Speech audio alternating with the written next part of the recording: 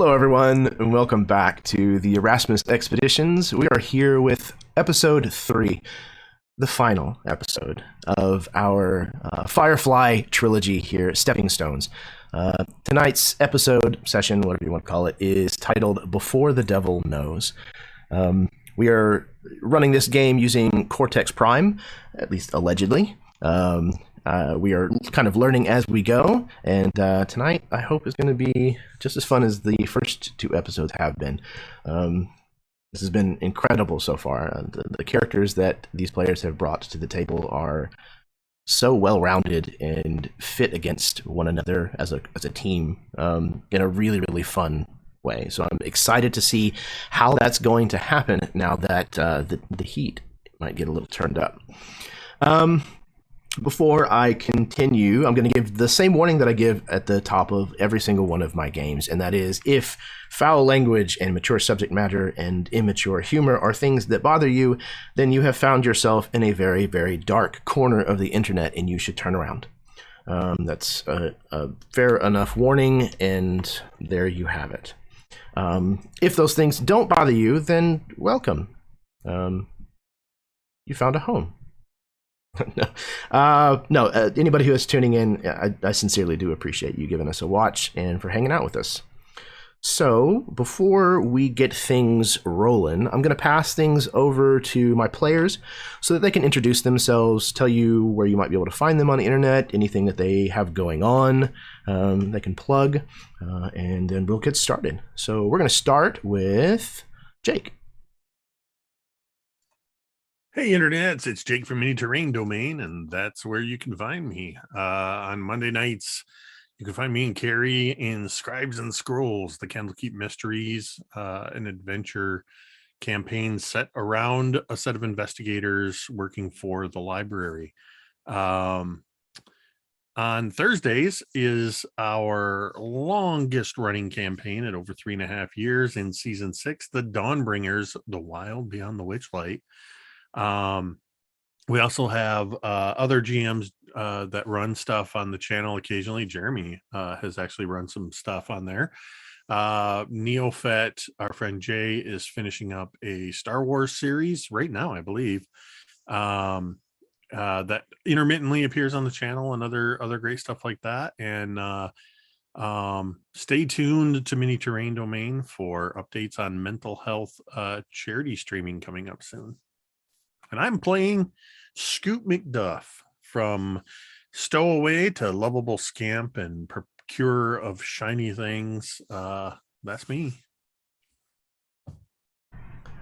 Absolutely a pleasure as always, Jake, to have you here, man. Yeah, you're just a great person to have around at the table, always. Whether you're running a game or whether you're playing. Yeah, I like hanging out with you, brother. So thank you. Next up, we have Carrie. Hello, I am Carrie. I play Lily, and she is a mechanic, and we are in danger. In real life, I am Carrie, and you can find me on Mini Terrain Domain on Monday nights. I also play in another game. We play monthly, though we are going to be dividing our episodes differently and playing on a more weekly schedule. That is called Dice Tales Live. So that's a good time. We are going to be showing our show sometime. And then once a month also on Mini Terrain Domain, and I don't think Jake mentioned it, we actually play Mythos Investigators, which is going to be Call of Cthulhu. It is going to be once a month, and we are looking at May for our first date, and I will be actually running a game for the first time ever. So I'm nervous and excited and all the things. So yeah, that'll be fun. That's awesome. Running your first game online, that's a brave step. I sincerely applaud you.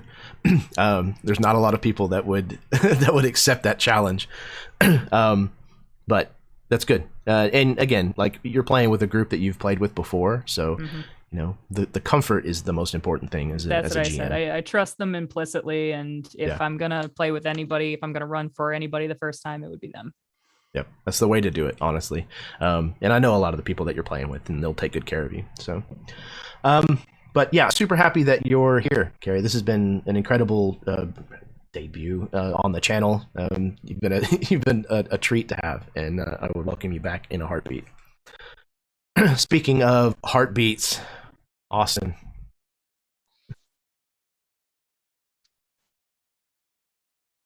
Bit of a stretch today, Jeremy. um, so I'm Austin. I will be playing Captain, quote unquote, Quinn Harwick, although he doesn't seem to get to make a lot of the decisions on board. The only other place I can think that you might find me is generally Jeremy's games. There's Evermore Le Masquerade, which last Wednesday of every month. Excited to get back to that one. Shit's going crazy. And then the occasional pickup game. So I don't play a whole lot anymore. But when I do, it tends to be on Jeremy's channel because he's kind enough to invite me. So, anyway, I'm excited to get into this game tonight. I'm sad that this little trilogy has to come to an end. These are such great characters, and I can't wait to imagine what adventures they get up to afterwards if they survive. If they survive, indeed. Yeah, dude. Yeah, there's a reason why you see Austin a lot on this channel. He's a fantastic player and just a really good dude. Very laid back and lots of fun to play with. So thank you again for agreeing to come on and be a part of the game, Austin. All right. Speaking of a fun dude, next we have Jeff.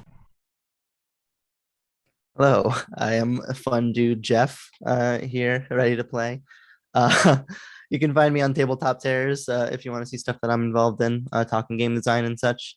I'm playing Van, former hitman and general scumbag, who is mildly less of a scumbag as of now, but not that much less. But yeah, looking forward to the game. It's been super fun. Every session has been fantastic so far, and I'm sure this will be no different. I certainly hope that that's the case, man. There's a lot of ground to cover today, so hopefully we can manage to knock it all out. But always a pleasure to have you on, Jeff. Thank you very much. You've been playing on the channel probably longer than most other people that I get a chance to game with, so it's always fantastic to have you back on. So thank you. All right, last but certainly not least, we have Lloyd.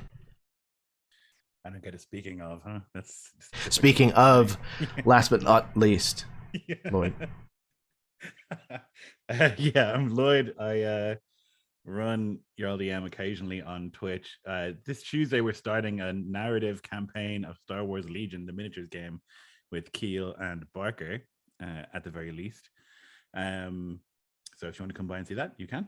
I'm playing Silas Harrow, who is a exiled noble that turned to grim bounty hunting for a while, and then has ended up with this crew of miscreants. And it's been really fun to see how this weird group interacts. And yeah, I'm keen to see if we make it through this one in one piece, or even one remaining piece. But I guess we'll see.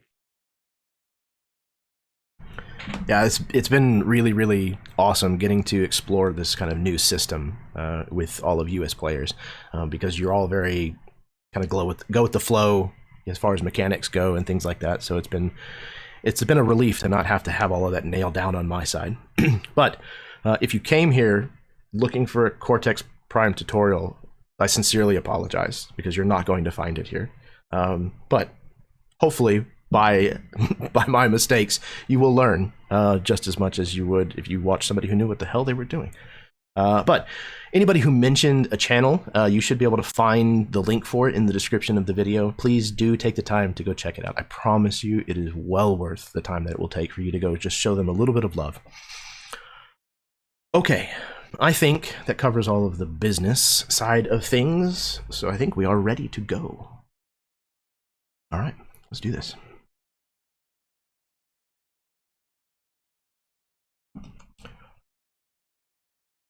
There's a toast from the folk known as the Irish.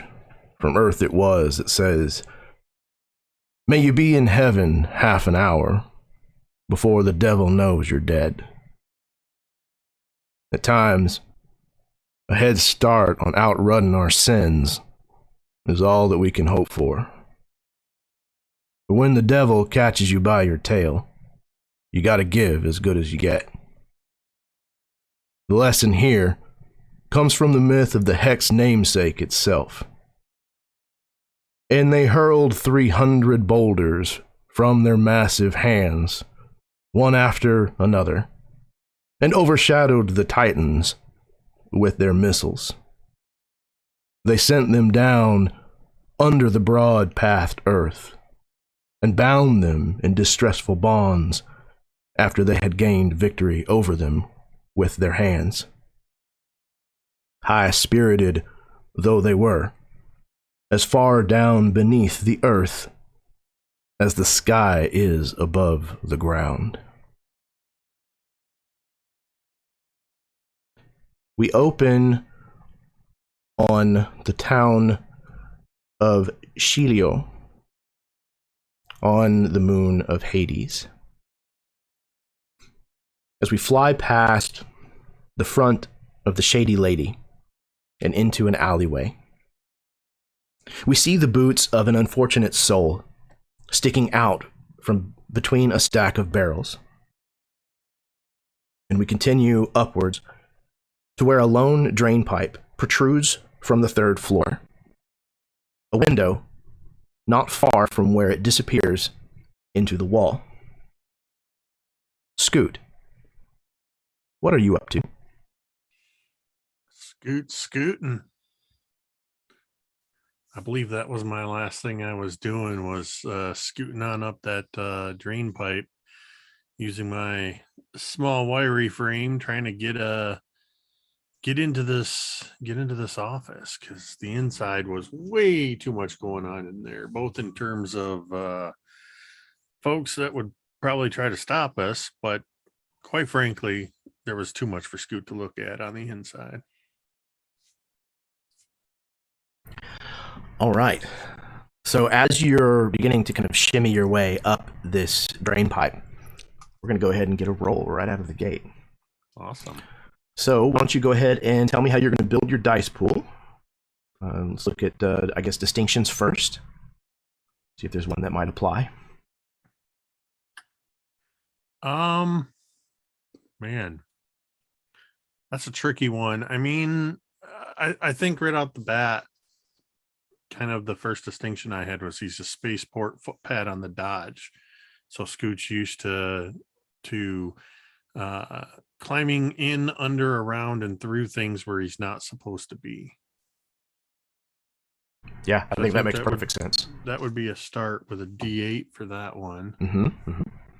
And what about, what do we got next? Roll? We could do roll or emotion. I got a D10 for sneak. I mean, you can't get much sneakier than what he's trying to do. Absolutely, I would agree. So I'm gonna grab a D10 here. What else? What kind of emotion do you think this is currently kind of couched in? Anger, desire, disgust, fear, joy, sadness?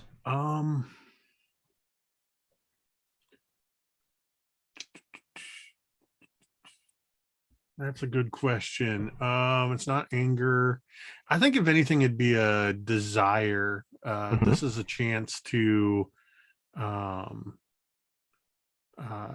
sort of prove himself as a member of the crew, which Sure. that also ties tangentially through the relationship with Quinn. Okay. His desire. So I have a D6 desire and emotions, but a D10 in the relationship. So I'm not sure. Okay. And your relationship with Quinn is also based in desire? Yeah. Okay, cool. So you double whatever relationship die that you have for this roll. So 2 of it? Mm-hmm. Yep. In addition to the emotion die, or instead Yes. of? Okay, so Yep, the D6 in addition emotion, and then 2 for the relationship. Good Lord. Mm-hmm. And then if you can see an argument for values, glory, maybe, since you're, again, talking about trying to prove yourself. Yeah, I could see that. This is something that, again, not just in this case in terms of Quinn, but I don't think he's trying to impress Lily at all because he feels like Lily probably likes him enough. But when it comes to anything involving action, he definitely wants to catch the eye or just a hint of respect from Silas and Van. Okay, excellent. So that would be. So, what did we just say that was? Glory. Glory. Yeah, D8. Okay, cool. So the heap of trouble, which is what we're calling the Doom pool, it's going to start with 3d8 for this session, and I am allowed to build a crisis pool for a specific kind of scene or task or whatnot out of that. And climbing the drain pipe isn't too bad, so I'm going to pull just a single d8 from that and put it into the crisis pool for you. So that's basically what you're going to be rolling against. So you're going to roll all of those dice you just gathered up, and then you're going to pick two of them to form your total, and then pick a third to form your effect die. And if you have any ones, let me know, please. No ones. And we're going for a big number, right? I would Yeah, assume usually. we're building a dice pool here, so so 2 to form my total and 1 for the effect die. Yes, sir. All right, I got my dice and my numbers. Okay, what you got? So I got a total from a 6 on a D6 and an 8 on a D10 of 14. Okay, excellent. And then I chose the 4 off the D8 for the effect because that was the other highest number I had. Okay, cool. So you had a D8 on your die. So that eliminates that D8 from the crisis pool entirely. Okay. So climbing this is no problem for Scoot whatsoever. And you're able to clamber up the 3 stories to this window, and the window is easily within your reach, and it's even unlocked. Yeah, Scoot's just moving up this thing almost like it's there's just no effort there at all. And he knows this is something. I'm thinking, yeah, there's no way Silas or Van could do this. They don't have what it takes to cling to the side of a building like this, not knowing either in the timeline what they did or what they're going to do in the very alley below me. Even I think even knowing that Lily might kind of chastise him for, I imagine there's this moment where he's clinging on with just his knees and his feet as he leans over to undo this window in a very precarious way, slide the window up enough to swing in and just sort of, slither in through the window into the room and kind of and take a look around. Yeah, when you reach the top of the drain spout and you kind of hooked your legs thusly, like you just described, and you reach over and kind of start moving the window, you notice that there are people inside, and you have to wait just a moment as it looks like they converse for just ever so small of a moment of time before the one seated at the desk gets up and leaves the room. And when he shuts the door, you hear the lock get thrown. So assuming that might buy you enough time to do what it is that you've come to do, you then slide in through the window, kind of land on the floor, and give it a moment. You can hear their voices outside the door kind of starting to fade as they get further and further away. Looking around this place, you can see many, many different kind of old, strange items. Things that would definitely be in a collection of this type of person, a collector's type of array that are in display cases and stands on the wall and things of that nature. But as you kind of take stock and look around, that's when you spot it. You spot the one thing that you know you have to grab. You see this old, dirty leather ball that is prominently displayed on this stand with a light kind of dedicated for it. And the red stitching, everything is exactly the way that you saw it in Lily's sketch. Yeah, so I just imagine this sort of looking around and just that kind of the eyes moving past it for a second and then darting right to it and going, yeah. And I'm going to make my way over to whatever shelf or display area, wherever this is. And just kind of, I just imagine the camera shot looking through the display with the baseball in the foreground, and you just see Scoot's face pop up and just looking at it like Indiana Jones going,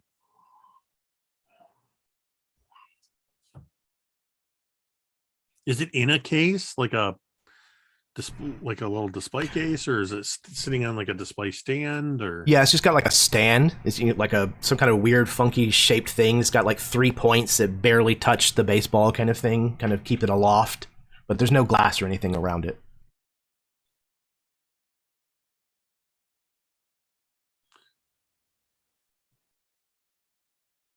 All right. I'm so, as much as Scoot knows, sorry, this is Jake the player wrestling with Scoot the character.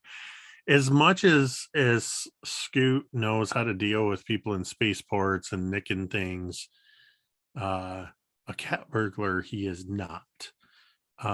So as much as I, the player, want to be cautious and look for traps and stuff, this is not a thing that would cross Scoot's mind. He is going to pluck this baseball off this stand.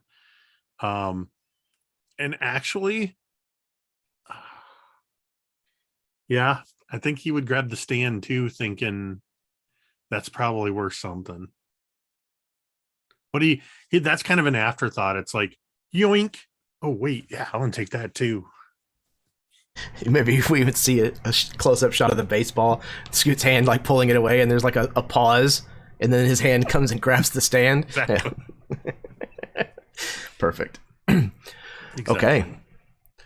We see that second shot, that second hand kind of swipe the stand, and immediately we cut to a ship's interior that we're not entirely used to seeing. We find ourselves on board the border roll, where Quinn and Yasukashi are heading towards the rendezvous point.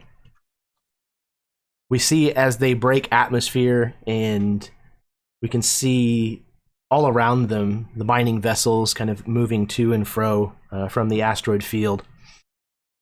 So what is currently happening on the bridge where the two of you are? Who's currently flying, Quinn? I think Quinn would insist on being the one flying. He doesn't really trust Yasukashi enough yet to let him do that.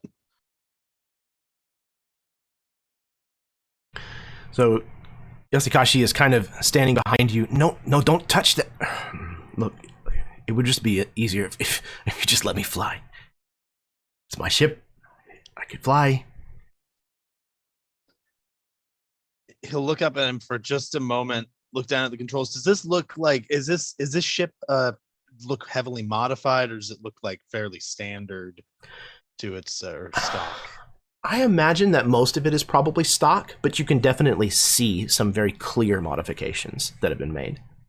You know, maybe half a dozen different things that are kind of moved or out of place or added. Okay. Yeah, he's gonna make the call that he's used to delegating, and if this guy probably does know his ship better than he does, and can probably at least get us out of here a little quicker. And so he'll just silently stand up and vacate the pilot's chair. Thank you. And he kind of very quickly like hops into the seat and starts immediately kind of adjusting and changing things. You can tell just by his body language, and being, you know, a pilot yourself, you see that kind of him slip back into his comfortableness, his zone, his spot.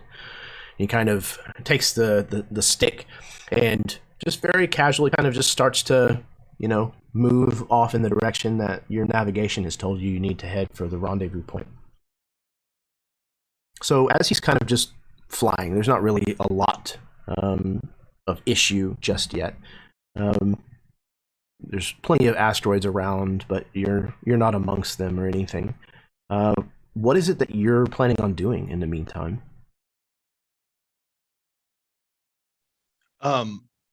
I think Quinn would be trying to see if he can tune the ship's radio in to, if it's possible, okay. I'd like to try to get into any of the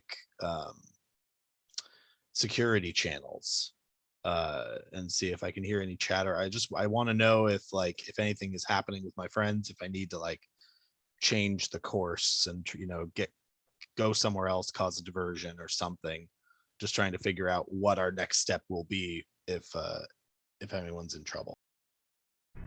Okay, absolutely. So you kind of start scanning the waves of the Cortex, start trying to see what information might be out there. So far, regarding any of the things that are going on with your group, everything seems pretty quiet. You don't see any mention of the Heck. You don't see any mention of any of the individual crew members. You do find, a few entries or mentions of Yase Kashi in the border roll kind of come across.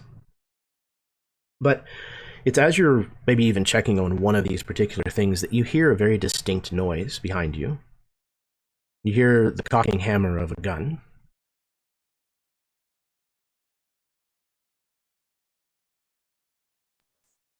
Depends where I can see him. Yasukashi, I really hoped you wouldn't be this stupid.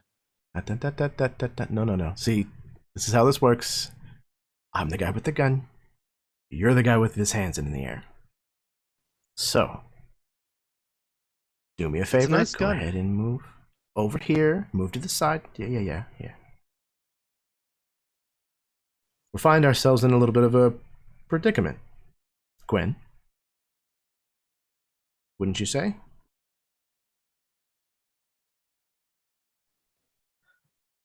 I suppose you could say that. It's a bit of a predicament indeed. See, I don't particularly like you, but I really don't want to kill you. But you're really coming closer to forcing my hand.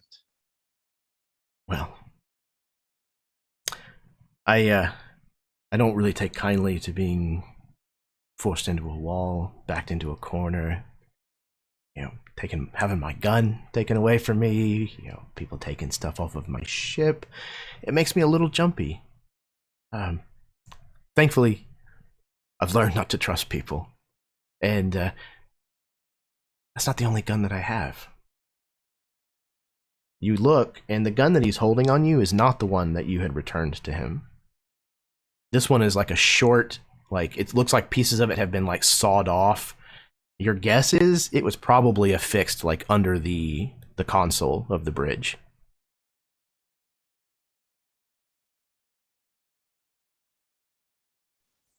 At that moment, there's a small light on the dashboard of the bridge that starts blinking. Quinn will smile broadly and say, "But you didn't know about my secret weapon," and he'll kind of flick his eyes over Yasukashi's shoulders to the over to look at the panel, but try to do it in a way that looks a little like he's doing it surreptitiously. Yeah, and he kind of raises an eyebrow and cocks a smirk, and he's like, "Do you think this is the first time that I've ever had somebody at the end of a gun? Look." And he kind of sees you not giving up on that ruse, what he thinks is a ruse, and he very quickly will kind of shoot a glance backwards. "Oh, ram it!" He kind of immediately starts to move towards the bridge. I'm just gonna pull a gun and shoot him the second he pulls his eyes off me. I have no time for this. We need to get the fuck out of here, and those Gerslers are mine. All right. Let's get a roll.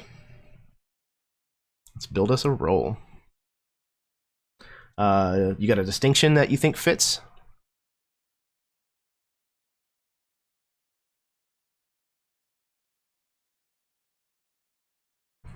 You're muted. I'm guessing it would probably make the most sense to use the military training from the Alliance. Okay. Yeah, sure. And then right now I am full on like anger is fully like, this guy has tried to fuck me over a couple times now, and I'm pretty upset about it. Sure. Very understandable. And I when I leveled up last time, I made my temporary relationship of anger with him a permanent one. and I leveled Excellent. it up to D8. Okay. All right. So then, yeah, that'll qualify you for 2d8 in this particular situation from your relationship. That's perfect. It's 3d8 overall, and then I still get the anger die, right? Yes. Yes. Okay. And then I'm assuming this would be a hot shot because I'm kind of doing a dangerous quick shot, like trying to like kind of draw on fire from the hip and just take this guy down as fast as possible. Yeah. I think that works. All right. Perfect. And then do you see a value in this at all? Kind of truth. Like, I've been straight with this guy. Like, I would have helped him. Okay. If he had just been straight with me, I probably would have helped him for the Gerslers. Like, I would have been willing to get him and help him get his ship. But Perfect. he had to keep pushing. Okay. I have also built a dice pool from his sheet. Okay. We're gonna have opposed rolls. Roll them. Let me know if you got any ones. Okay, I got 1-1, but I have to re-roll Okay. one of these D8s because I don't have enough. Oh, hey, good. Game of 6. And what was that hitch on the one that you rolled? A D8. D8. Okay, so that is going to add another D8 to the heap of trouble. Okay, what's Okay. more important, a high roll or a high effect die? It really just depends on how you want that to work out. Now, you need a higher result in order to land the hit and succeed, but the effect die is what possibly might take him out of the scene. Okay, then I'll go with, so I would have a 15 and my effect die would be a D8. Okay. So he had a total of an 11, but his effect die was a D10. So you will reduce one of his dice. Or no, he'll take stress. That's what that is. All right. You had a D8, you said? Yes. Okay, so he is going to take physical stress of a D8. That's where he's at currently. If he gets to a D12 on a stress and then rolls it up, steps it up, then he is taken down, taken out of the scene. So you shoot him someplace that's not entirely lethal, maybe the leg again, or his arm or his shoulder or something like that. And he kind of stumbles forward, crying out in pain. "You shot me again? God damn it! You betrayed us again. What did you expect?" Can't believe this. But he kind of like gestures towards the blinking light on the console. That means they're coming after us.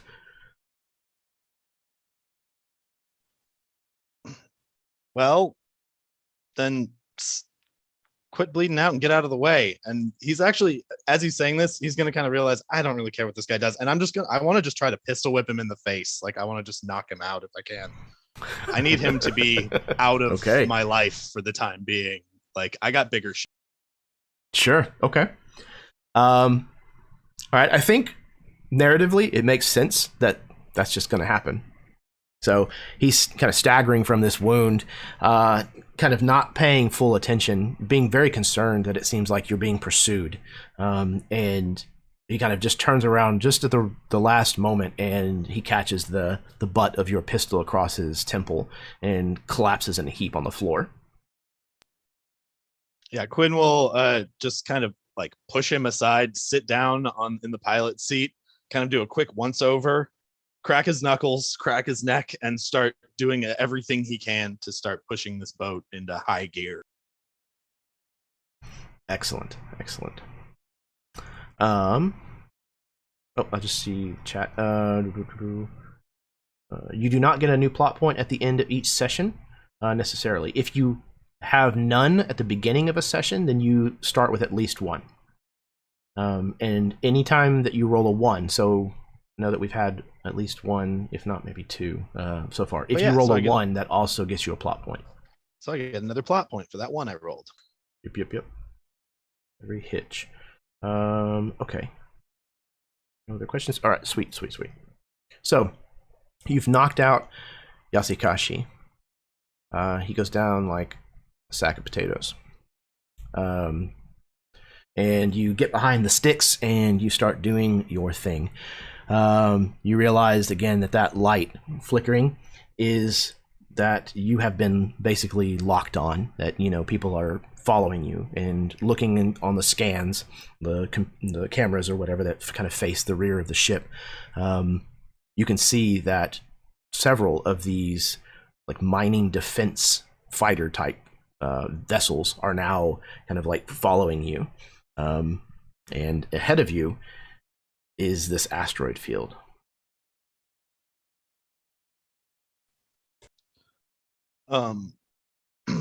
Quinn flashes back for a moment to the escape when he originally stole the heck with Silas and was being chased through one of the core cities, and he remembers the skyscrapers, and he remembers dodging and weaving through them until these other bigger ships lost sight of him, and flashes back into the current moment, and sees the asteroids. Goes, okay, just like buildings, just like moving buildings. Got this. And he's gonna just plow straight into the asteroid field.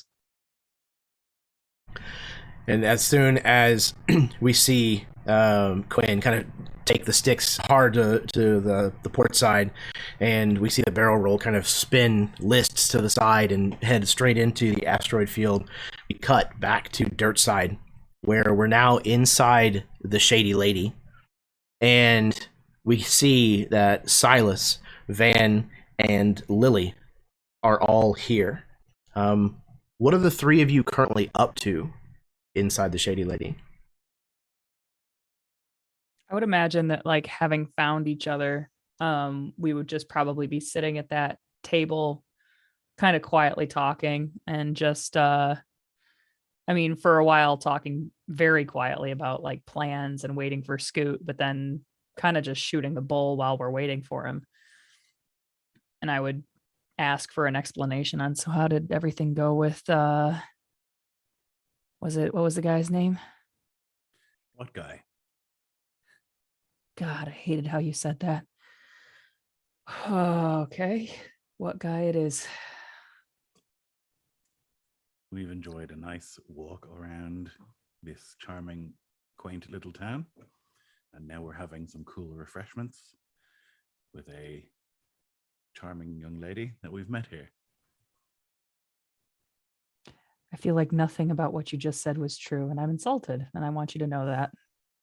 And I'm kind of like, all this time, I'm sort of like nervously looking around, having come back to the table where Scoot was supposed to wait, and having him not wait has put Lily very, very on edge. And she's trying to not look like she's on edge, but she's not doing a very good job.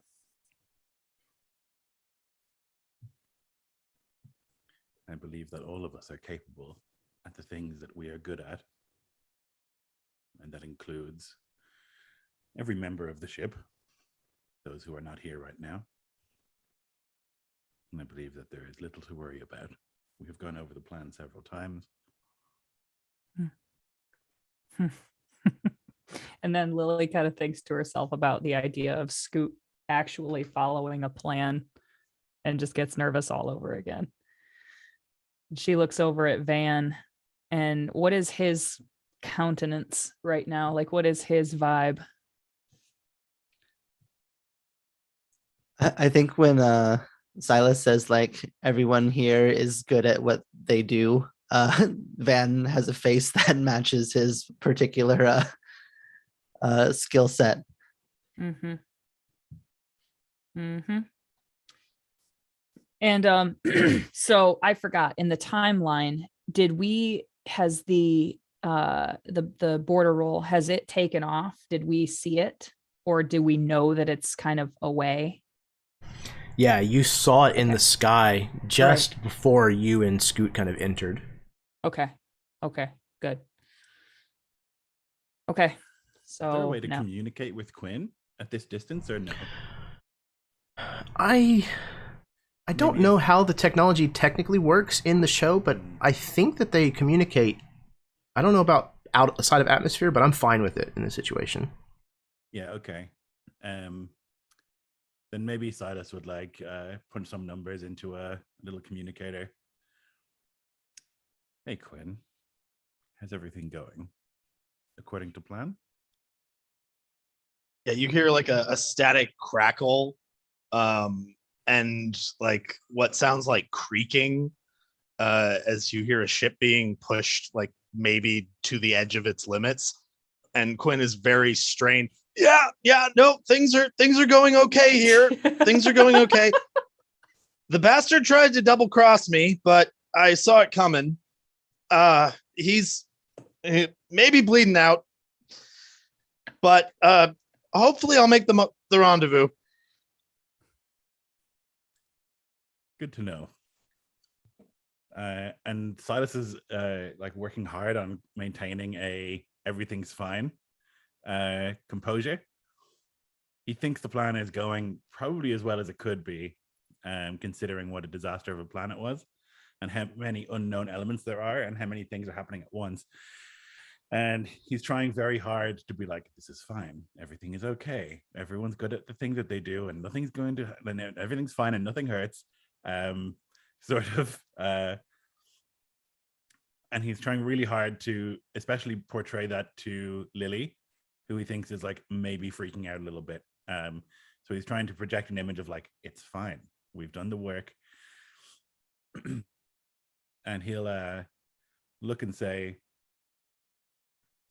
how long do we give the boy?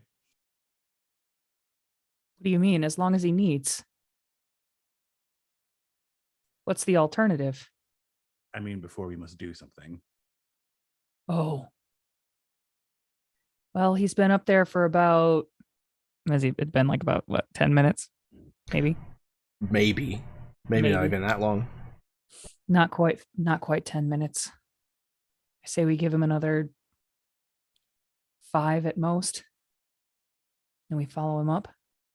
I mean, we haven't heard any commotion, so I don't think they caught him. I don't hear any alarms, so I don't think he did anything stupid. We 5 probably minutes. don't have a lot of time. 5 minutes? You'd probably see a look on Van's face that's like, that's way too much time, but I'm not going to be the person who says that. Like, it's not my job to say that. Okay. I think that maybe Van and Silas have the same feeling of like, if we could give 3, maybe. Yeah. Like it's a tight window. Lily would kind of like act like she's just scratching her back, but is really like reaching back, as she has kind of many times, and making sure her pistol is where she put it. And it's like, okay, 5 minutes it is then. Neither of them are saying anything. They're just looking back and forth at each other. So I would just be like, 5 minutes, and then we'll go up and get him, I guess, right? If he's not back down in time, one of us will go and try and extract him. And I think another one of us could go and speak with that group of I'm sure, very charming men to maybe make them less aware of anything that might be going on. Because I'm sure there's like dudes standing around that look rough and whatever that Absolutely. would work here. Yeah. So his plan would be that if the case is that we have to go get Scoot, that he'll go and talk to the roughest looking group of dudes and Van and I cause a yeah. distraction. Yeah. Okay. Okay. Yeah, it's pretty clear looking around this place. While there's a lot of people who are definitely, well, I say a lot of people, there's probably, I don't know, half a dozen to a dozen people who are like customers. They seem to be imbibing the drinks and, talking to the clientele or talking to the workers here in the brothel. There's several individuals scattered around the room, kind of at strategic points that the working girls and the working boys do not even approach. So it's very clear that they are not. They're enjoying things, that they're there on employment kind of thing. And just at that time, you hear the stairs at the back of the bar kind of creaking as a large kind of square individual makes his way down, and you can see he's dressed in very nice clothing. Silks and velvets, and he has more than a little swagger in his step. He definitely walks down as if he owns this place. And he stops and talks to one or two of these individuals that seem like they might be hired muscle, and then he makes his way over to who introduced herself earlier to Lily as the proprietor of this establishment. And the two of them kind of begin talking kind of in lowered voices for just a moment. And after just a second or two, you see the madam, Shati Calvera. She kind of looks in your direction and kind of gives a little jerk of her chin. This individual in the kind of pink mauve colored over jacket kind of turns and looks in your direction, studying your table with these kind of beady eyes for a moment before he begins crossing the room in your direction. Okay. Van. Psst. What? He's coming over this way. The guy, the big guy. Yes, I know. What should we do? Hello. Silas will say, and he'll stand and incline his head. You must be the owner of this place with a coat like that. I wouldn't exactly say that I'm the owner of the place, but maybe there are those who feel that way. Please, take your seat. Care to join us? I would love to. Kind of reaches over and grabs a chair and moves it over to the table and sits down. My name is Mr. Neptune. I'm sure that if you made your way this far to Hades, you've probably at least heard that that's the case. So now you've met me. What, might I ask, exactly has brought you to Hades? What else? The scenery. Right. Right. Very droll, isn't she? Quite. A number of things, mostly a sort of curiosity, I suppose. I'm a kind of historian. I see. Well, let's hope that you're not a cat then. Yes. You see, the reason I ask is because no one comes to Hades if they have a choice, and there's not really much here for people who are just looking for sights. He kind of smiles at Lily with a kind of unnerving grin. I don't smile back. The thing is, a lot of these border worlds are fascinating from an anthropological and a sort of divergent and emerging culture perspective. It's one of the things that I studied at university, and I'm very, very fascinated by the people who live out here and the hardships that they go through.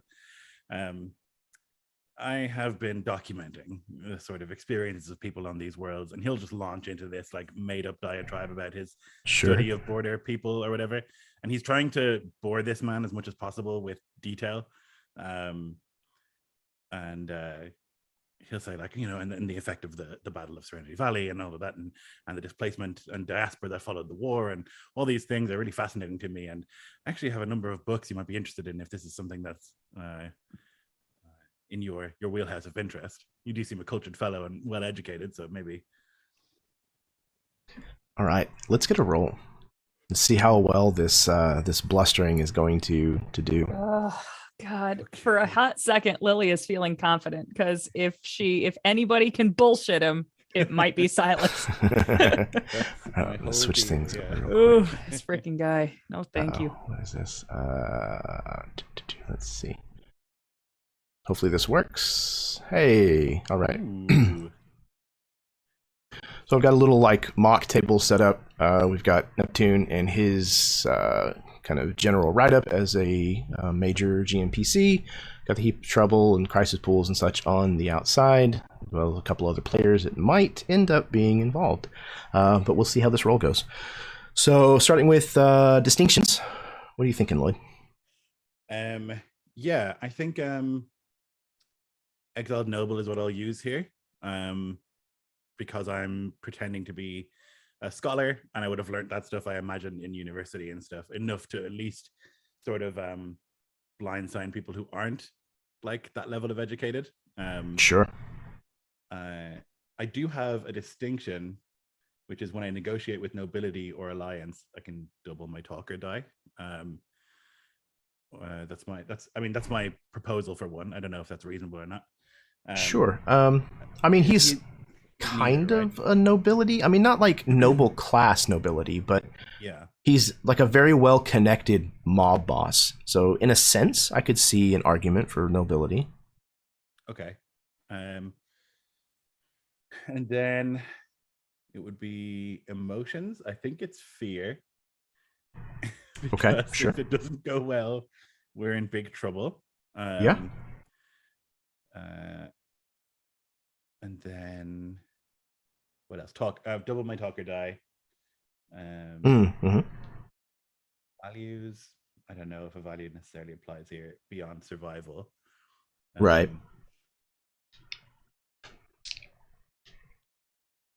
Yeah, and I don't know about a relationship either. Like maybe, I don't know. I think I would just sort of be like efficient. I don't think. Yeah, I agree. Super apply. Yeah. Okay, and then probably not any signature assets, but I don't think so. No. Okay. All right.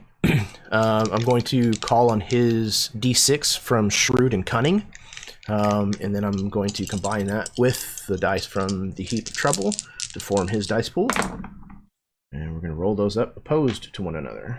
Again, if you get any ones, let me know. I did not. Okay, cool.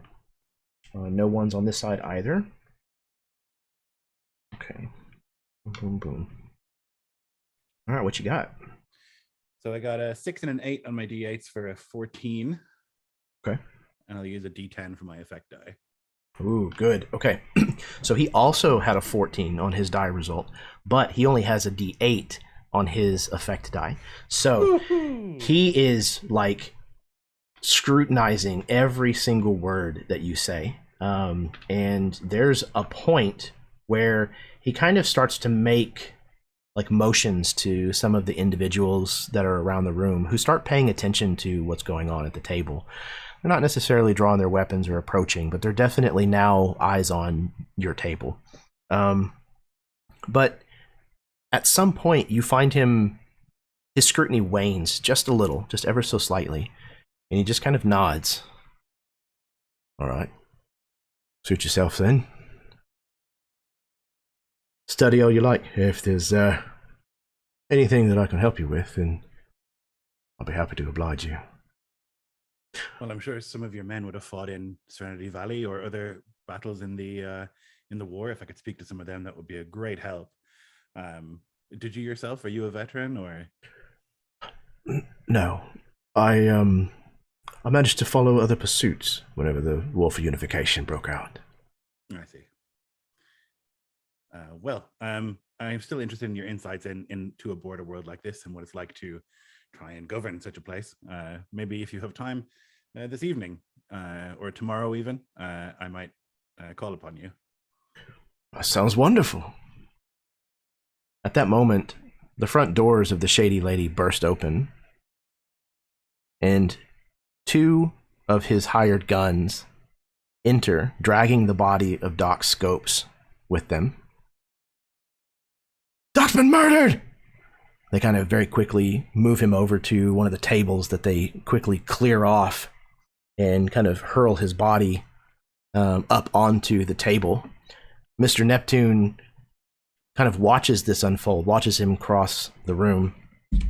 And then, just after a beat or two, his eyes kind of narrow and turn to regard the three of you seated at the table with him again. Shit. We were so close.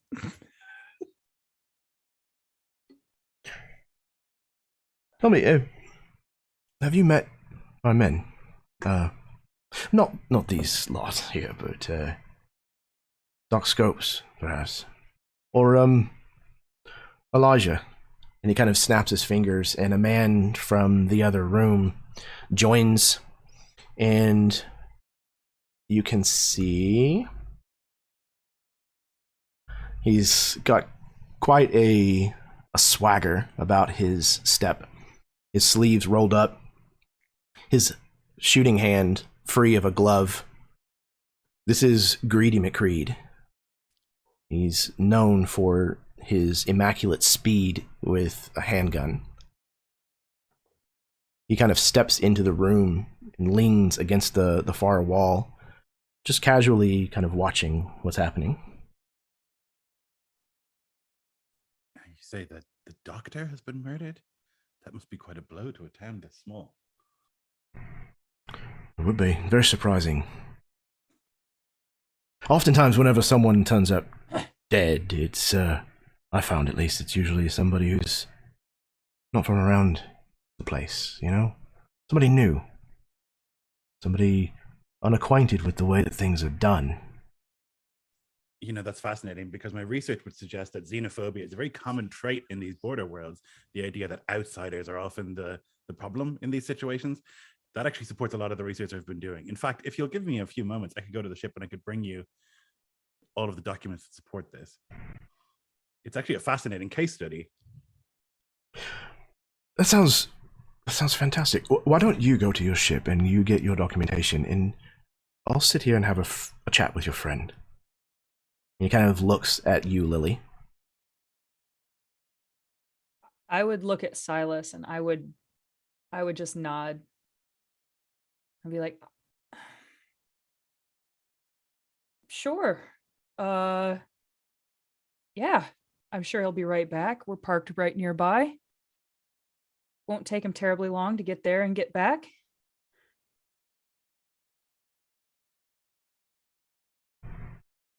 Wonderful. Good. Drinks are on me. Again, he gives that smile.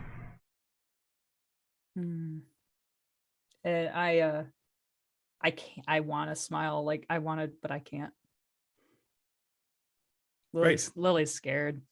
Well then, I'll be right back with those research papers, and he'll stand and he's trying to maintain some composure, and I think he manages it. But he really says to Lily, "I'll be right back," and then turns to the guy and says, "With those research papers." He wants to make it clear that he's not going anywhere. But now he's sort of backed himself into a corner, so he has to go, because if he doesn't, it would be extremely apparent. So he'll stand and he'll like sort of, just a moment. Hey, Captain, real quick, just be sure the first mate is on the ship. You know, the kid, he'd get himself lost. That's right, yes.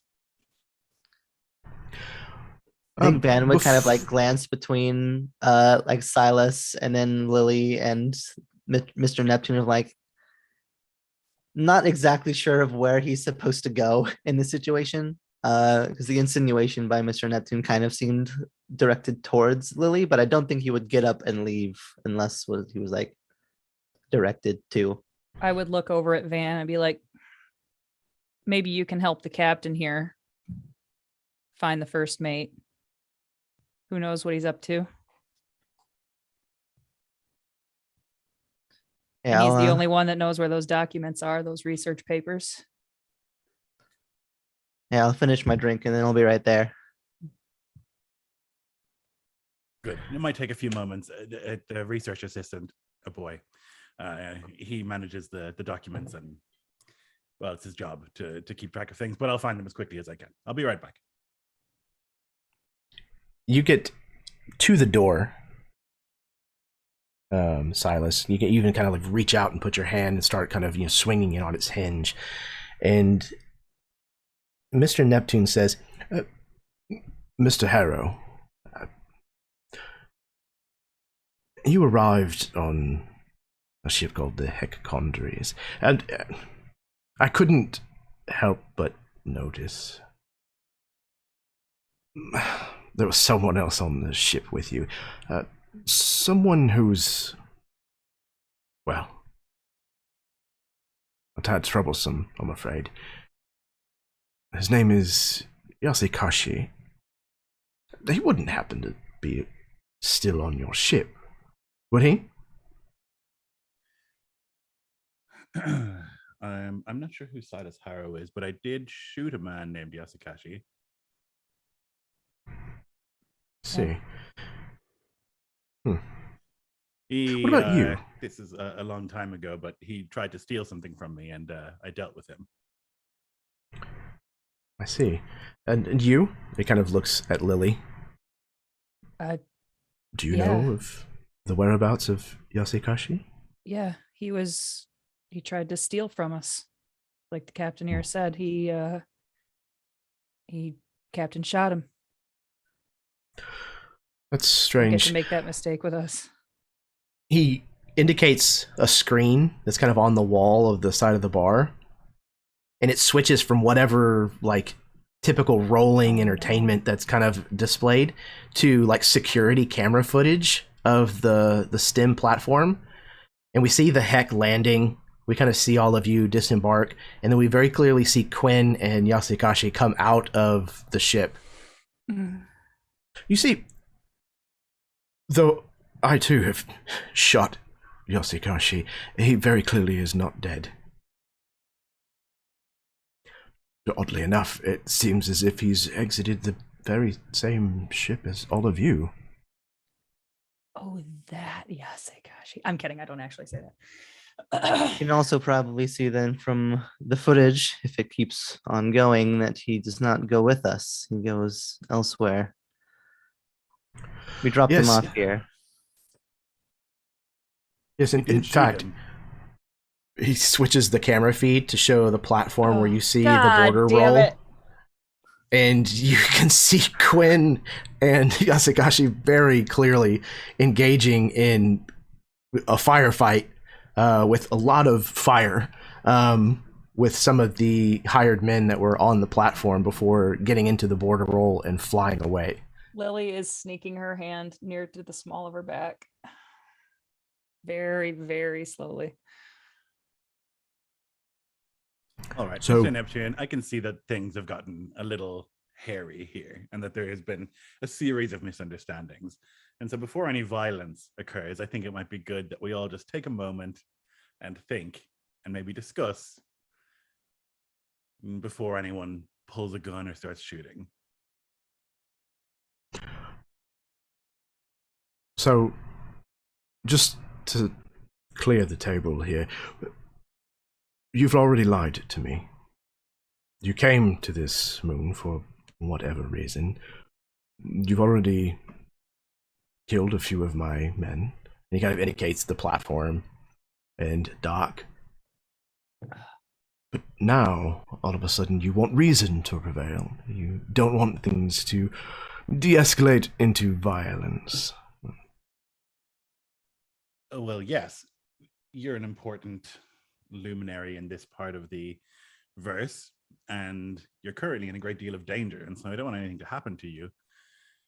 And so I think it's best that everyone takes a moment and we discuss and we figure out a plan that lets everyone walk away from here without any holes in their body. He kind of scoots the chair back and stands up.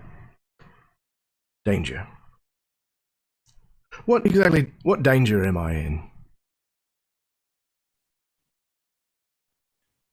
Well, Looking around the place, it looks like you're the ones who are outnumbered. that sounds about right. That would be our typical situation. There's a small difference, though, in terms of an imbalance.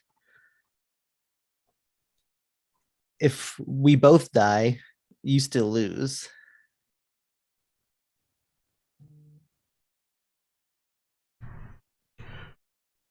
Right, well, it wouldn't be the first time that somebody has tried to kill me. Let's go ahead and round all of these miscreants up, shall we? We'll take them down to the jail and maybe question them slowly. The hired guns around the room start to, cock their weapons, start to move into, positions. It's very clear that they're intending to at least try to apprehend you. I'm just looking frantically back and forth at Silas and Van for a cue. Where are we, like, positioned in this place right now? Like, in terms of relation to the door? Sure. and such?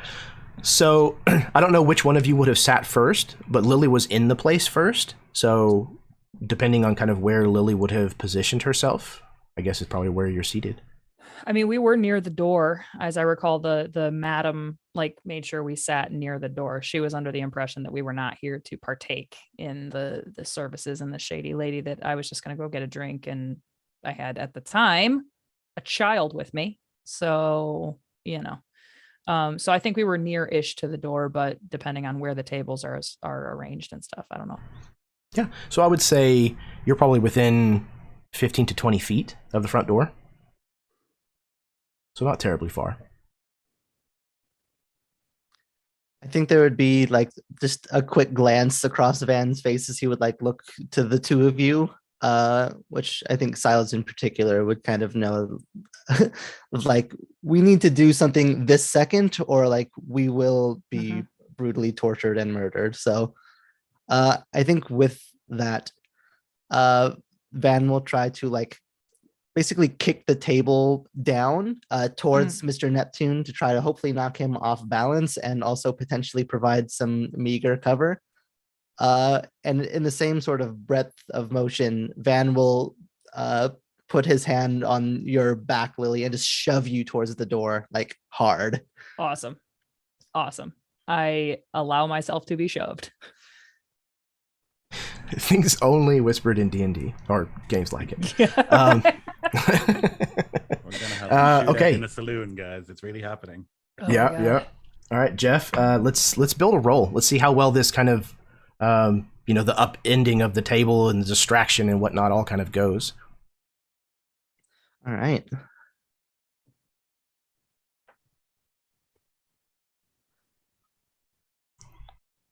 Okay.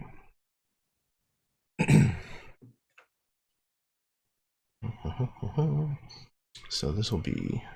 And that if you We'll just just build use lie it to upon keep it lie, it's pretty easy to get caught. Turns out.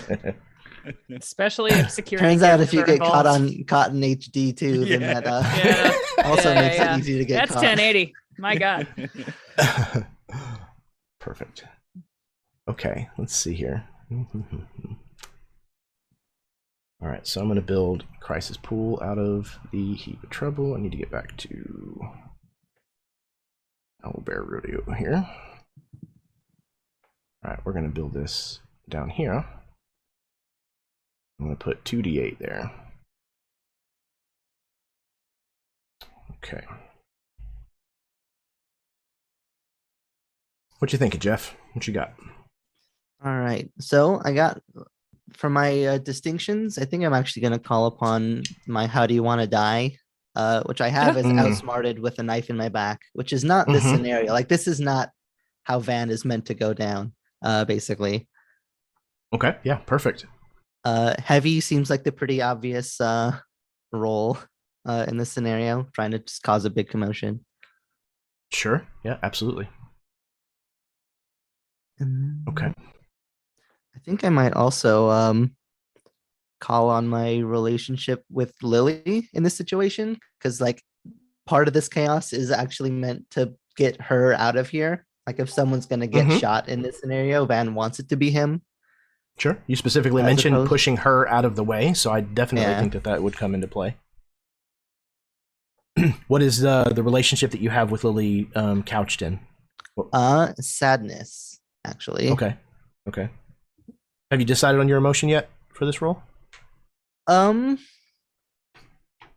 don't know that sadness would necessarily come into play.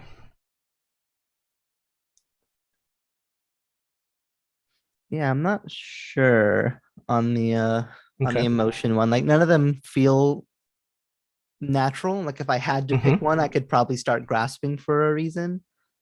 So it's kind of like what your intentional, like what you're trying to leverage in this situation, not necessarily what emotion is impacting Van the most, more of kind of what Van is trying to impact on those around him. I guess in that case, it would be fear.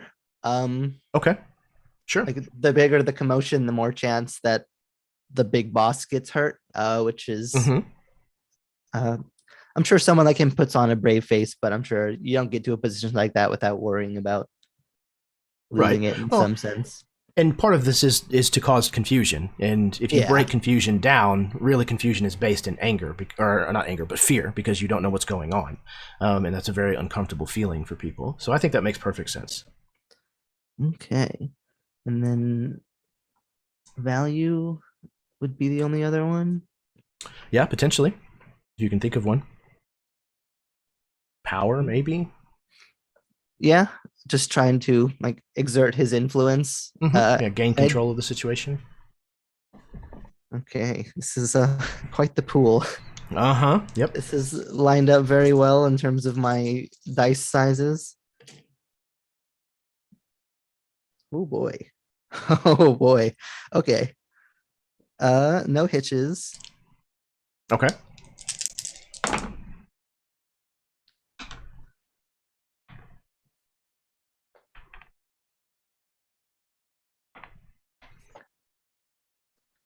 All right. And my total is going to be 19 with a D12 effect. Holy hell. Okay. Yeah. In addition to the roaring success that you had just had with a D12 effect die, no less, I also rolled a 1, which creates what's called an opportunity for all of you. So you can choose how you want to bring that opportunity into play by creating an asset for the scene. So it could be something to hide behind, or confusion, or what have you. And what was your effect die? My D12, yeah. Holy shit. So that asset is a D12 for the rest of the scene, unless something causes it to grade. So anybody in the scene can call upon that asset to add to their die pool. Okay, so furthermore, you bested his effect die by twice. So that is going to cause the heap of trouble, the crisis pool, for that D8 to become, it was 2 steps, I think, because you got a 16? 19. 19, holy shit, okay. Yeah. So a 10 and a 9 on my 2 D10s. Yeah, so you took that D8 that was in the crisis pool down to a D4. And in addition, you also earned a big damn hero die. Ooh. So I think that's also a D12 because it's your effect die, which is just massive. Jeez. Okay, so you like flip this table over and the shit that was on the top of it just goes scattering everywhere. And apparently it completely caught all of these people off guard. And they just scramble, trying to find, other tables to hide behind, things of that nature. But undoubtedly, this has given you and the three of you kind of a leg up. And you're all able to basically act before any of the rest of them are. In addition, you were specifically kind of toppling this over towards Mr. Neptune.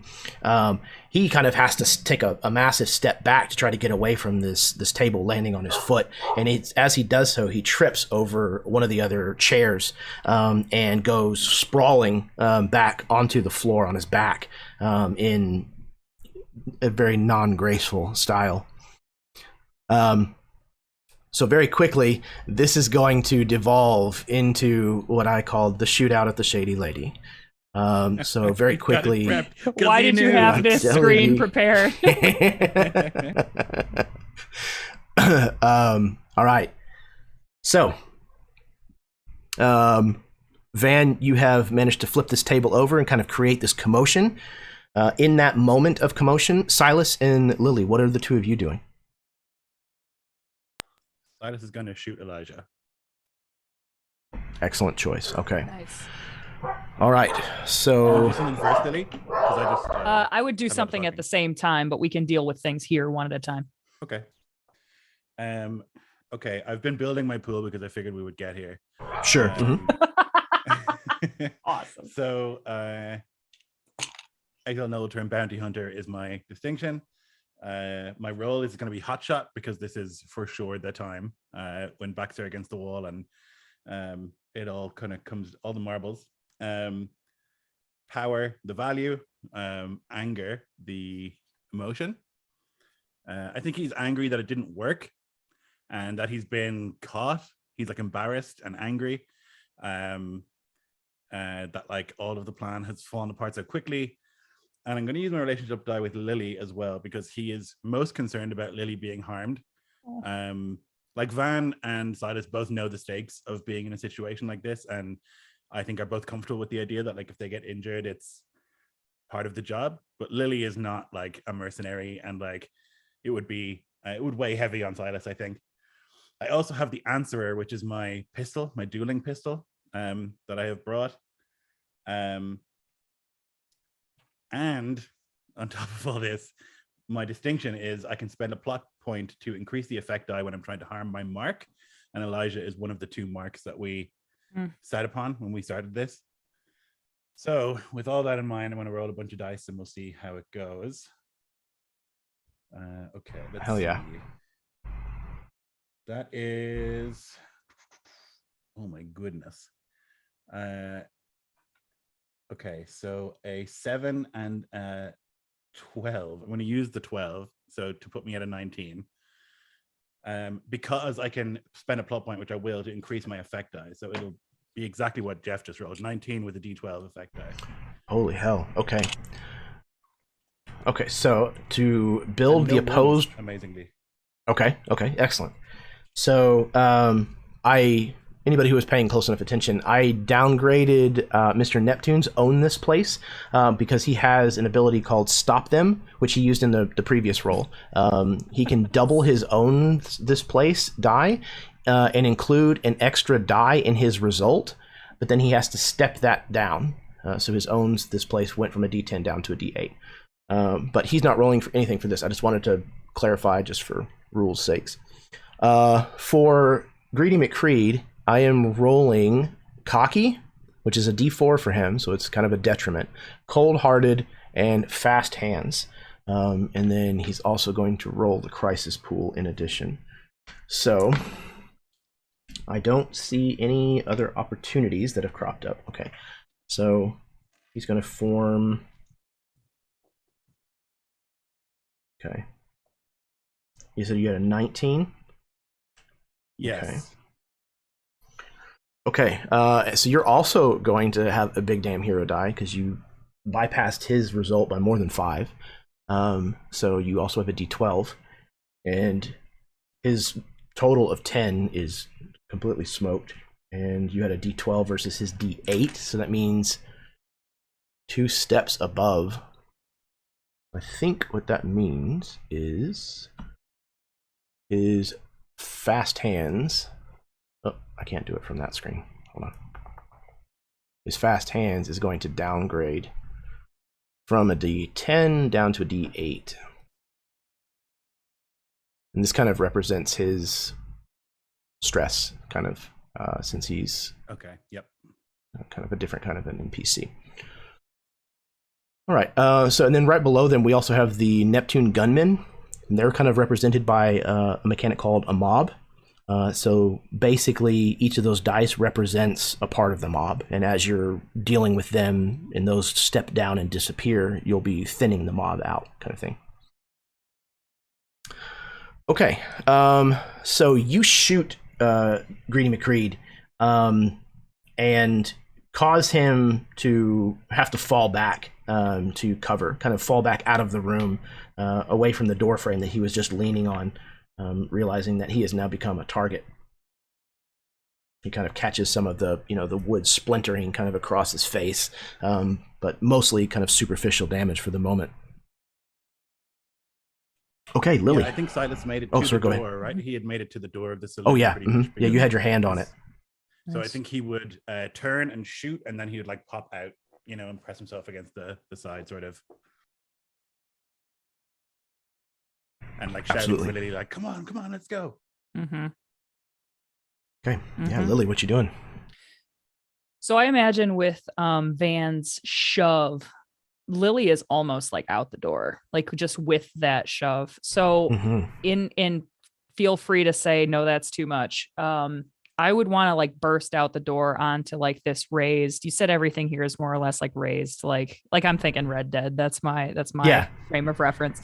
Absolutely. So are there exterior windows like that lead out to this porch, kind of like there was in the Barnaby's and Sons? Like that. Yeah, absolutely. This okay. massive plate window says, the not shady a lady plate. on it. It doesn't need to be that, but it could be a window. But Okay, I mean, good. it absolutely is. As I burst out, I would scream as loud as I can, Scoot, we gotta go. And I want to duck over, break the window, and I want to take a shot back into the shady lady with my pistol. All right. Who is on the end of your sights? Just one of the mobsters, just anybody who looks like he's with this guy.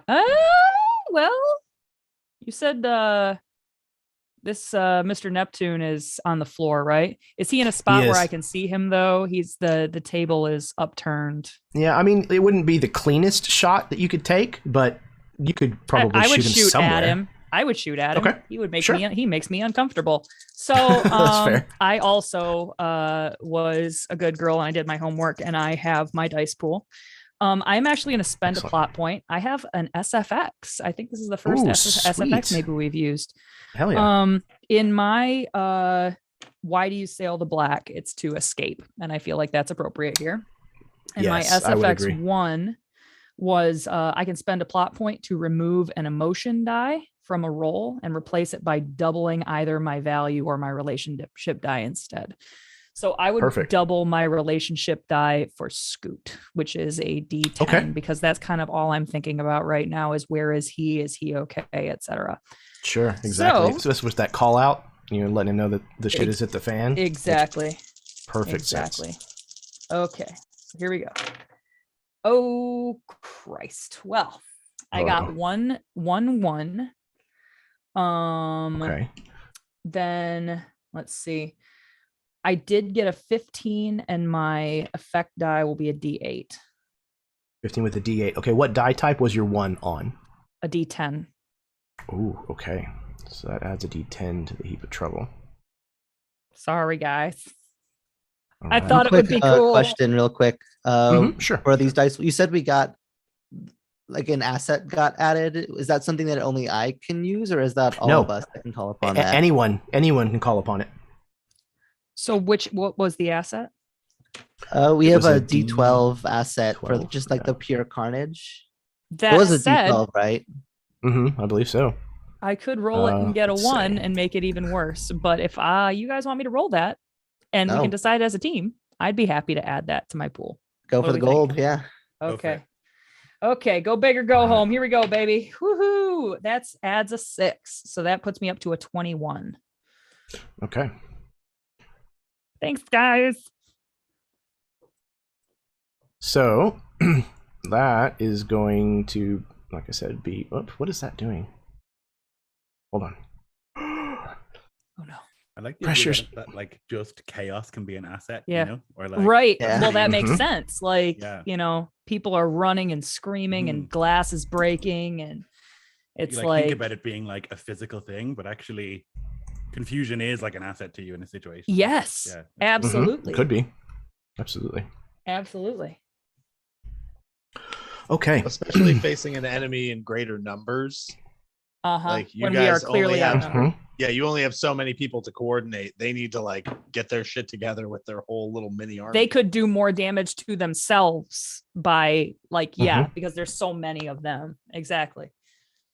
Excellent. Okay. So, let me to answer your question, Austin. If that is the case, you had a 16 and he had 11, then absolutely, you also earned a big hero die, big damn hero die, Oh, and I earned my plot point back because I won. because you rolled a 1. Yes. Thank Great. you. Good. Even Steven, that's what they call me. Okay, you're shooting Mr. Neptune. Let's see. Damn right I am, asshole.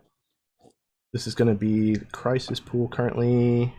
D4, D8, and from him, let's see. I'm gonna go with just a D8 from owns this place. Just a normal. Uh-oh. All right. Okay. No further opportunities.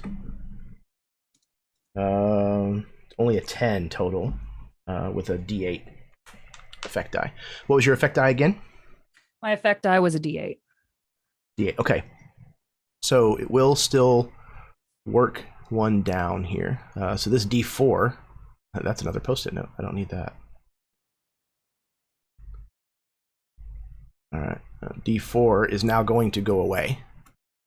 The Nice. crisis pool now just has a D8 in it. Okay. I think that resolves everything from Lily's roll. So you shoot at Mr. Neptune, and again, you tag him like, in the calf muscle.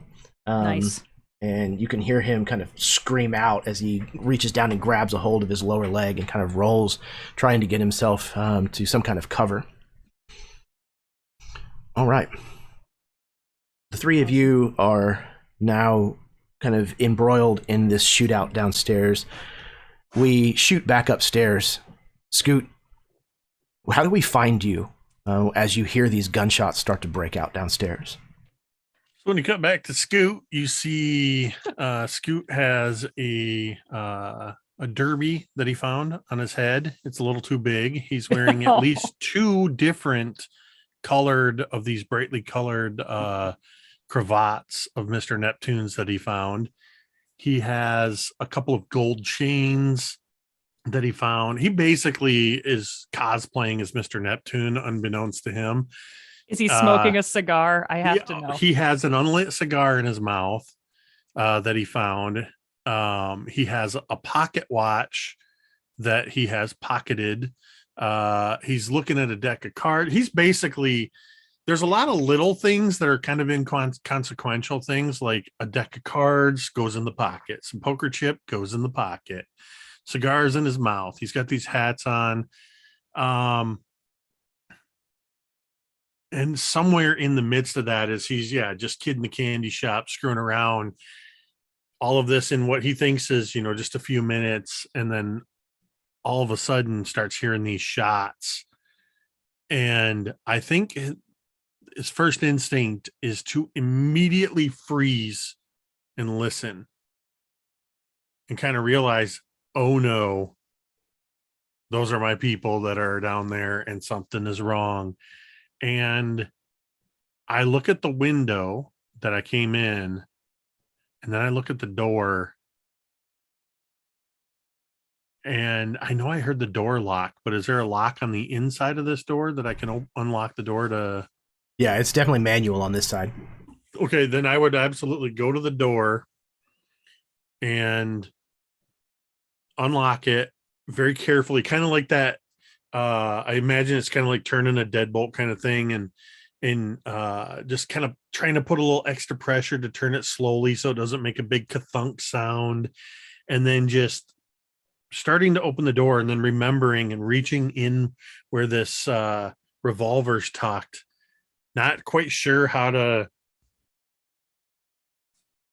and then just peering out from this door to see what I can see. You peer out kind of from this this office door on the third floor, and basically it's like a staircase that's open that leads down directly into the second floor.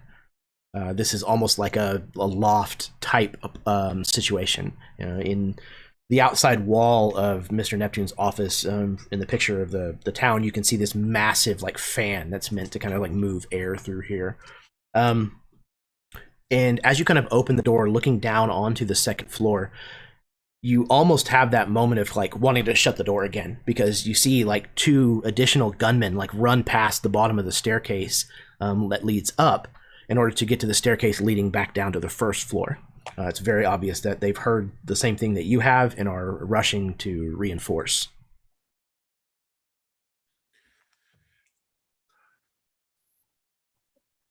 So I'm thinking, my first thought, seeing all hell breaking loose down here, and kind of, I think Van's the only one that I'm seeing that's still inside, because Silas ducked out behind cover.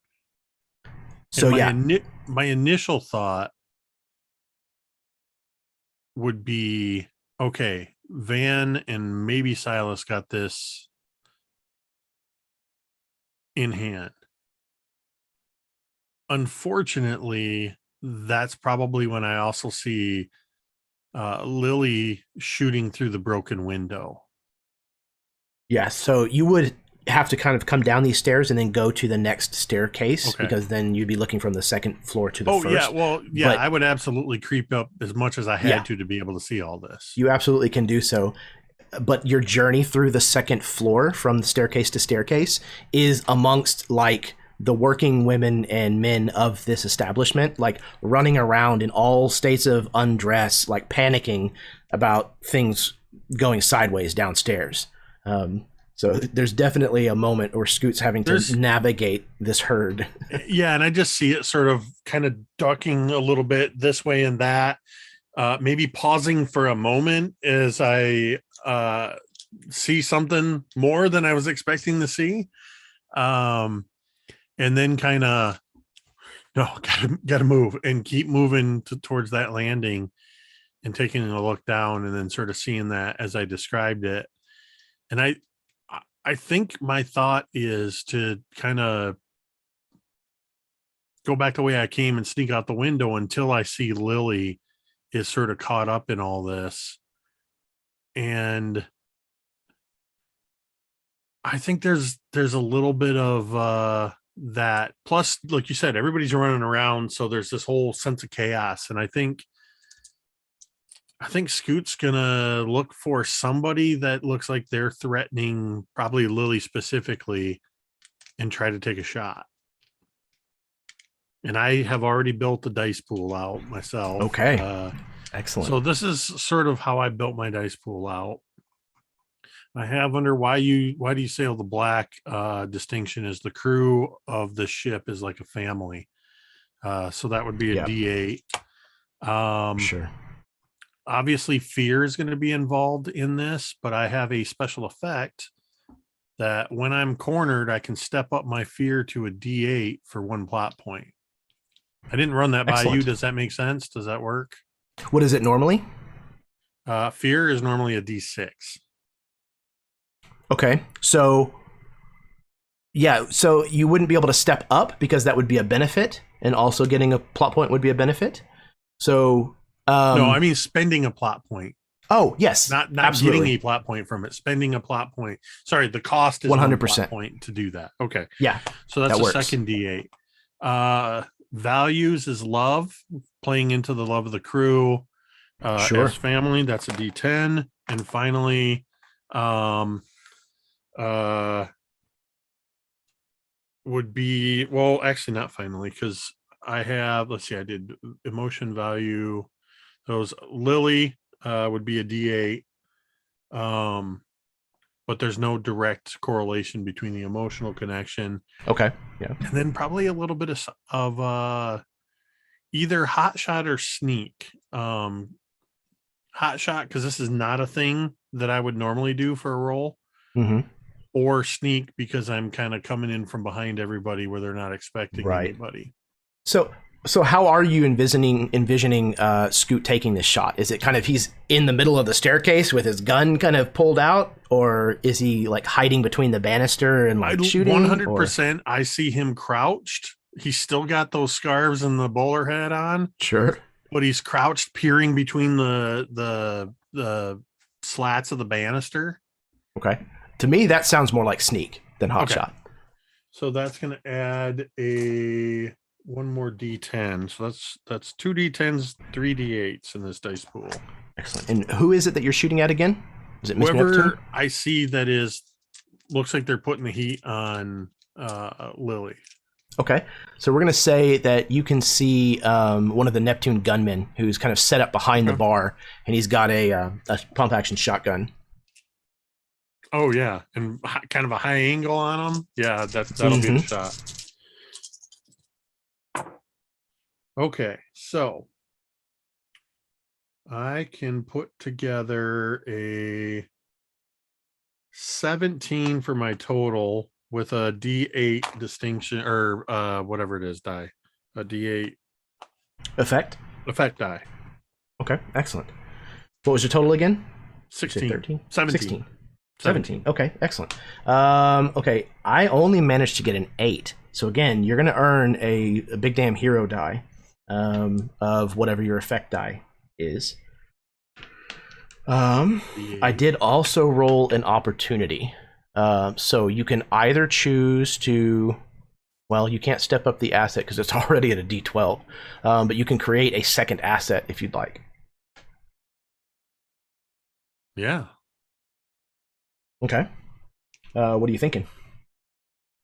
Broken glass.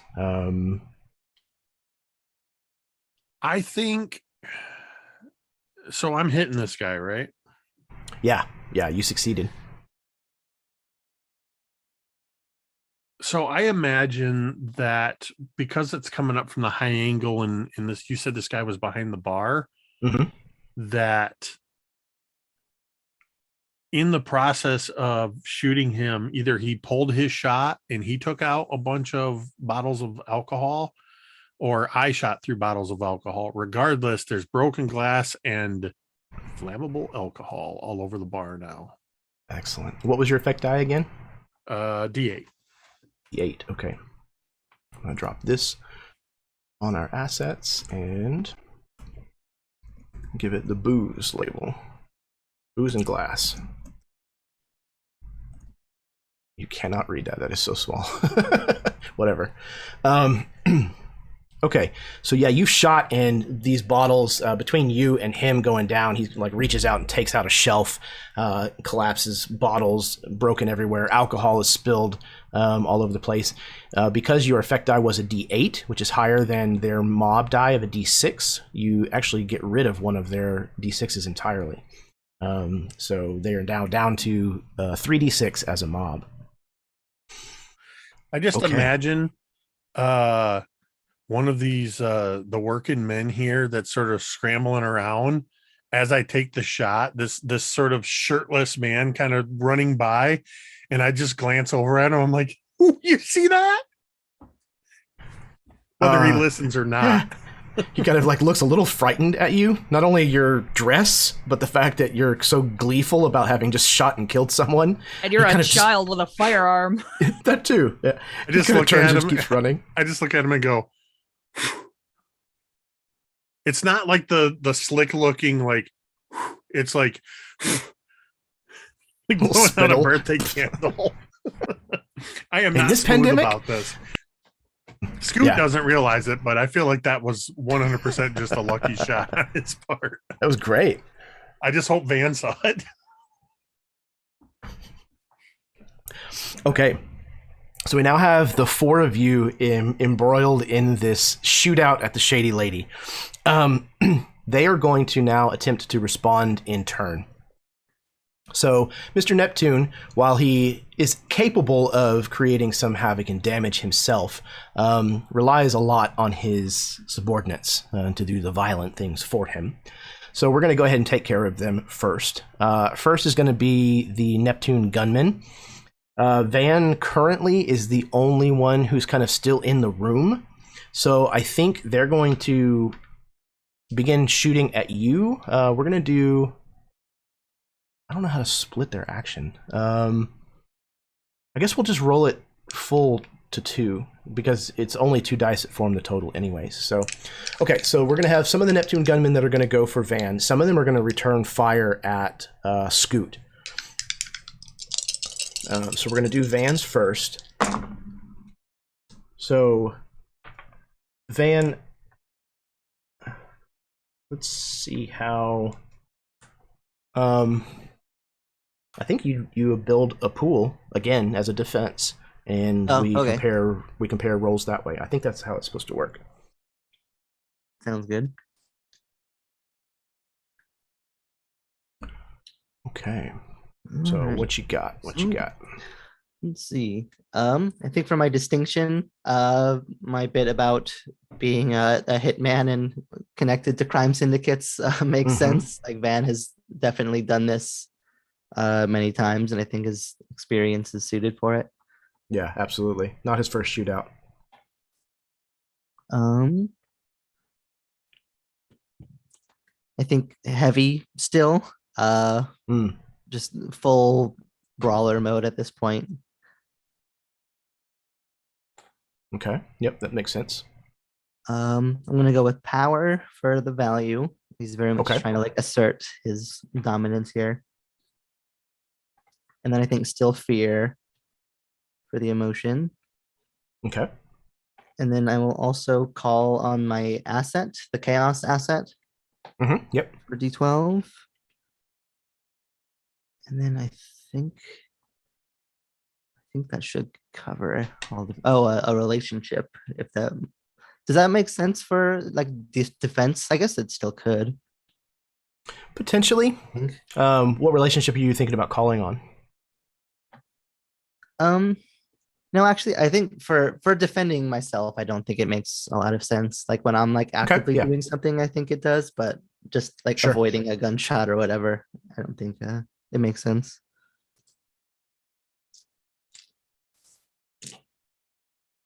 Oh no. That sounds good. So I did get a hitch. Okay.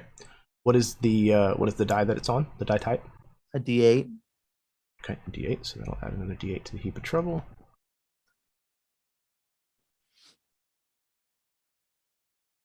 And then I'm just gonna end up with only a 10. A 10. Total. Yeah. Okay. So a 10 is also what I got. My effect die is a D6. What was Mine's your a effect 12, die? yeah. A 12. Okay. So what that means is that will apply a D6 of physical stress against you. I did also roll an opportunity. So we could take this die, booze, and glass, and we could make that a D10 if you want, or you can create a separate asset if you would like. I think I'll create a separate asset. Sure. Okay. Just That's like going to be a D8 from him. I don't know like what the punchy name for it would be. Sure. But I think like in some sense, Van is basically like exposing himself to a bit of extra danger, knowing that he in turn will be able to like shoot back with more effectiveness. Like it's a sort of calculated risk, essentially, I think. Okay, sure. Attacking We're gonna call recklessly. it. Yeah, we're gonna call it the Lone Ranger. All right. Cool. All right. So now we're going to do the same thing at Scoot here. Scoot, if you would like, you can add the booze and glass asset to your roll, or for that matter, you could even call upon the confusion one if you wanted to as a D12 to your defense. Okay. And I have to build a dice pool here. Yes. Mm-hmm. So remind me again, because I'm definitely fear is going to be the emotion. I want to use that last plot, spend my last plot point to jump that up to a D8 again. Okay. But because Van's in the room, I want to use the relationship to Van, which is also tied to fear. So what doubles? How does that work again? So the relationship die that you have assigned to Van will double for this roll. Okay, so that'll be 2d4s off of that. Oh, okay. Love is still, I think, the value that kind of pushed him into this situation. The love of the crew. Of the crew. And then the sneak, because he's still trying to hide behind the banisters and stuff. Okay. Sure, I mean, that works. this is a hefty dice pool here. And if I use the booze, that throws another D8. That would mean I'm rolling 3 D8s, 2 D10s, and 2 D4s. Yes, sir. Okay, this is okay. The great thing about dice pool for nothing. Yeah, the great thing about this system is even though you can have this gigantic pool of dice, you're still really only using like 3 of them at a time. Yeah. So it keeps everything kind of contained from getting crazy. Yeah. You just have better probability. Okay. I did get 1-1. So what is that? What happens with that? Okay. That's a hitch. What die type is that on? It's a D8. D8. Okay. Don't forget, whenever you roll one of those, you also get a plot point. Okay, so that gives me back the 1 plot point. So then I need a total. I'm going to go with, what is that die? All right, I'm going to go with the 13. I think, yeah, a 13 with a D10 effect die. Okay. So they only got an 11 on their dice pool, and their effect die was a D8. So you manage, by hiding behind the banister and not kind of fully standing out in the open, you have managed to avoid their ire as they kind of turn and kind of splinter the staircase and the wall and stuff around you with bullets. I imagine the bowler hat on my head just kind of goes flying off the top of my head. Because you know how when you like lean against something when you have a hat on, it kind of cocks up weird. And it's that as these splinters of wood happen, then all of a sudden this hat just goes in front of me, and I'm just like, I should not be here. I should not be here. I should not be here. And I'm now looking at this gun in my hand like, what am I doing? What am I doing? Excellent. Okay, so we've done the Neptune gunman. We're going to move on to Greedy McCreed, who is locked in a firefight with Silas. Silas, you rolled outside. He's kind of rolled behind a doorway, but he is going to be continuing to try to down you before you can down him. So we're going to go with Fast Hands, which downgraded to a D8, D6 for Cold-Hearted. He's still going to get that cocky die, I think, because it's a detriment to him, but he always thinks he can do better. Okay, so then go ahead and build your defensive dice pool. Okay, yep. So it'll still be the bounty hunter. That's a D8. I'm gonna go with hotshot still because this is really a life or death situation for Silas, I think. Power for the value. Okay. And I'm gonna switch from anger to fear because I think now he's trying to frighten this guy. Okay. and he's trying to exude a sort of sense of, you've made a mistake, like all of you have made a mistake, and try and intimidate. That's why he went for Elijah first. He thought, if we kill the best guy, Sure.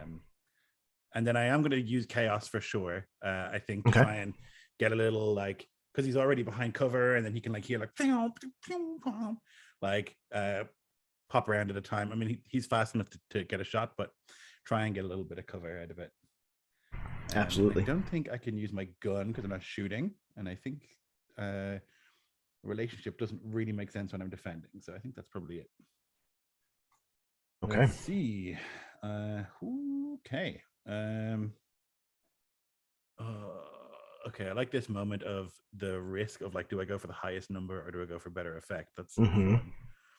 I'm gonna go for the highest number, which would be 8 plus 9.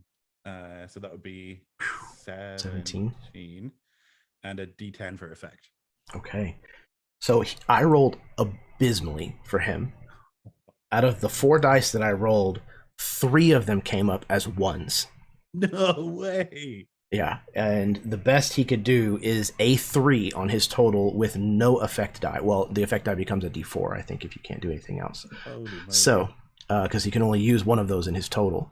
So that was an awful shot for him. So I think we're going to have his...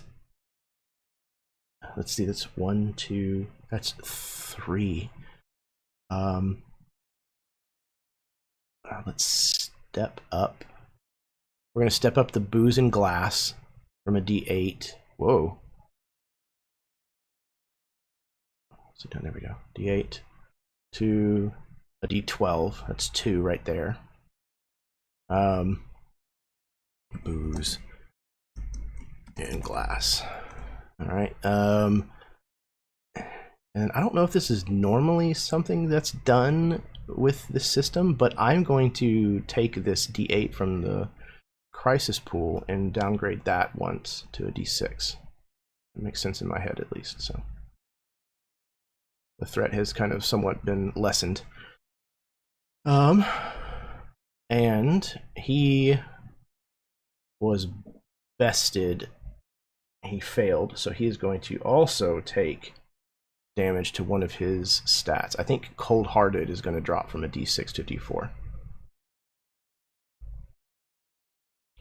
He's starting to second-guess himself a bit. Okay. Big fish, small pond situation. All right. And then for Mr. Neptune himself, the chair that he fell backwards on and broke, he has now picked up one of the legs of that chair and is stalking towards you, Van. He is going to bring this thing up at you and swing it. Though it doesn't look like he necessarily resorts to joining the gunfight, he seems adept at wielding some kind of melee weapon. So let's see, he's going to use his Heartless. He's going to use his Shrewd and Cunning. And again, I think he has been in these kinds of fights before, these nasty ballroom brawls. He's going to pick his underworld connections as well. And then the crisis pool die. All right. All right, so you'll need your defense pool. All right, so I think I'll call upon my hitman distinction again. I think that makes the most sense. So that's that. The heavy as well, just going hand-to-hand combat. Let's go with power and chaos. I think, no, I'll save that for when well, I guess if I beat him on his roll, does he still take damage? Like, how does that work? Yeah, so if you beat him on his roll, then one of his dice, I believe, steps down a type. Okay. Which ultimately kind of goes towards him exiting the scene, one way or another. All right, but it's like more effective. Like if I'm attacking him and succeed, then like that's a better. Okay, I was contemplating using my my hero die, but I think I'll save it for when it's my turn again. Okay. how would you feel? And I have like a way in narrative, I think, to try to justify this, of me calling on my relationship with Roman for this, which I think would sort of revolve around Van basically taunting Neptune with the fact of like people in higher places are watching you and they're going to see this failure of yours sort of situation. Interesting. Yeah, I like it. Go for it. Perfect. I have an asset for my knife, which I think I can add in hand-to-hand combat. I think that makes sense. Mm-hmm. Sure. Okay. And then let's do fear for the emotion. I have like 18 dice. Okay. I think I've assembled my pool. All right. We'll get you some extra hands to help you roll. And maybe a back brace.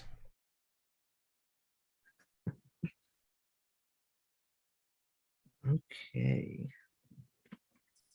I am going to end up with 17 total with a D10 effect. Okay. So the best that he was able to manage was a 16 with a D6 on his effect die. You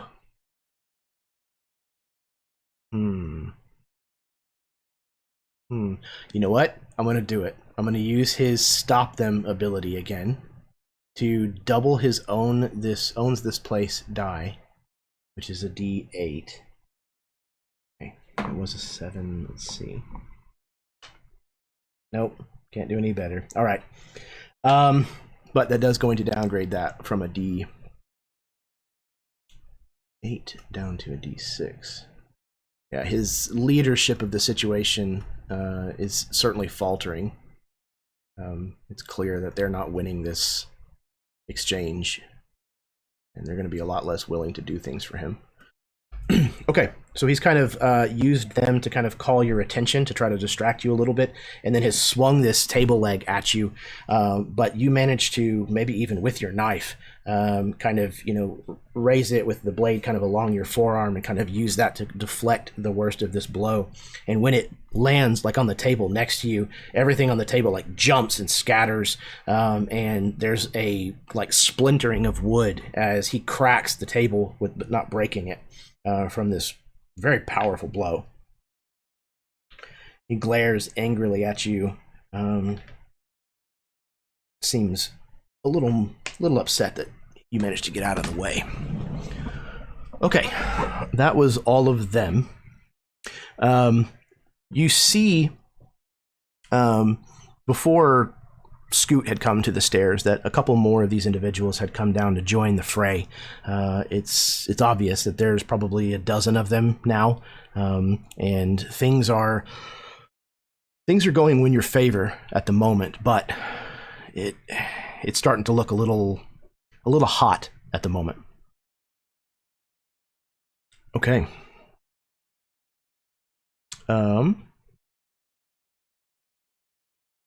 I have a quick question, Jeremy. Yes, please. Would Lily have heard Scoot go, "Did you see that?" Would I have heard that from inside the bar?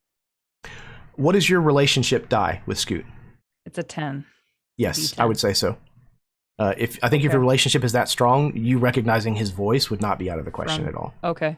Yeah. Well, I know what I want to do, but if we're going in order, it's Silas first.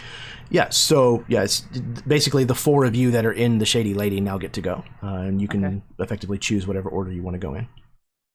Yeah, I guess it all happens at once, right? It's all sort of like... kind of. happening. Yeah, it's very nebulous. I've got my stuff all sorted, so I can go quick. Okay, go ahead. I'm going to try and shoot Elijah again, because Silas thinks if we can defeat that henchman, then we can capture Neptune and get out of here in one piece. That's his sort of game plan. So same role as last time, basically. I've got my D8 for Exile turned Bounty Hunter. I've got Fear, because he's trying to strike fear into the hearts of the enemy. Power, Hot Shot. And I'm going to use my big damn hero dice, as well as the chaos die to try and step in basically and find a line of sight and get a good shot off against Silas. Excellent. So the big damn hero dice, whenever you cash those in, that gets added to your total in addition to your 2 dice that you choose for your total. So you would basically total 3 dice. Yeah, they're very powerful. Ooh, okay, that's cool. So I don't roll it now, or I do roll it now? You can roll it now, do? and then, just make sure that you keep it separate so that you don't lose it in the fray. Okay. Jesus. I'll spend my plot point to I'm running out of plot points pretty quick here.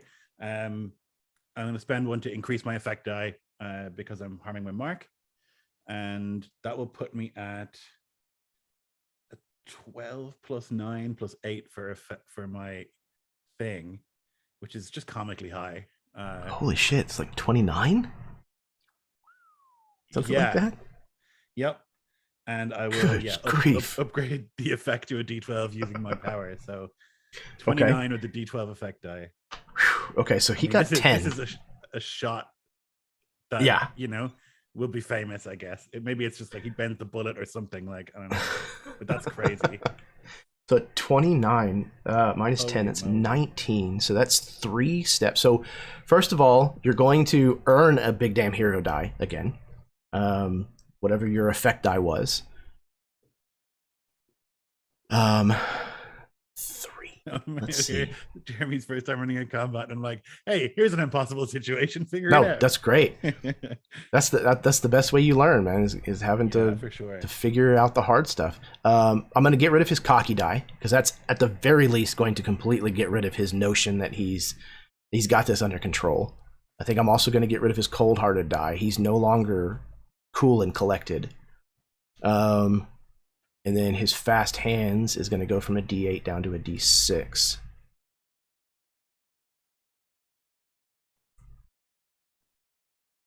Okay. Again, if you're watching this live and you understand Cortex Prime, please message, send comments, whatever. Let me know what I'm doing wrong, so that I can also learn. Okay. Yeah. Damn, that's a massive hit. Okay. So I think you tag him pretty significantly, maybe through the abdomen or something. Maybe even through the wall. You find a spot in the wall that's thin enough, and you shoot just straight through it. And we see that kind of the blowout of the back of his vest. And immediately that kind of he reaches down, and there's already blood that's starting to weep from the wound. Yeah, maybe the fancy dueling pistol that I have has high, because it's customized. It's got armor piercing bullets and hollow point. It's just ridiculous, over the top sort of overkill. And so if it hits, it's really, so it goes through the wall and still does damage, sort of. Absolutely. Okay. Yeah, he is staggered back, grabbing onto his abdomen with his free hand. Definitely not doing well. Okay, who's next? I am. Okay. So I already rolled my my dice pool as well. I'm going to take another shot at Neptune. Okay, excellent. So my I'm gonna have to go back and redo this now.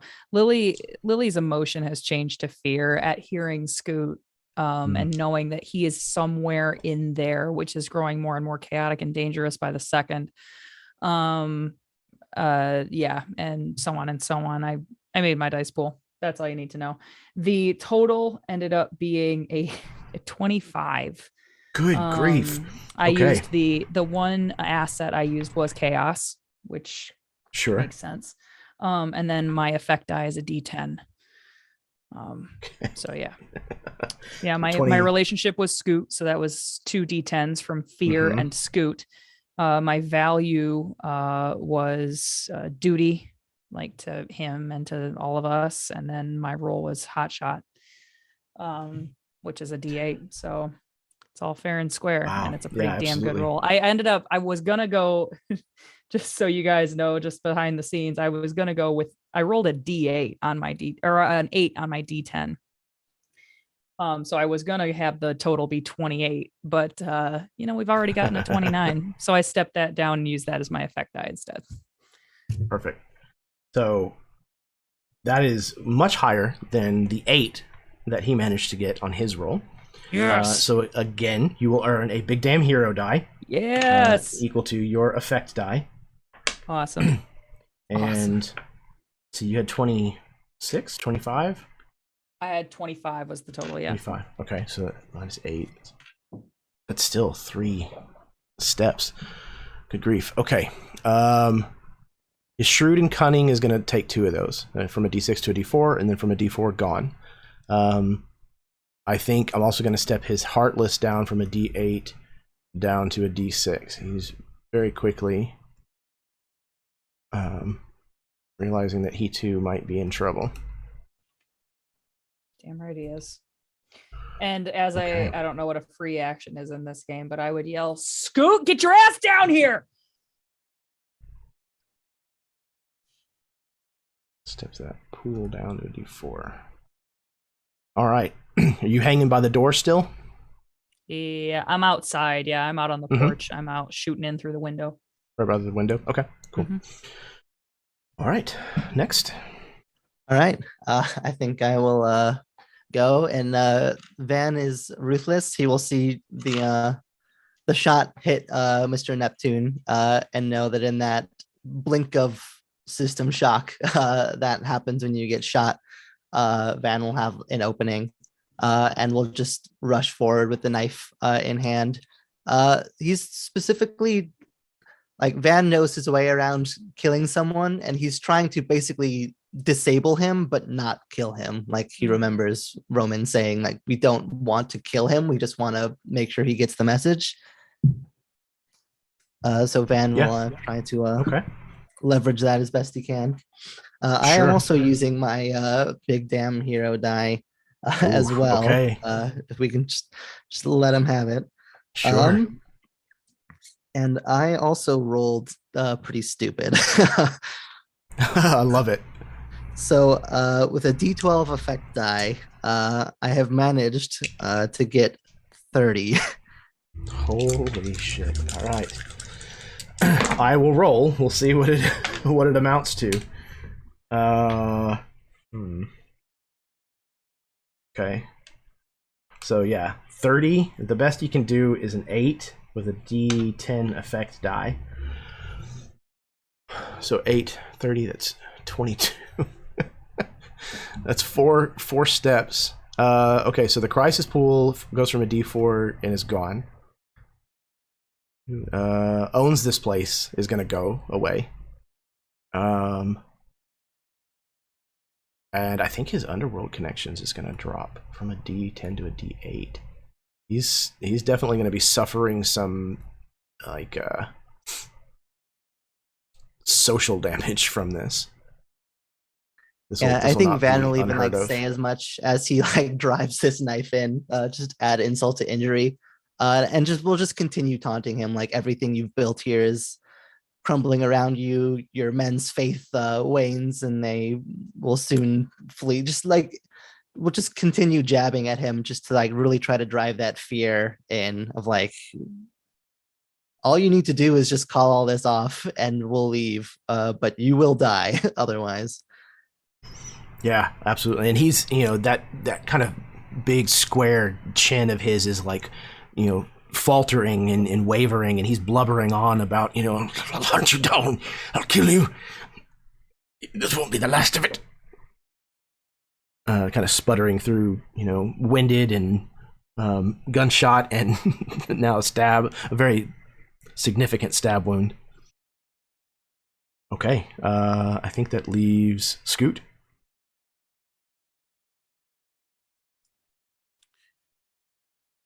At this point, based on what just happened, is the situation in hand, or is it still pretty chaotic? It's definitely still chaotic. Okay, that's all I needed to know. over half the gunmen still around, though Mr. Neptune and Greedy McCree don't look like they're going to stay in the fight for much longer. All right. So I built out a... I'm also going to use a big damn hero die. Okay. And weirdly, that is the wrong die. Weirdly, the way I built my dice pool out, it is all D8s. Okay. So here's how it plays out. I'm going to use I'm going back to my spaceport footpad on the dodge distinction. Still fear in play, using that plot point I earned to step that up to a D8. I am no longer working off of love. I'm going to be tapping into some glory, which is a D8. Okay. Hearing Lily hollering at me, there's a little bit of got to get to Lily and maybe even impress Lily a little bit. And I'm going to use Hot Shot, which is also a D8. And my big damn hero die is a D8. So, yeah. Yeah, fantastic. So, I mean, we know my effect die is going to be a D8 without a doubt. Right. Who are you targeting? Oh, another yeah, one I of the should probably gunmen, say what or? I'm doing, huh?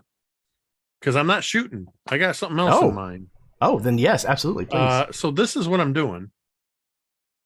That didn't shake out quite as well as I wanted, but I'm kind of seeing how this is all going. Also looking at the guy that I shot and either killed or just wounded severely enough that he's out of the fight.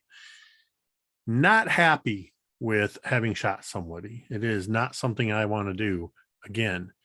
So I've got this stogie in my mouth and I immediately start rifling through my pockets with all that little crap that I stole and whip out a book of matches. I'm going to light a match and then light the entire book of matches really quick. Light this stogie and then drop the matchbook down on the alcohol sodden bar. And what I rolled was a 12, and then I rolled my big damn hero die for a 5 to add to that. That makes that a 17. Okay. And what is your effect die? Effect die. D8? Right. Die. Okay. So. And I also, Lily, if Lily's keyed in listening for Scoot, immediately starts hearing, because I've never smoked a cigar before, and this is gross. Perfect. All right. So as we see Scoot kind of throw this book of matches down, there's that immediate kind of woof as like all of the alcohol that's been like leaked everywhere, you know, if the fumes of it just ignite. And I mean, this place does not see a lot of rain. The atmosphere here is very kind of weak. So this wood that this place is constructed of is very dry, and this place starts immediately catching. So there is going to be added confusion and chaos that comes from that. But I think this is actually where we're going to take our break. So we're going to take 10 minutes. Flame transition to commercial break. Right? Awesome. Yep, absolutely. So yeah, we're going to take 10 minutes. I am still Mr. Neptune. Hang on here. Where's my thing? Like I thought it was like a radio channel. Back a little bit. So yeah, we're gonna go to the bathroom, refill our drinks, etc., etc. Thank you all so very, very much for tuning in thus far. If you're watching along with us, and the 5 of you, I love you so much. This is so incredible. Thank you. So sit tight. We will be right back with the second part of Before the Devil Knows.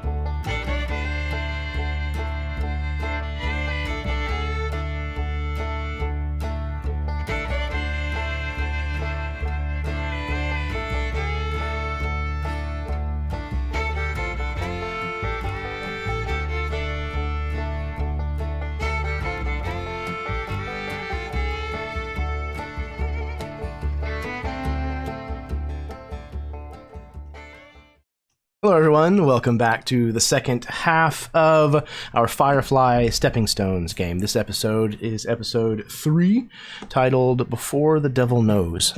We are playing, well, we're attempting at least, some version of Cortex Prime. And I'm sure that I am ruffling more than just a few knickers. But, you know, if it is, it is. But we are on the moon of Hades. We have just stirred up a pot of trouble, and we cut then to the asteroid field outside of Hades. These seasonal asteroids that kind of get pulled into the orbit of this moon occasionally throughout its orbit around the sun. And we see the border roll pitching hard to port as it enters into the asteroid field, being pursued by a few of these gunships that look a little more polished, a little more financed, I guess is probably the word to use. They have plastered on the side the letters HOME, the Hades Orbital Mining Enterprise, and they have their guns warmed up and are entering the asteroid field directly behind the border roll. We cut into the interior of the ship where we see Quinn seated at the controls of the border roll, and an unconscious Yasekashi kind of rolling and listing along the floor, kind of like ragdoll almost, as the ship lists and moves amongst these asteroids. Quinn, what do we see? What are you up to? Honestly, I'm picturing like that scene from the opening episode of Breaking Bad where he's driving the RV and he's got the two bodies just sloshing around in the back. Like Yasekashi is just like sliding across this kind of like, you know, metal tile floor in the border roll, as like Quinn is just frantically at the controls, and he's just flipping dials. And he keeps like glaring up at the monitor, and like, all right, okay, you're still on me. Okay, you're good at this. I don't like that you're good at this, but you're pretty good at this. And he's just like trying to like dodge behind each of these asteroids, just trying to break line of sight enough that he can start to pull away. Absolutely.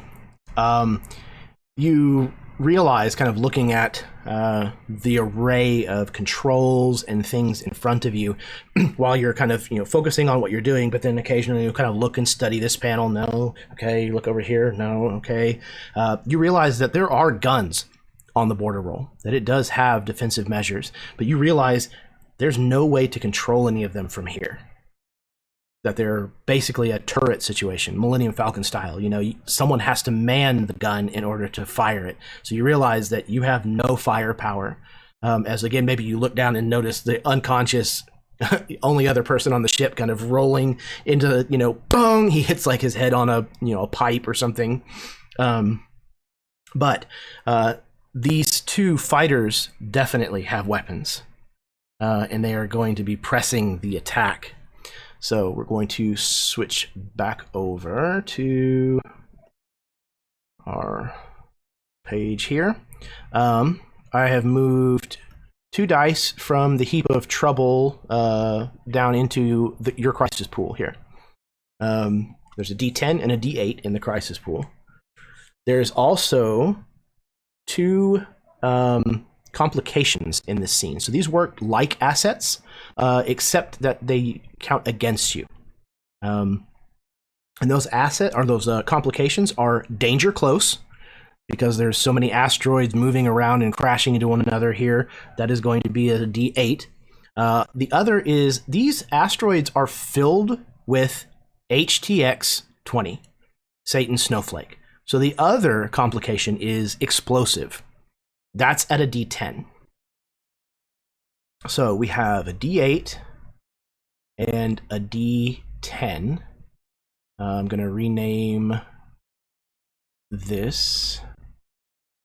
Nope. What is it doing? It says ass. I would like to potentially use one of my SFX, my new one, that speak now or spend one plot point to go first in a scene before any weapons or attacks can be made. On your first action, you may reroll any dice that come up 1 instead of accepting a plot point. Okay. So perfect. I am going to use that. So I'm going to take one of my 2 plot points away.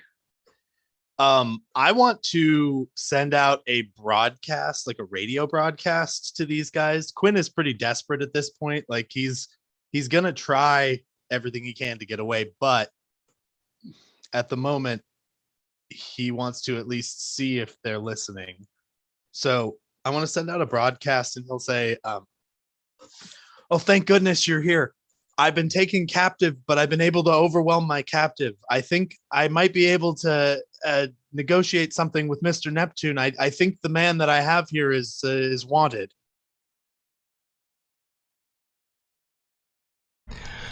Okay. So let's get a roll built and see how this deception might play out.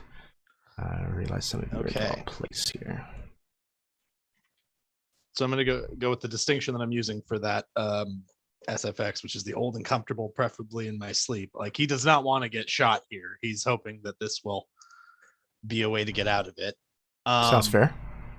I think as far as emotions go, like he's probably trying to elicit their desire to please their boss. Like he's hoping that their like desire for renown, like if they bring in someone that their boss wants, he's hoping that that will be good enough, even though it's not a great die for me. Okay. I don't know about values on this one because it's not really any of those. And the values don't have to be used on any roll, so yeah, they're kind of an optional. That seems like a talker. Sure, I can see that. And can I use the asset with Yasukashi? That like I've developed enough of a little relationship with him that I'm hoping I can use, like leveraging having him. I see. Okay. Yeah, I think so. All right.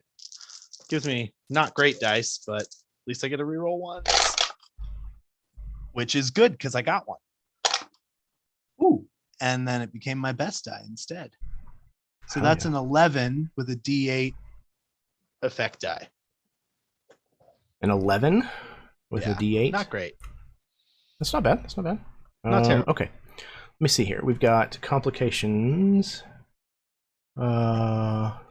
Danger close. I think explosive won't go into this. And then your crisis pool is a D10 and a D8 as well. All right. Oof. Okay. No opportunities for that. And oof. Okay, so I'm gonna go with okay. So they got an 18 with a D8 effect die. What was your effect die again? Also a D8. Also D8. Okay. So you're going to take a D8 of non-physical stress. That'll be my second. Does that mean anything special? What are you at currently? I'm just at You're D8. already at a D8? I think I took one last session. So it's equal to what you have, which means that your D8 will just become a D10. It'll step up.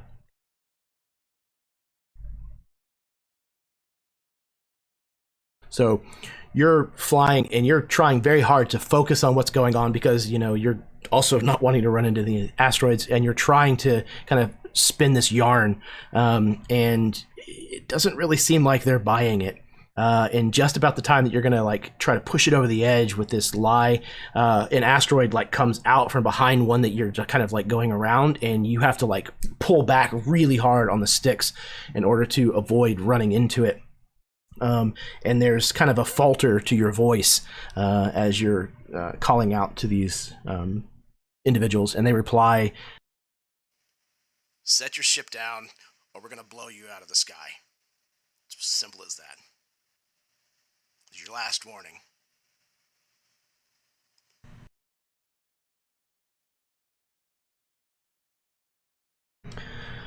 Well, All right. unfortunately, Quinn knows he's not going to make the rendezvous if he does that, and there's no way he's getting Okay. away from these guys in that situation. So the ship is his best bet. Okay. All right. Oh. There was an asset that I wanted to give to this scene as well. You have those Gersler 8s that are still currently on this ship. And those things are very powerful. So I'm going to give you a D10 asset that you'll be able to use with your running. Anything that's going to be basically related to doing things with the ship. Gersler 8. Nope. There we go. Okay. I'm going to put it right next to the complications right here. So anything that you do maneuvering wise or trying just for speed or whatnot with the ship, just remember that, and you can add it to your dice pool. Okay. So you kind of, hit, an extra booster or something to make your answer pretty clear. And we kind of see the output of the engine behind the border roll kind of like get brighter, and the iris kind of opens more or something, and it just goes kind of shoots off into this asteroid field deeper, and you see both of them, damn it, and they kind of like put their thrusters forward and give chase. They're going to attempt to fire at you. They are rated with D8s, and ballistics will give them another D8. And then we've got your crisis pool. All right. So how are you going to try to evade this? Okay. So he doesn't want to just out. I want to know, like, the ships that they are driving. Do they seem to be like bigger, less maneuverable ships, or are they smaller and lighter? Like, I'm trying to figure out what my advantage over them might be. Yeah, so they're definitely smaller, faster, more maneuverable. But you know that with the power of these Gersler 8s, that there's no way in a dead-out run that they would ever be able to keep up. It's just about lasting that long at this point. Mm-hmm. So for now, then, while I'm in the midst of this asteroid field, my goal is to just whip around to the point where I can get an asteroid in between myself and their firing cannons. And I'm all the while kind of keeping an eye out for a straight shot out of this asteroid field. Something like if I can kind of try to eventually kind of work on calculating a shot that will take me just through without running into anything. Perfect. Okay, so I've rolled this up. Did you build a die pool? Not yet. Okay, so I have some questions about that because sure. Mm-hmm. I have I can double my hotshot die on piloting checks by adding a D8 complication. Ooh, okay. And I also have, when I make a reaction roll against physical attack, I may add my fear die to my pool, and if successful, step down a stress die from a physical source 2 steps. Okay. So I'm wondering, excellent. Yeah, if I can use both of the, like I don't think I have to spend any plot points to do that too. So we step up a complication. Okay, so I'm going to step the D10 explosive up to a D12. Okay. So then I get my hot shot die. But I get to double it, so I get 2 D10s. Okay, that's good. And then I'm going to use the D10 of the Gerslers because it's a piloting maneuvering check. And then a D8 for ship's captain with the Alliance for my training. And is that it? That feels wrong. I feel like I'm missing something. Oh, double my hotshot die. That's might be what I was missing. So no, that's not it. 3d10s and a d8. Is that really it? Could be. Just double checking. You're good. You'd have a distinction, an emotion, and a roll.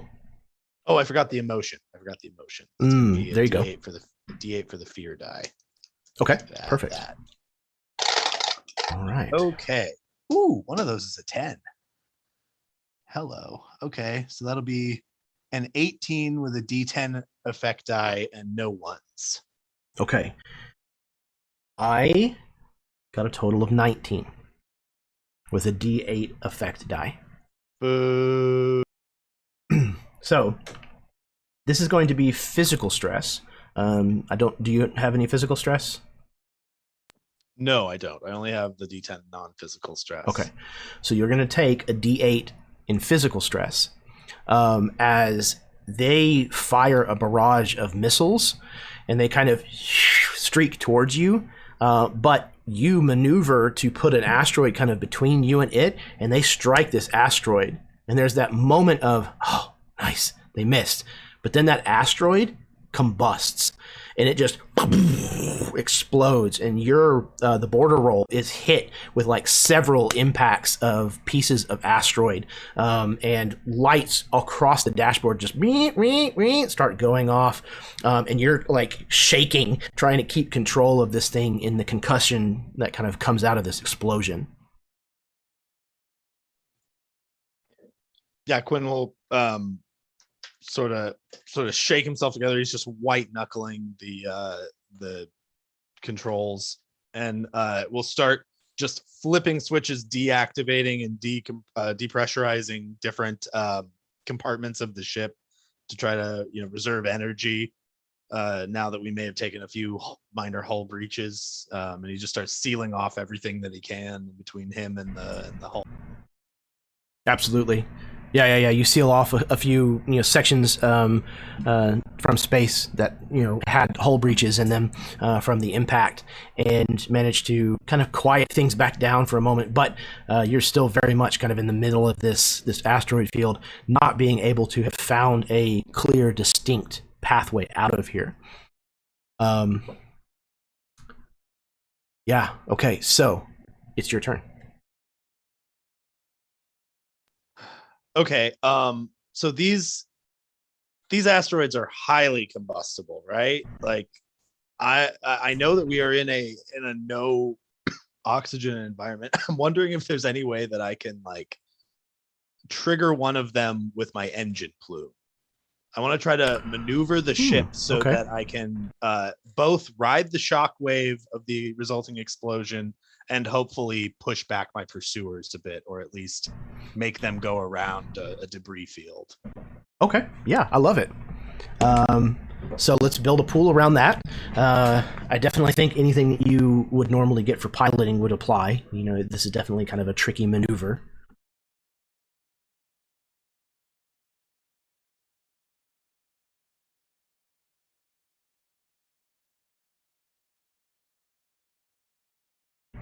Okay, and then they have another ability called evasive, so they're going to call upon that to put in their dice pool.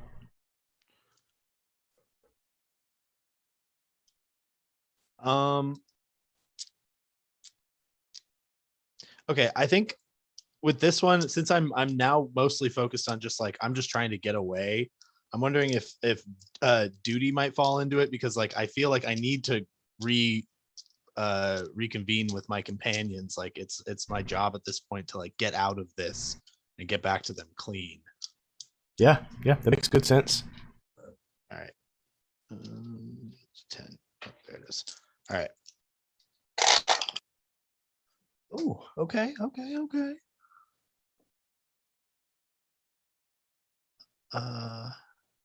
Oh, did I leave a die in there before? Shoot, I might need to re-roll that because I think I left a die in my. Shoot. Damn it. It was a good roll too. Do you happen to know which dice it was that you left in your No, dice I tray? couldn't tell. Tell. Damn it. Okay. Okay, well that still worked out okay.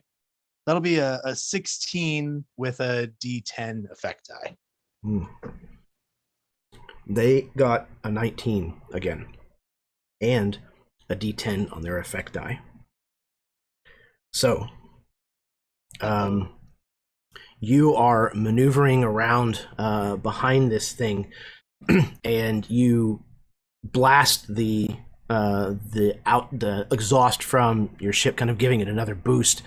And you notice this asteroid kind of heating up on the surface that's facing the backside of your ship, and then it cracks, and then the whole thing just goes up in a plume. Both of them manage to peel away and make it around this explosion without really damaging their ships at all.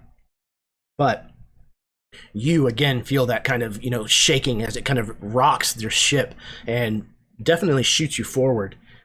But you can feel little tiny fragments kind of pong, pong, pong, pong, kind of bouncing against the outside of the hull. They are still in pursuit. Okay. Let's see here. All right. So it's going to be them now attempting to retaliate against you. So they're going to build from crisis pool again. They are this and that. And this is ballistics again. Okay. Oh, and explosive.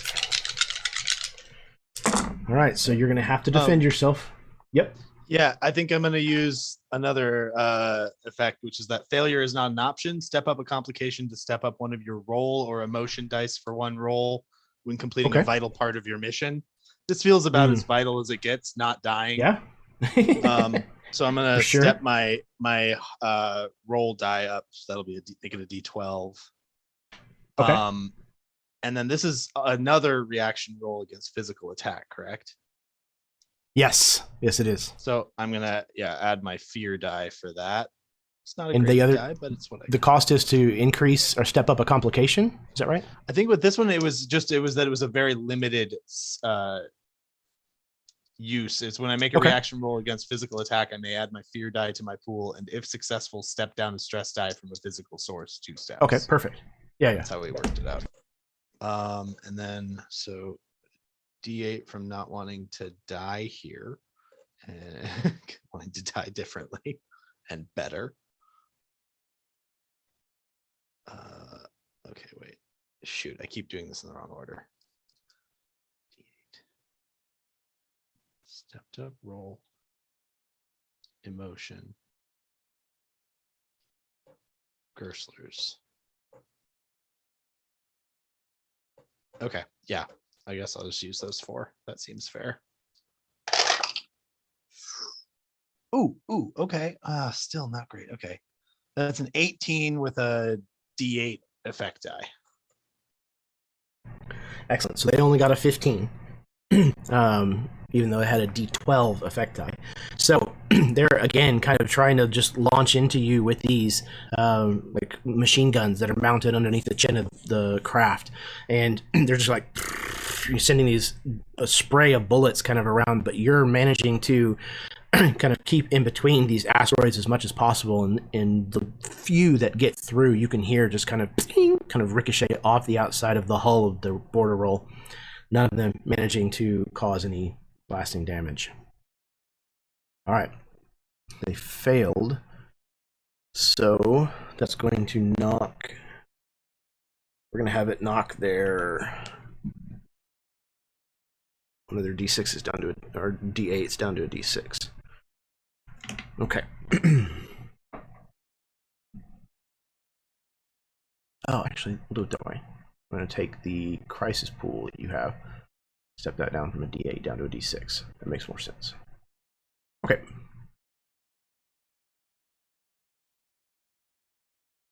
So I think that brings us back to Quinn. I think he's still just going to be looking for a way out at this point. I was hoping that the asteroid belt might be a good opportunity to lose them, but it seems like outrunning them on a straight shot is my best bet now. So he's gonna look for a vector outward out of this this asteroid belt, and as soon as he's able to find one, punch it as hard as he can, give it literally everything that this boat has. Okay. All right. So once again, let's build a die pool. I definitely think you could talk about wanting to die old and comfortable. That could certainly be a distinction for this one. Yeah, I'm thinking old and comfortable. There's definite fear in this. He's trying to just he's terrified of dying here. I guess hot shot for the piloting. And then I don't know how bad their pool is or if it's going to make it worse, but I think I'm going to use that double my hot shot die on piloting checks by adding a D8 complication. Okay. D10. Hopefully that'll be better for me than it is for them. I'm going to use that to step up the D8 danger close to a D10.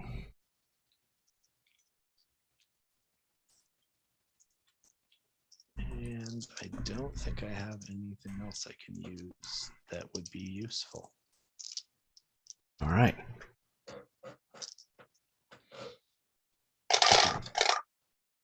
Okay. All right. Well, that's a 16 with a D10 effect die. Here's hoping that they rolled for it. 16.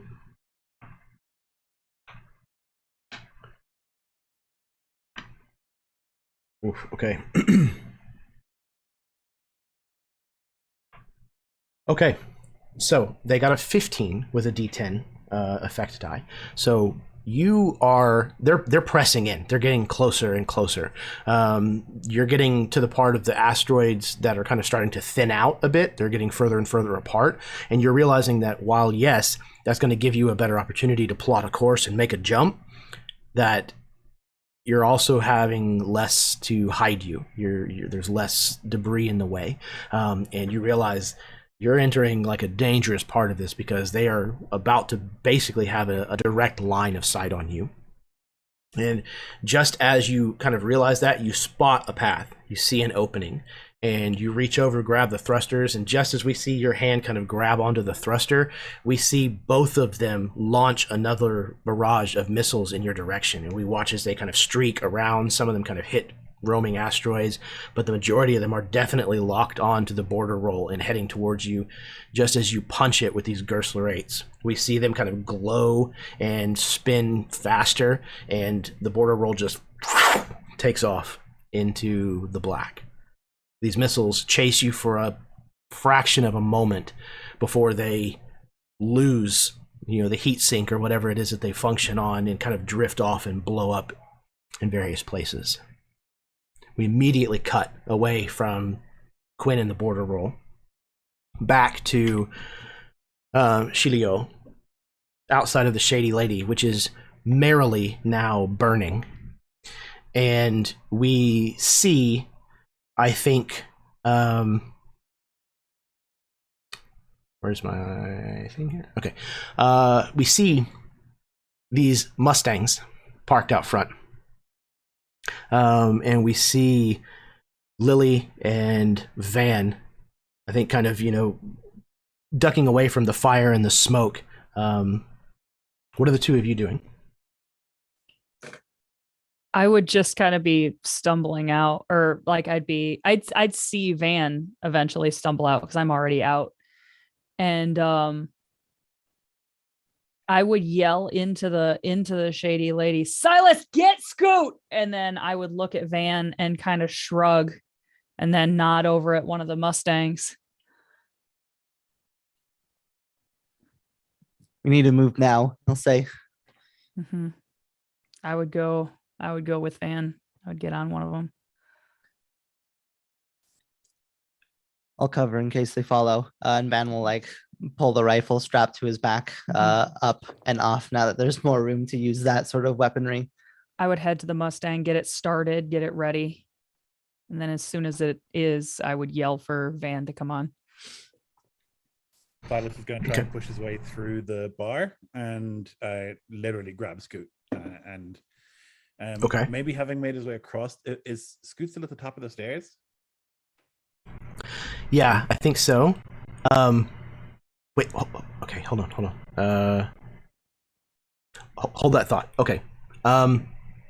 So we see Lily kind of start this up. We hear the kind of whir of the engine as it kind of comes to life, and the Mustang kind of levitates up a couple of feet off of the ground.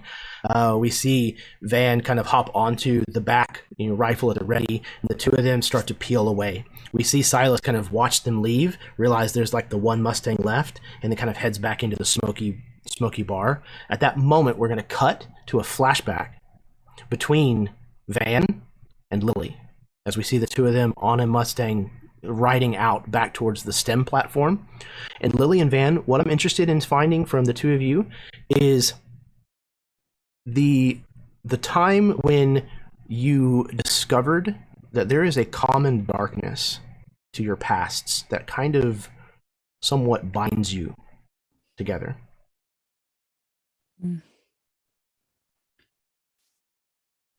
So are we presumably on the heck when this conversation happened?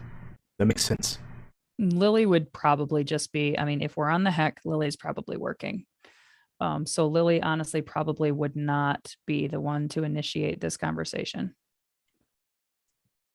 And maybe it's like the sort of circumstance where like you just needed a spare hand for help on something. Like it doesn't matter who, it just needs to be a body that can help move stuff around, and like the critical knowledge isn't as important or anything like that.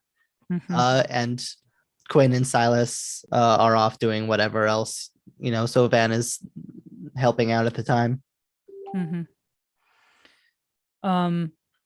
And Lily would be getting more and more frustrated with whatever this job is. It's not doing what it's supposed to do. And all of her calculations and all of everything have been pointing that this remedy should fix the engine, but it's not fixing it. And finally she just like punches this casing and like walks off like cursing in Mandarin, and like her hands hurt, and it's just been a long day, and she's just like pissed, and like essentially it's just like facing away from Van, but you can tell like she's like her shoulders are tense and she's just trying to breathe, kind of.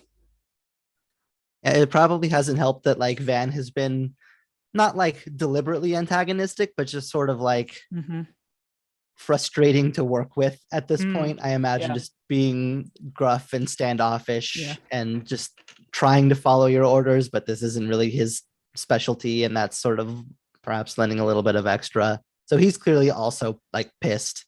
Right.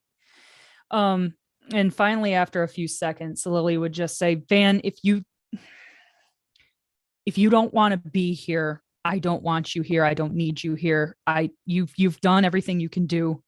Just if you want to leave, you can leave. I'm better off working by myself anyway.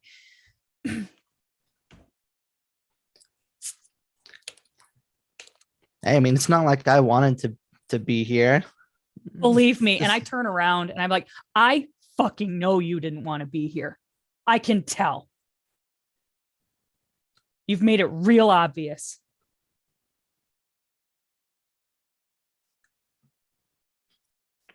Yeah, and he'll just kind of like, not all of us had the luxury of learning how to do all this shit. Some of us had other things that we had to worry about. Okay. Don't you dare talk to me about other things to worry about. What did you have it so hard?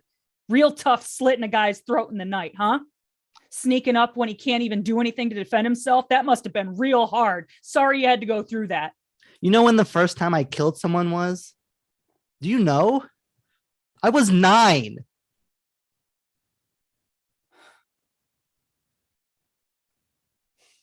I got forced into this life. I didn't pick to be like this.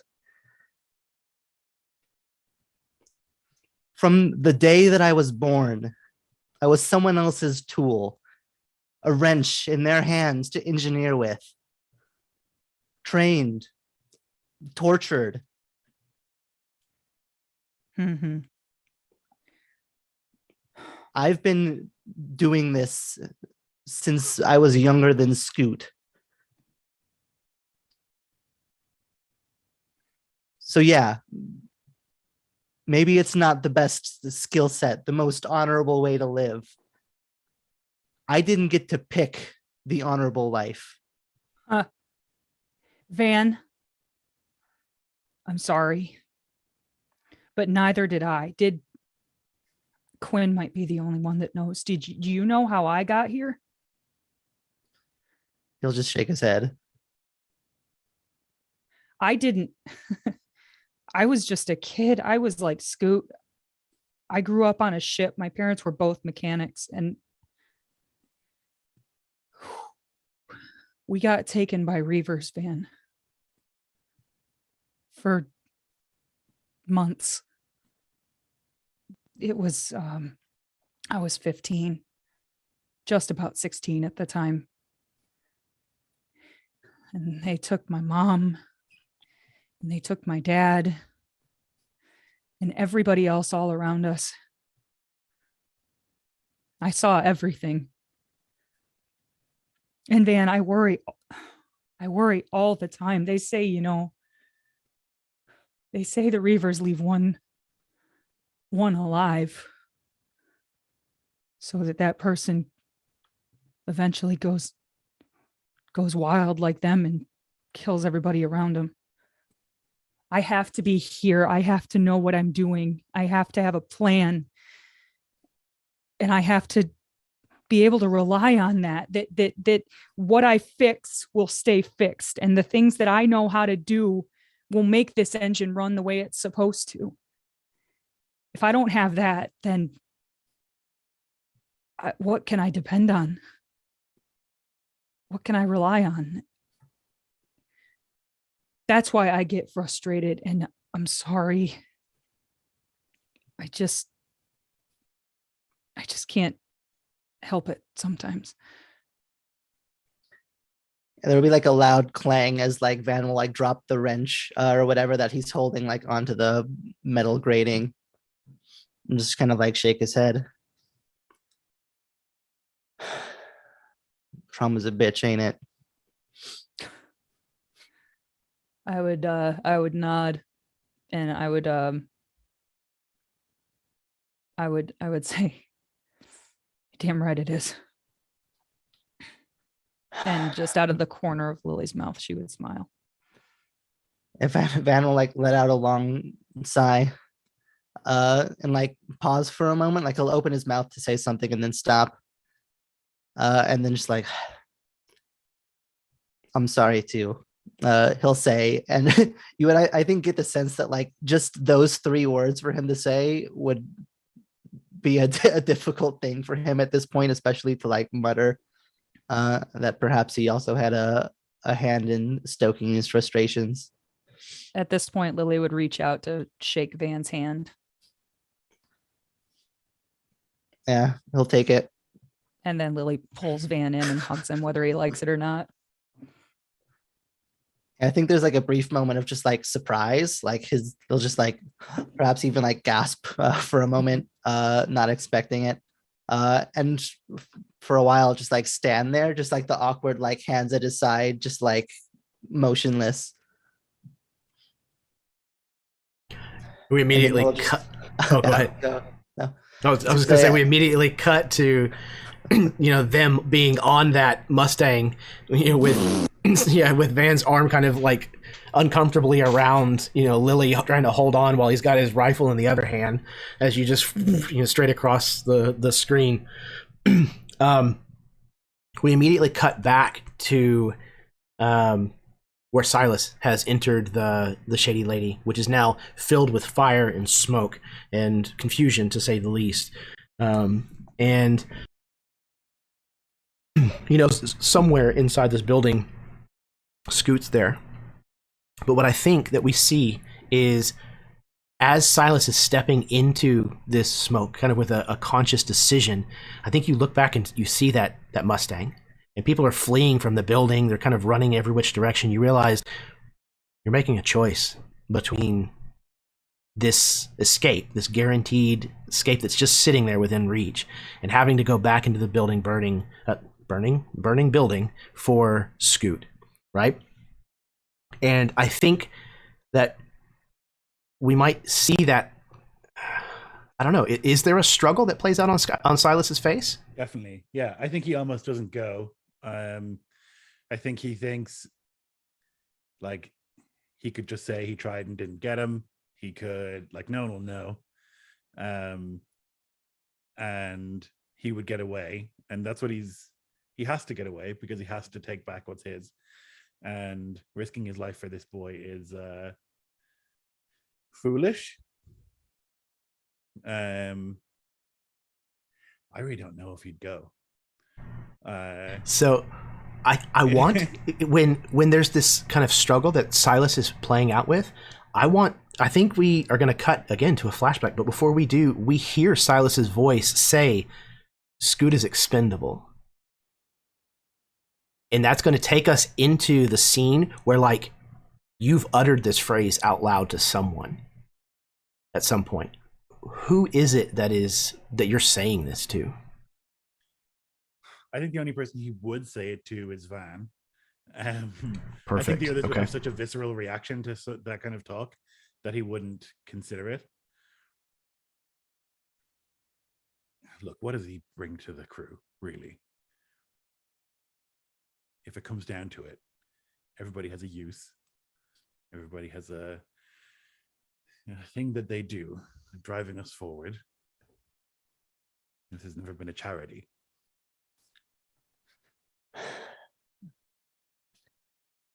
I mean, what you've said is more charitable than what I would say.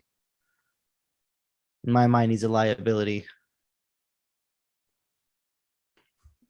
A thing that we tolerate because Quinn has a bleeding heart. And Lily a bad temper. He has some use. He's good at what he's good at, but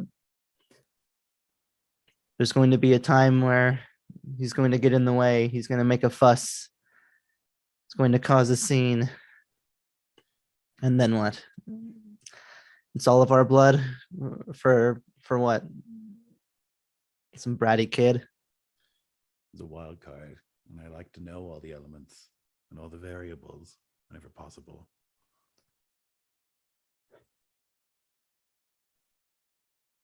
Every time that we go on some rockside engagement, he looks at me with this face like, oh, I want to go.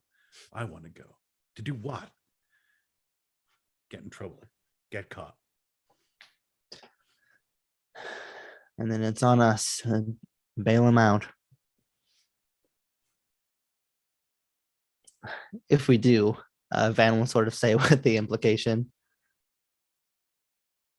Sometimes a good distraction can make for an easy getaway. We cut to some place that is not far from this conversation. Scoot, what are you doing while you were eavesdropping on this conversation?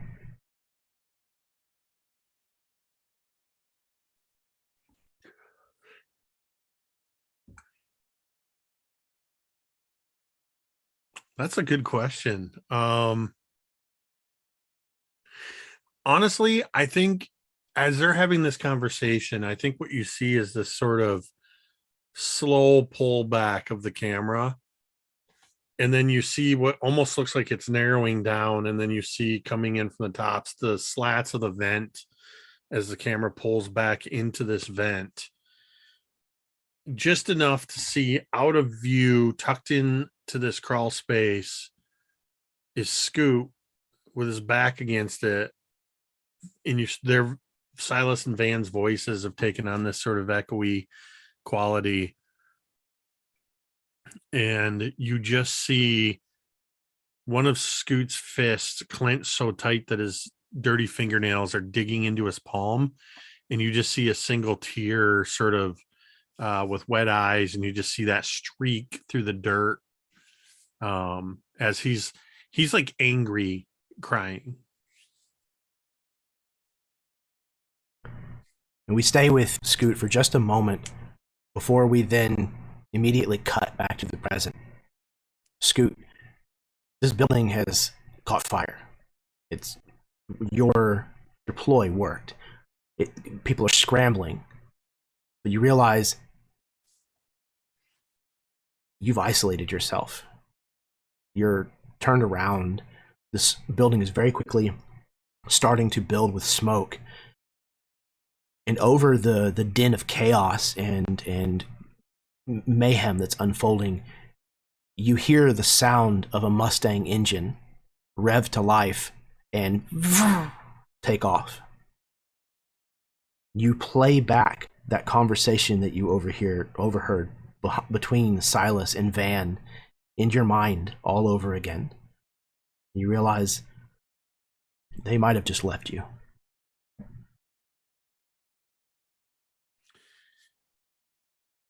I think there's a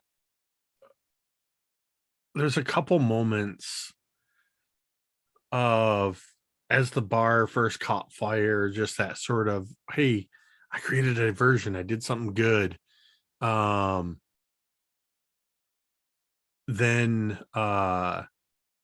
looking to see the others and see how this has sort of played out, and realizing, looking around, there are no others. Nobody's there. And sort of, yeah, there's definitely hearing echoes of that that conversation. And I think you see that in the now soot covered face, maybe just a hint of the wetness in the eyes. And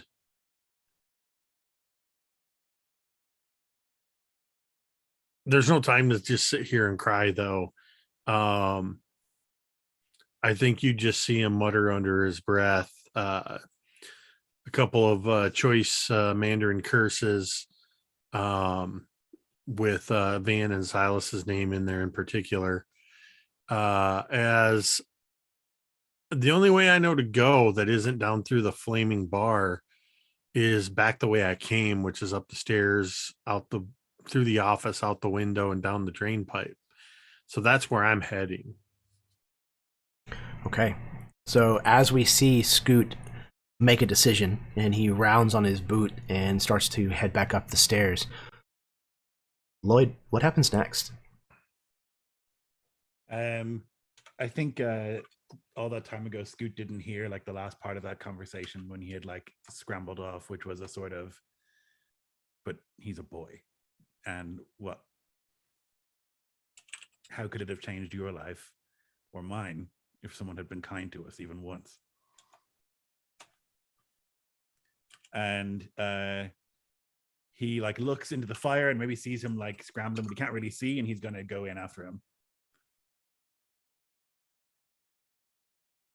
So we definitely like kind of do the double flashback. You know, we cut back to the flashback that we had just visited, and we hear this second half of this conversation, this extra context that Scoot has missed after, you know, moving away from the harshness of the first part. And Scoot, just as you have turned and started to head back up the stairs, all of a sudden a hand reaches out of the black smoke and grabs a hold of your wrist. And when you look, you realize that it's Silas. I think there's a split second where, as soon as he grabs hold of me, I ball up my fist, like, because I'm not sure it's Silas. And then when I am sure it's Silas, I still cock the fist back even further. And there's just that sudden, I think you look at Scoot and you just see that teenage anger. But I think you'd also see through that too, you know, maybe he really is just a boy, that sort of kid that's there. And then to your surprise, Silas, he just throws his arms around your waist and let you just sort of take control and guide him out of there. Yeah, I think he like stops for a second. He's like not sure what's happening. He's like not the best with his feelings or with people being near him, and so he's like, he does that thing that like where he like looks down like, what is happening? I don't quite understand this interaction. But then we'll say, come on, we're getting you out of here. And he'll like half carry, half drag him out through the door. Excellent. In the moment that you kind of like start dragging him, you kind of disappear back into the smoky confines of the room that is full of smoke and fire, what remains of the Shady Lady.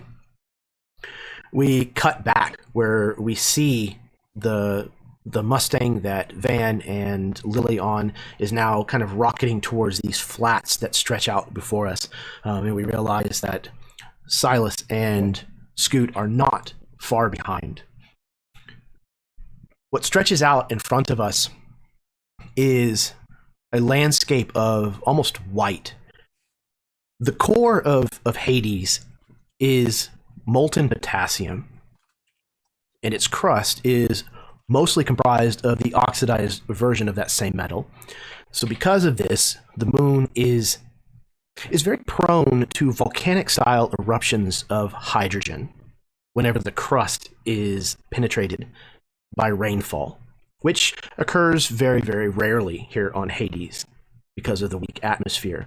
However, sometimes it does occur, usually whenever a ship rapidly breaks atmosphere, such as happened whenever Quinn and Yasekashi left on the border roll in quite a hurry. So as you are streaking out across these flats, this area, it just so happens, has storm clouds that are now rolling across it. And as you enter the Finyudayin Flats, this is one of the areas of Hades' crust that is even thinner than elsewhere. So as we see the Mustangs heading out onto these flats, racing towards the stem platform in the distance where the heck awaits, that's where we're going to enter the last bit of the gauntlet here. All right, so we're going to scoot back over. Sorry, Scoot, didn't mean to drop your name there. We're going to mosey. There we go. That's a good Western word. We're going to mosey on back over here, where I can replace these complications that we have. Let's see what we have. Okay, so I'm going to rename this D10. It's no longer going to be danger close. Oh, no. This is not a complication. No. Okay. Nope. Scratch that. This is going to be part of the crisis pool. Hydrogen geyser.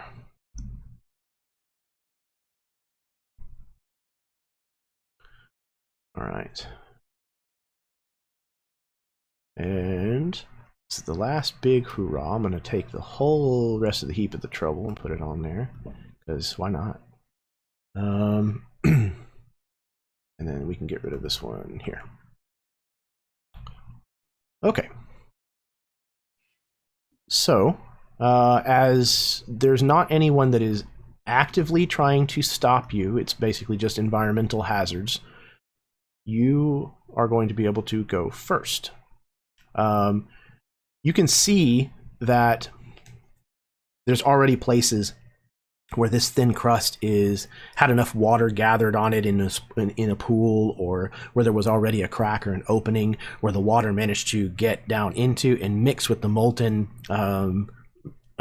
potassium, and there are these giant gouts of like magenta fire from where the hydrogen has ignited, and you're going to have to navigate this field in order to get back to the heck. So tell me how you're doing that. I would like to avoid the magenta geysers. How much more specific do you need? Safe bet. Safe bet. Okay. Specific enough in terms of a dice pool, I guess. Okay. Here we go. Well, my I would emotion like is to fear. not die in a gout of flame. My That's goal fair. here is I mean, that's a not fair ending thing. up on fire. So whatever I need to roll for that. Okay. Okay. So my emotion is going to be fear. My value will honestly probably be love, for just, again, kind of like, I don't remember who was doing it earlier, but kind of, it was a Scoot, for the love of like the crew and for, all of that. I'm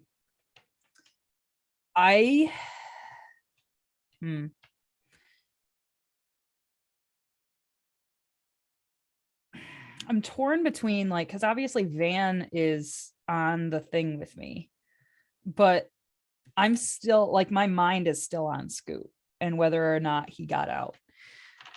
It would be pretty metagamey for me to say Scoot, though, because it's a D10 versus a D6. I'll tell you what. So Jeremy, I offered this to you over the weekend and you never approved it, but I could spend a plot point to step up a single relationship die if I'm in a scene with another character. Would you be willing to do that, or could I use a big damn hero die, or okay? So I'll use a plot point then. And I wrote a little explanation that Lily can kind of see the good in most people and worth protecting in any case. So I will make my D6 with Van actually a D8 for this roll. Let's see. So there we go.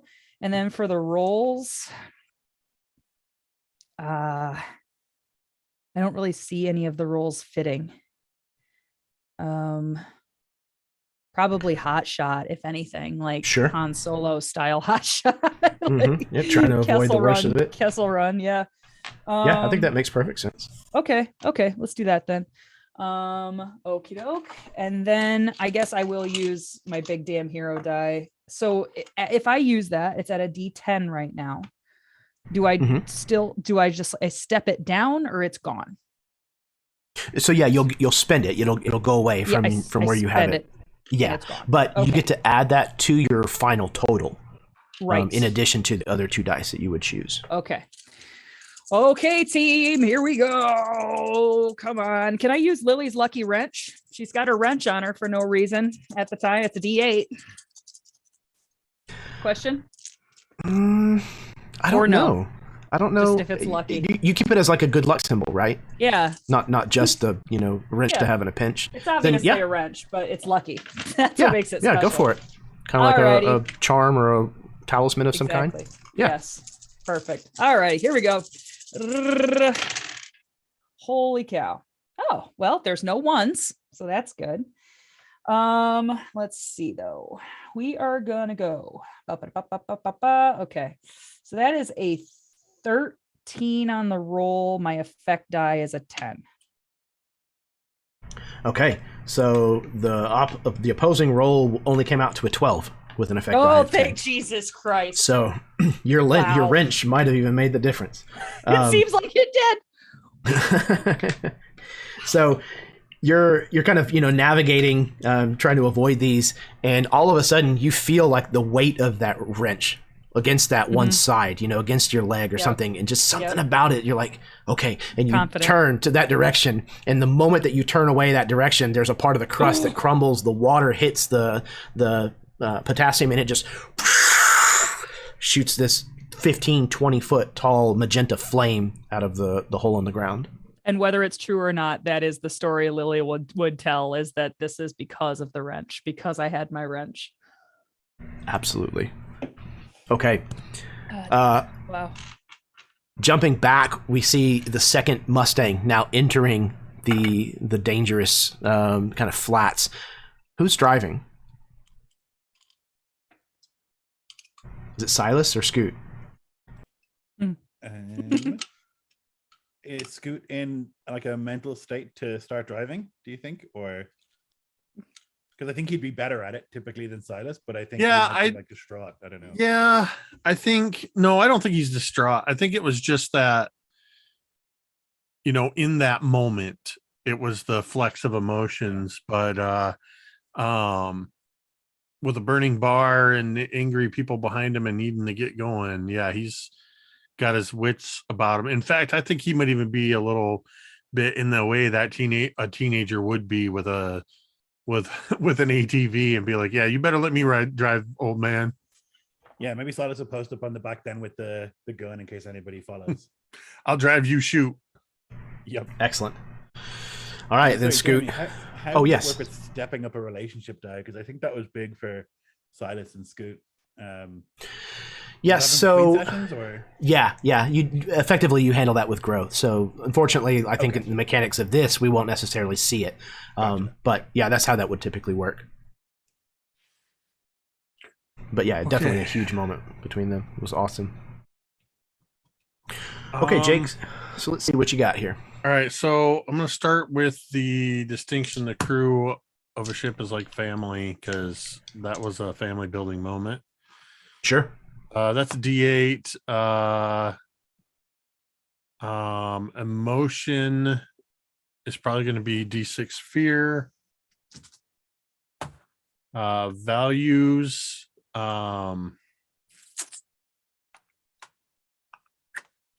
It's tricky.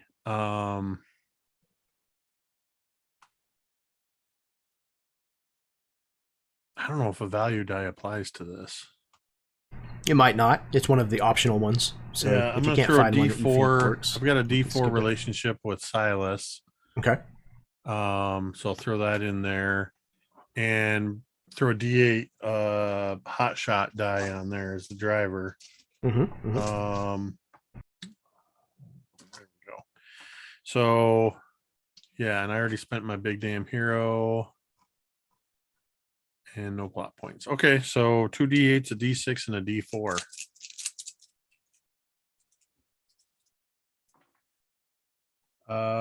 Okay. I'll do it this way. That's an 11 with a D8 effect die. Okay. I got a 14 and a D10 effect die. So you are going to take physical. Ooh, okay. Real quick, Go I ahead. do have an SFX that I can use to aid another player in a scene. If we are like in this specific context, if a player fails a roll. Oh, never mind. I lost my big damn hero die. Nope, I can't. Bye. Oh no. Okay. So here's what's happening. You have a D10 physical stress coming in between Scoot and Silas. I will let you determine how that's going to parse out. So if you want, if somebody is going to take, a D6 worth, because it's 4 steps: D4, D6, D8, D10. So basically, are 4 dice worth of damage that the two of you are going to have to take, and I'll leave it up to the two of you who's taking what. So so the 4 dice are spread between the two of us. Yeah, so it's, if each of you is going to take half, then it would be a D4, D6, a D6 to each one of you. If one of you wants to take a D8 worth, D4, D6, D8, then one of you will take a D4. Okay. It's a good question. Yeah. I mean, I don't know that there's like it's sort of hard for me to picture in the moment like how quickly you'd be able to react, so I'm trying to think like, could somebody throw themselves over the other person or whatever? But so yeah, it's effectively kind of like one of these gouts of fire is going to be shooting up, and then meta-wise, you're just going to be able to determine who gets the brunt of the burn, effectively.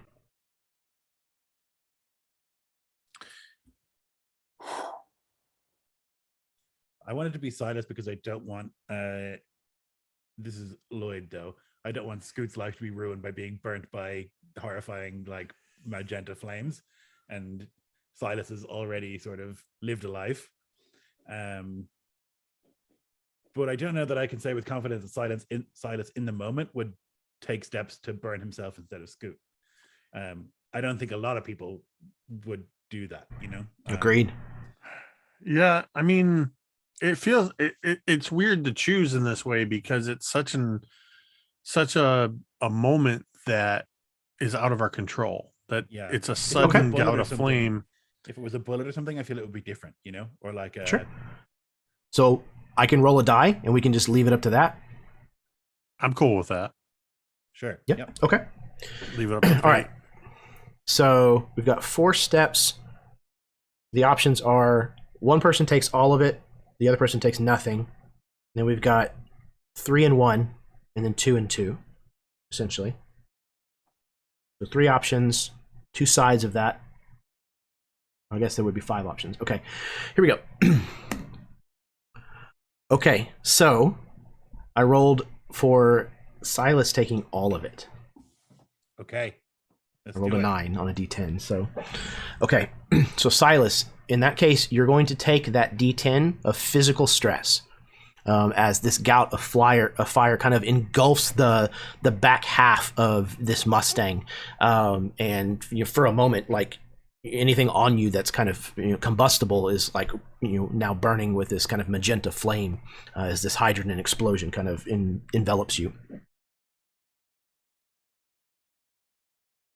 Yeah, I guess he just screams in pain and like I don't know, like rolls on. I don't know if like Silas says, Scoot's gonna have to grab him because I think he's gonna start rolling or something, or is he gonna fall off the thing? I reckon, because I don't think he's like you can't be thinking when you're on fire, you know.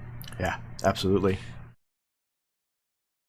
I kind of see this as, and if we need to roll on it or however you want to do it, Jeremy, but I see it with, especially with Silas being on the back, this gout, it probably looked like I was going to make it through it. And then it blasted and kind of skyrockets the back end of the Mustang. I forget what it's Mustang. Mhm. I keep wanting to call it a stallion. The back end of the Mustang kind of kicks up. So the front end is sort of for a moment. And as it comes back down, hearing Silas scream, I would just sort of kind of reach back and just try to grab at him. But I don't know to what degree that would be effective in this situation. Yeah. So let's see if we can't build a roll around these effectively 2 things that you're doing at once. You're trying to pilot the Mustang and keep control of it while also trying to grab a hold of Silas. So let's build a roll and see how you do. So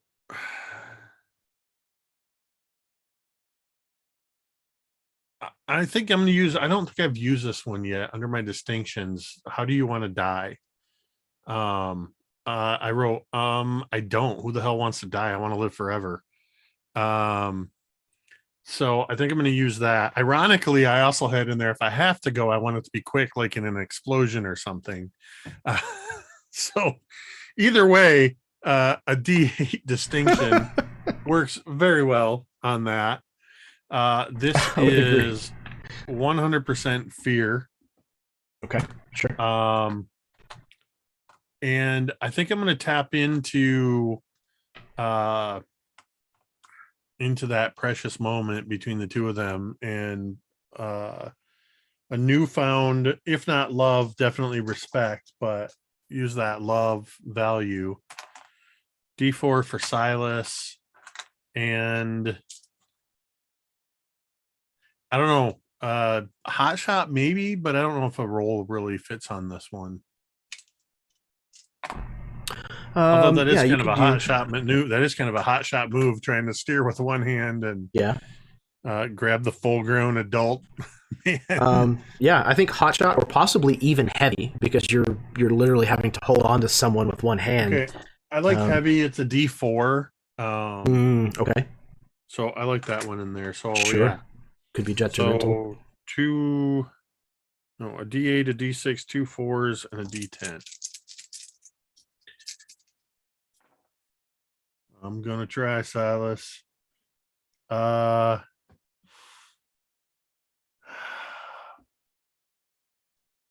All right, we're gonna go with a 13 and a D8 effect. Okay. So 13, I have an 8. So that is actually enough to earn a big damn hero die off of your effect die, because it is 5 more than that. And what was your effect die again? A D8. D8. Okay. So it is the same as one of the crisis pool dice, so it will actually get rid of that entirely. So D8 and D10 will remain in the crisis pool. So, yeah, you can describe, but you managed to handily keep control of the Mustang while also stopping Silas from falling off while he's kind of like putting himself out. I imagine this moment where it's less about Scoot's ability to, to have the strength, but with the way that the Mustang kind of got rocked by this explosion, and Silas is basically dead weight right now. I mean, not able to assist, is about to fall over, and my instinctual grabbing him acts as sort of like a counterweight, or rather his body acts as a counterweight to the way the Mustang is tilting. And so it's less about me having to have the strength to hold him up than it is just holding him in place as we sort of skid, and as it rights itself, that sort of rocks him back into me. And I just kind of keep one hand in, if I can, I loop it through his gun belt or through a suspender or something, because I'm realizing he's in a bad way. Yeah, thankfully, the things that combusted on you, Silas, are very quickly doused by the rain that's coming down. So on the one hand, the rain is causing all of this trouble, but it's also seemingly a blessing in disguise. Okay, so that is Scoot. Lily, as you're driving and handling this Mustang, obviously you're trying to avoid the gouts of flame that are erupting all around you as this storm continues to pound on this flats. Is there anything in particular you're going to do, or are you just going to try to more or less just go as fast as you can across the open flats? I mean, again, yeah, I would look if I could to see if there's like any. Are the clouds like coming over a certain area of the flats? Like, is it kind of like you can see the storm rolling in? Is there a spot where there's less rain coming down than other parts? Definitely. So it seems like it originated at the stem platform from where the ship left atmosphere, and it's rolling kind of more or less your direction. So you can continue to head towards the stem platform, kind of where the heck is parked, in a direct route, but it will still be through the majority of the storm. Or you could try to like cut wide and go out of the storm. Would definitely want to cut wide and go out of the storm. So again, we're looking at fear, then love, then van, which is now a D8 for the remainder of the scene. I'm almost out of D8s. And then hot shot again. We'll go hot shot one more time. Okay, excellent. Alrighty, so, and then of course Lily's lucky wrench. I only get to use that once per day, or is there like a? No, I don't think so. I can just use it whenever. Okay, super duper. Yep. Alrighty, and no big damn hero die this time, boys. Let's go. Okay. Oh my God, Jesus, it's quite good, fellas. All righty. Well, that's gonna be it's gonna be that's gonna be a 16 and an 8 effect, a D8 effect die. Okay, so I only managed a 10, and since I only have the 2 dice, my effect die downgrades to a D4 automatically. Oh, awesome. So you beat it by 5 points, which means that you earn yourself a big damn hero die. equal to your At the effect value die. of my effect die, right? Okay, yep. Yep. And then that is a... What was your effect die again? My effect D8? die was a D8. Okay, cool. So it's going to take this D8 from the crisis pool and step it down to a D6. Nice. Oh my god. As you find a little bit of a reprieve from this rain. You're not free of it just yet, but you're getting Okay. closer to the edge of the storm. And we can see Scoot and Van, or Scoot and Silas. Yeah, I think so. Especially since Silas has screamed and kind of called attention. Right. Kind of looking back, they might be kind of small, kind of in the distance, Yeah. but you can see that it's them. Okay. You can see the Yeah, I brightly think colored with, scarves.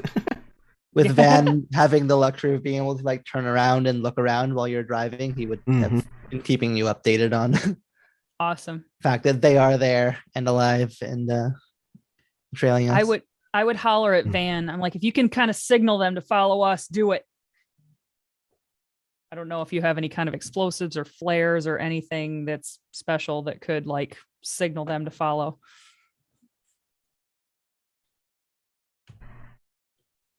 I don't know that he would have anything like that on hand, but he would at least try to like wave and shout just anything Hey to just try to guys! Sure. Yeah. direct in that direction. It's as you're looking back, Van, trying to get their attention, that you realize you see 3 other Mustangs in the distance behind them, starting to enter the flats and give chase. Van will strap the rifle around his neck and try to cover fire. Okay. So let's go ahead and get a roll from you. Let's see what these dudes have. All right, they're still at a 3d6. Some heavy fire. There is a what is it called again? Asset? No, complication on the flats area here called wide open, rated as the D8. There is no place to hide out here. All right. Does that affect my roll at all, or is that just against us? So yeah, you can apply that. It's an asset, I guess, more than a complication because it could be either way. So yeah, you can add a D8. Perfect, because Van does have a rifle, so like he would be Yeah. able to, I think, utilize the space. I would agree.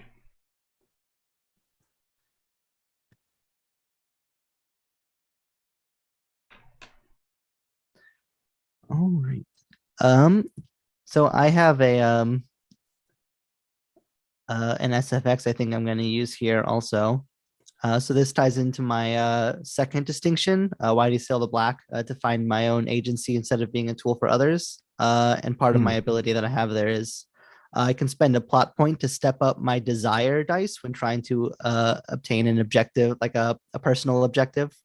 Excellent. Okay. And I think at this point, like the emotional scale has switched away from the fear and all of that to try basically just Van wants us to be successful. He wants us to be able to make it out and achieve the goal. And I think that has encompassed anything outside. Sure. Makes good sense. Kind of overriding the rest of it.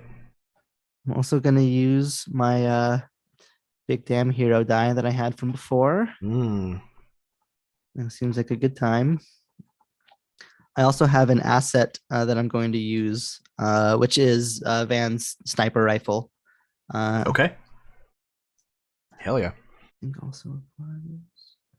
Where's my other D8? Oh, there it is.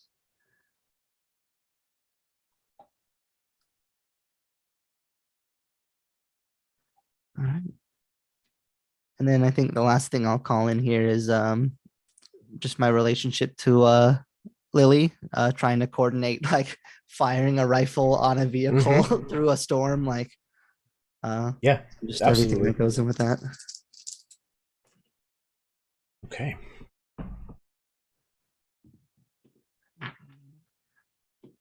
Hero die. Okay, I did roll a hitch, which will cancel out Okay. my D8. It is a D8 type. Yes. Okay. I'm gonna chunk that right into the crisis pool. And then I'm going to take a D12 for my effect die. Okay. And everything, including the extra from the big damn hero die, will be a 19. Okay. I only totaled out again to an 8. So that's 11 more. So you're going to earn a big damn hero die. And that's also 2. What was your effect die again? A D12. 12. Holy shit. Okay. So I'm going to take out this D10 from the crisis pool. A big boon. All right. I also rolled an opportunity. So an asset that I could create here is going to be a D6. Let's see, what would that be?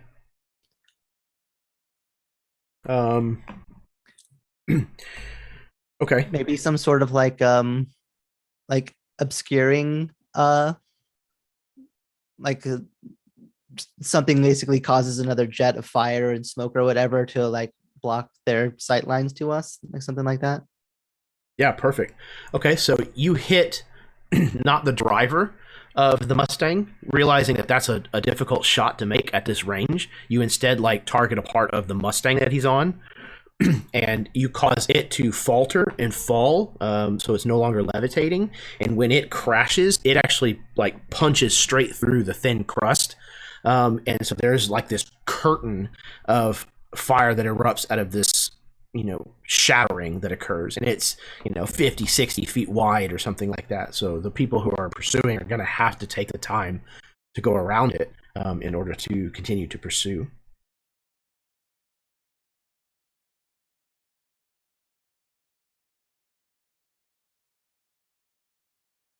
Okay, awesome. And then Silas, you have taken some damage, for sure. You're not feeling probably the greatest, but you're still able to have an impact on the scene. You're still able to do things. So you kind of in this jostling around, as you get situated, you hear this shot, you hear the report of Van's rifle, probably not the first time you've heard it. So you kind of look up, realize that he's shooting, turn back, and you see these pursuers just as this gout of flame kind of shoots up, but you can still see some of them. So what would you like to do? Okay. I think having seen the effect of the water on the ground, I might try and throw like a canteen or something of water, or like I don't know if there's like some coolant water in the, oh sure, something like maybe that. like an extra power cell or something from the Mustang. It has kind of a heft to it. And sort of create a bomb behind us, I guess. Try and throw something so that it will make them have to turn or whatever, right? Like slow them down a little bit. Yeah, absolutely. All right, so let's get this arson roll from you. Okay. I think it's going to be how do you want to die, and it's not here. It's smiling with my vengeance complete, and I'm far from that. So I think that could work. I think for an emotion, that's complicated. There's a lot going on for Silas right now. I think he hasn't seen himself, and he's concerned that he might be like hideously scarred or something. He's probably not, but he might feel right. So he's concerned. I think maybe it could be fear. I think that makes the most sense in many senses. For a roll, this is probably heavy, right? I'm trying to blow something up.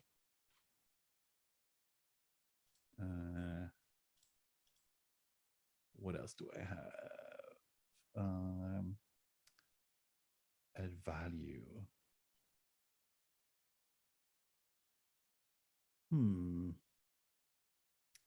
Maybe it's glory, or maybe it's duty.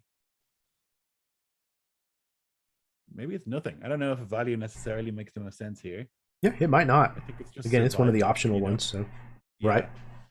I think it's just survival, but I do think the relationship with Scoot matters. Okay, yeah. Given what's just happened in both Agreed. directions, and that we're on the thing together. So I think that's it. I do have my own big damn hero dice, which I will certainly use. Can I still use it from a different scene? Yeah, absolutely. Yeah, they stay with you throughout the... They might even go from session to session. I'm not sure. Okay. But they definitely transfer scene to scene. And what does the physical stress do in relation to my roll? Anything or? No, it's essentially kind of a hit point system. If it gets to a D12 and then gets bumped again, then you're taken out of the scene and you can no longer have an impact. Okay, gotcha. Okay, I think that's good then. Let's see. Okay, it could be better. I do have a hitch on a D6. Okay. I'm gonna use my D10 and my D8.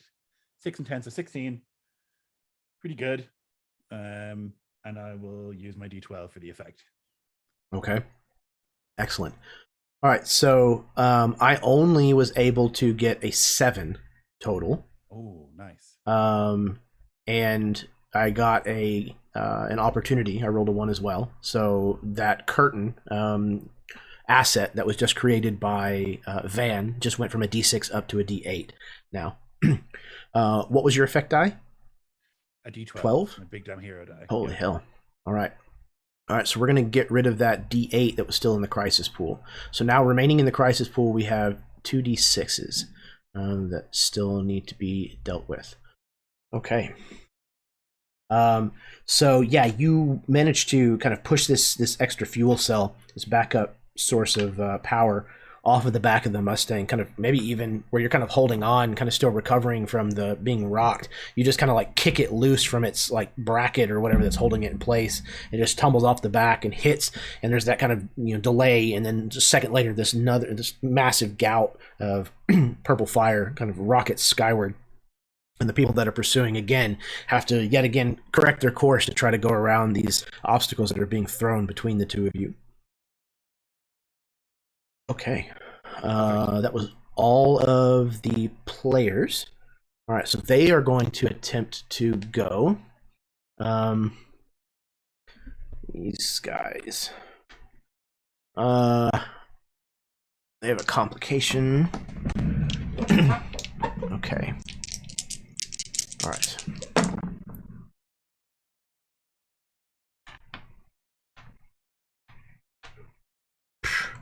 Okay.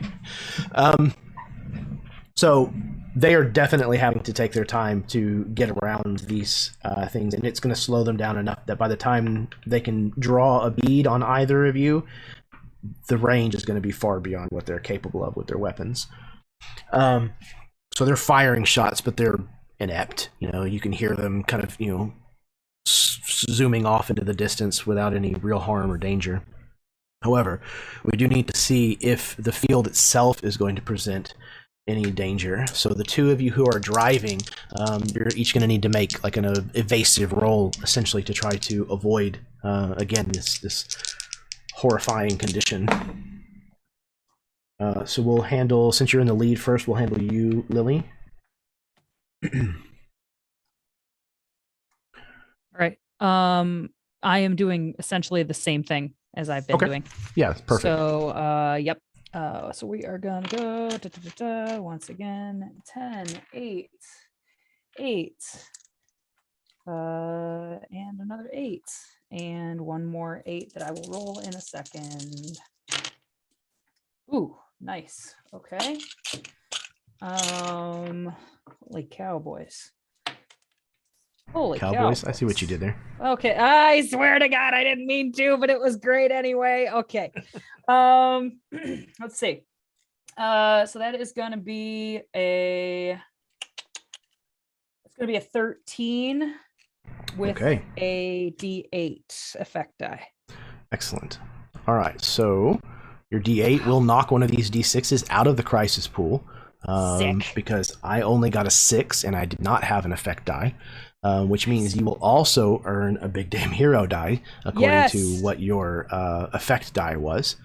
Perfect. And we are left with a single D6 in the crisis pool. Wow. All right. So, Nice. this 1d6 is going to be rolled against you, Scoot, as you try to avoid the storm.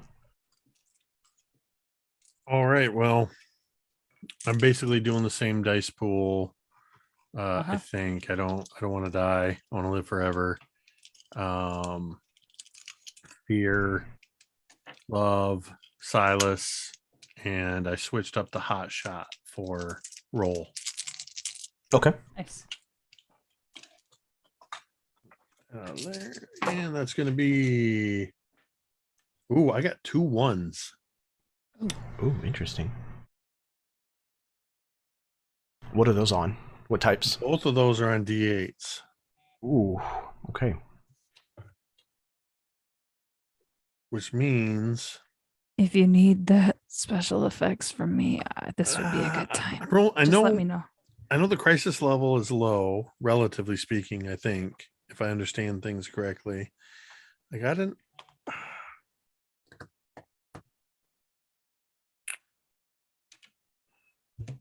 You know what? This is the last moment. I better use that special effect you got. Okay. How's that work? So I can spend a let's see. If I seen I am in with a character who fails a roll, I can choose to step down one of my big damn hero die and add it to the total of that character's roll. So you can add a D8 If I fail.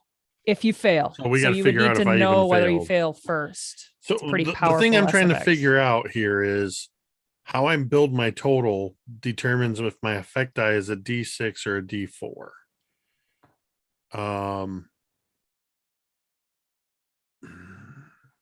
I'm gonna go with the D10, or sorry, with the 10 points with a D6 effect die. Yeah, and that makes sense. Like, I was only able to roll a single d6, so you know that I won't be able to get anything better than a d4 effect die, because it's going to default to that. And my 6, it can, that's the highest it can be. Okay. So that's why I figured I was okay, because otherwise it would have been a 12 with a D4 effect die. So Gotcha. Okay. So your effect die ended up being a what again? D6. D6. Okay, so you can actually get rid of the d6 that's in the crisis pool. What happened with the 2 1s that I rolled? What does that mean? Unfortunately, those are now 2d8s that go back into the crisis pool. So yeah, awesome. Yeah. We thought we were home free. But yeah, Holy so Cowboys. effectively you Holy Cowboys. So you managed to find like a small place where the storm isn't quite as thick, the rain isn't quite as heavy, or maybe even the crust is a little bit thicker here, and you kind of scoot out across that. Yay! You just hear that sound like in Return of the Jedi when the speeder bikes are taking off. That pow, pow, pow, that sort of echoey. Yes. One of my favorite sounds in all of sci-fi. Amazing. Everything seems like it's gonna be smooth sailing, and just as you kind of like come over this small little thick part of the crust, you get a better view and you realize that the stretch in front of you is submerged in several inches of water already. So you know that any breach whatsoever of this surface could cause quite a large reaction. So that'll be the 2d8 that are still in the crisis pool. Okay. So that was the environment itself. So we're now back to you as players. How are you going to navigate your way out of this?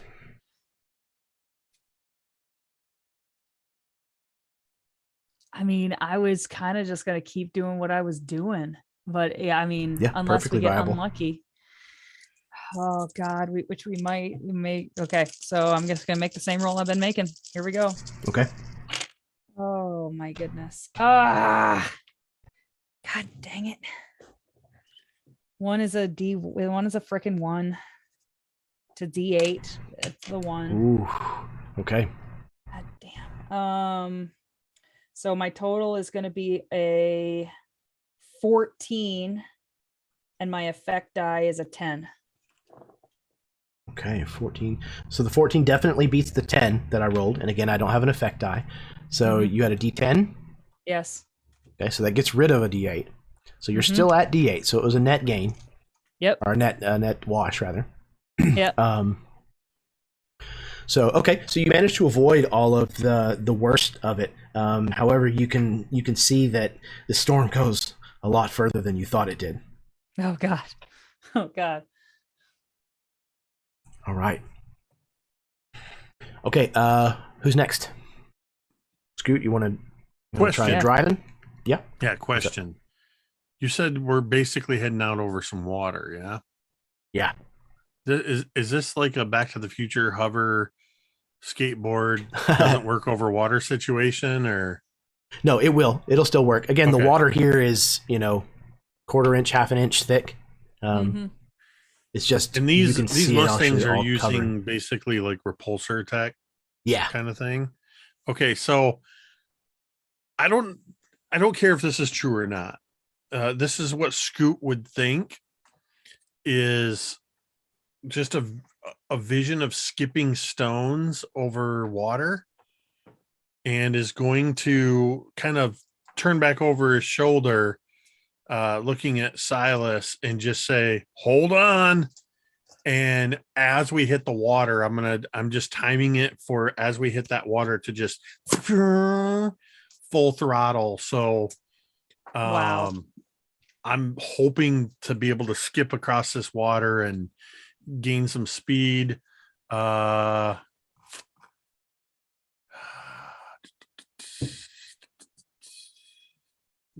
Distinction. I mean, I'm still fueling off of I don't want to die. D8. I think it certainly still applies. Yeah, emotion is still fear. So that's a D6. Honestly, I feel like in values, this is skipping down into glory a little bit, trying to hope for a awesome move here. Still got the Silas D4 and definitely a hot shot D8 on there. So 3 D8s, a D6, and a D4. Nice. Nice. 1 on a D6. Okay. Ah, shit. A total of 12 with a D8 effect die. Total of 12. That's definitely going to beat. That is by 5. So you'll get another big damn hero die. But that will also eliminate a D8. So effectively, you have downgraded one of the die. Nice. Because you added a Okay. D6 in, but one of the D8s is wiped out. Okay. So you managed to pull off this crazy maneuver. Maybe even like as you go out over the water, you hit the accelerator, so you kind of lurch forward, and then you kind of like maybe pull back on the lev controls. So you kind of like touch like the belly of your your Mustang kind of on the water, and actually kind of use that as like a literal skipping motion on the water, and gain a little bit of extra power in a little distance. For just a moment, I look like Anakin in the pod racer. Yes. Woohoo! Yes. Yes. All kinds of yes. Perfect. Okay, Van, Silas, you do anything to try to help things along? Yeah, I think Silas is really just trying to help Scoot at this stage, as best as he can. He sees that Scoot is like on some shit, like he's doing something and he knows what he's doing, and it's a mystery to Silas at this stage, I think. So what he's just going to try and do is keep the Mustang together as best as possible. So he sees anything rattling, he's going to go over and like hold it or like tie it up or whatever, like just sort of triaging the thing in case it like falls apart with the speed. Okay, perfect. So that sounds like at the very least for roll maybe fixer. Yeah. Yep. Okay, cool. Silas is my R2 unit. Yep. Nice. Yeah. Yeah. Wicked, Scoot. Okay, so I think it's again, I don't want to die. Is my main motivation here. Yeah, for sure. Emotion is fear, definitely. More so even than before. Relationship is Scoot. and fixer. Okay. Don't have a big damn hero die this time, unfortunately. Okay, I got a 1 on my D4. And okay, I'll take a 13 with a D6 effect.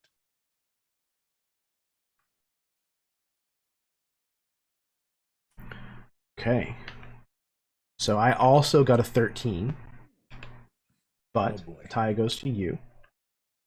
Whew. What was your effect die again? A D6. D6. Okay, so you can So get rid far of out this of Silas's D6. wheelhouse of things to be doing, Mhm. not his skill set. It's like fixing Yeah, things. yeah. That's for my servants. So yeah, you're like reaching over to fix something and like trying to put some pressure on it to hold it down, and something like on the other side pops off and falls out off of the thing and kind of like makes a splash, and then a small gout kind of erupts. Yeah, it's like a Disney cartoon where he's like plugging all the different holes like all over the thing, trying to hold it together. You know? Yeah, absolutely. Okay, so we have a D8 and a D4 left in the crisis pool. All right. Van, what you got? All right. Are we still being pursued? Like, is still that part of the scenario that we can interact with? Yep, absolutely. All right. Well, that is what Van is good at. So that is what he will continue to do. Let's pull out some pool here. So I'm going to use heavy, my relationship with Lily, desire. I'm going to use my last big damn hero die.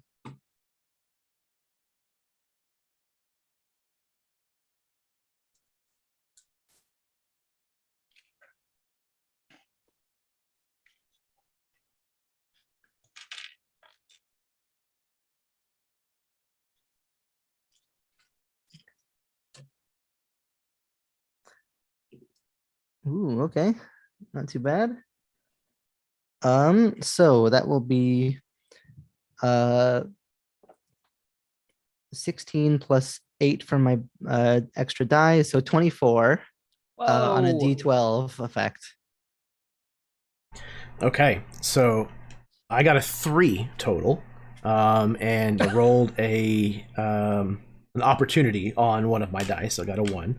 So, with that resounding success in my piss poor roll, I'm going to say that you have wiped out the remainder of the crisis pool.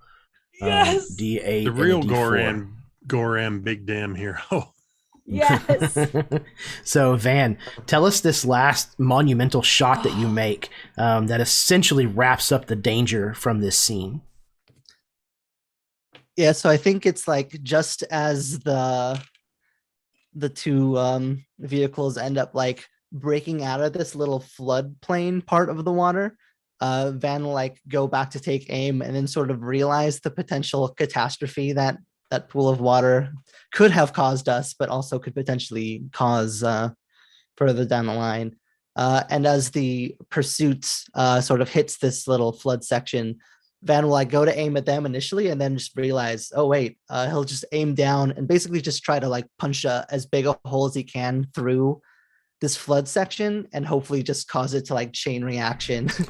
So you see the part that Silas inadvertently knocked off of the other Mustang, and you realize that it's got some kind of like, combustive, property to it. So yeah, you take your shot and it just, causes this massive, mushroom cloud of purple flame. Excellent. So we watch this explosion. Oh no, we lost Carrie again. We see this massive explosion kind of rocket up into the air. If the pursuers survived, they're certainly not going to be able to continue to chase you any longer.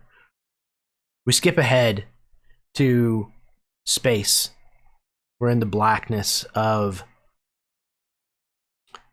the rendezvous point, empty of any asteroids, of any hired gunmen.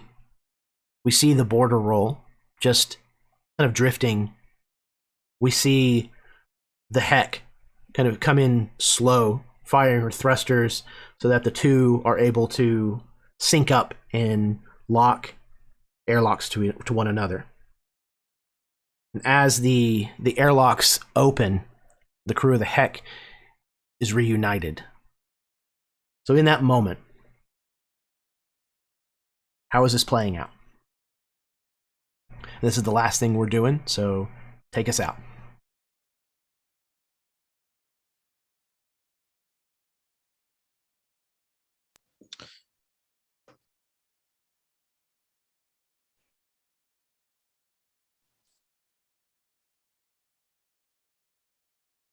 Okay, Silas will I guess he's like being treated maybe for because Quinn has some medical experience, right? Austin? Yeah, I would assume he probably has some from the Alliance. Maybe He- the two of them are sitting in the cockpit after all this has gone down, and he's like treating some of the burns and stuff, and he'll say, "So it went as planned." He'll think briefly about the terrifying moment where Yasukashi got a hold of an actual loaded gun instead of the one filled with blanks. It's like, more or less. How'd the kid handle himself out there? Yeah, we see Silas think back to a similar, just like blood, chaos, fire, explosions. Yeah, better than I expected.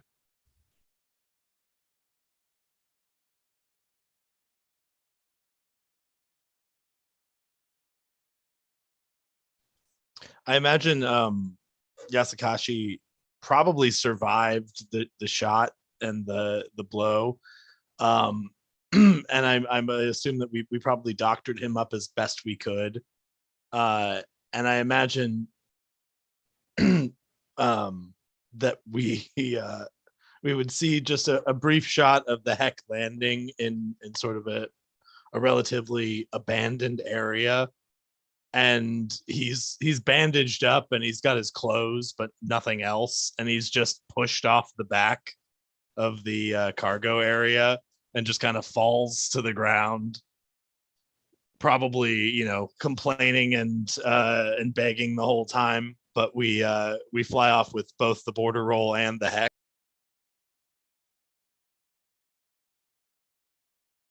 Maybe on the border roll before it takes off, like in the cockpit, Silas will call in Scoot. Take a seat, young man.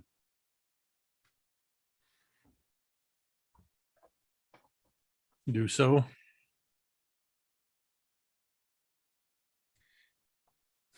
You've proven yourself to be a dedicated and hardworking member of this team and of this crew. And what happened down there has shown me that perhaps I don't put enough trust in you. I can be overly cautious at times, and I can think too much. And so we need a pilot for this ship. And since I intend that we will all stay together, and based on the way you drove that Mustang, I think perhaps that you could be the pilot of the border roll.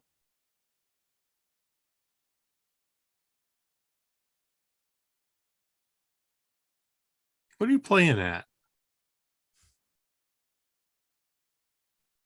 What do you mean? That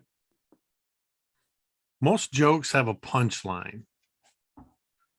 I see. I'm failing to see what the punchline is in this joke. There isn't a punchline. I think that you have a lot of potential, Scoot. I think that you are more clever than I give you credit for. And I think you have a bigger heart than I give you credit for. And I think, given the opportunity, you could prove yourself to be someone quite talented and someone quite special. And I'm going to give you that opportunity. For now, you'll fly with us and we'll stay together. But someday, who knows? Of course, a percentage of whatever you make would come back to me, but we can figure out those details at another time.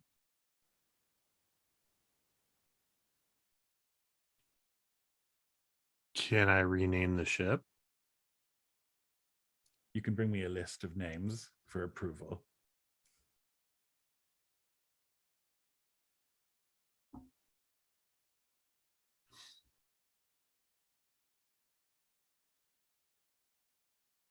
Okay. And Scoot stands up and sort of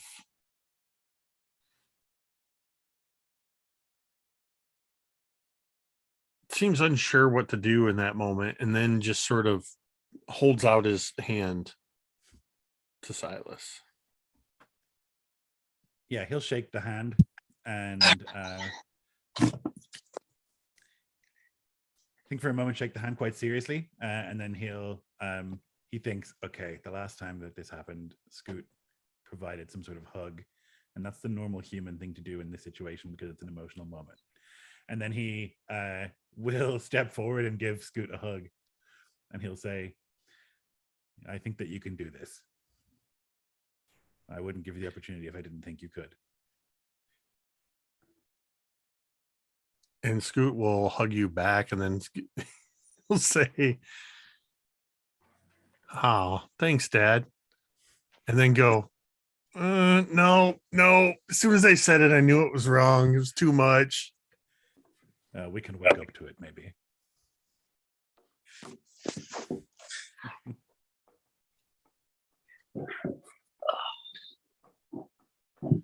Quinn will walk in on the end of that moment, just absolutely destroying the like emotional tension in the moment. Say, Scoot, damn it, look at this place. If you're gonna be driving this ship, you need to keep the bridge in order. It's a mess. There's blood all over the floor. Come on, get to it. In all fairness, didn't you put that blood there? Well, not me personally, but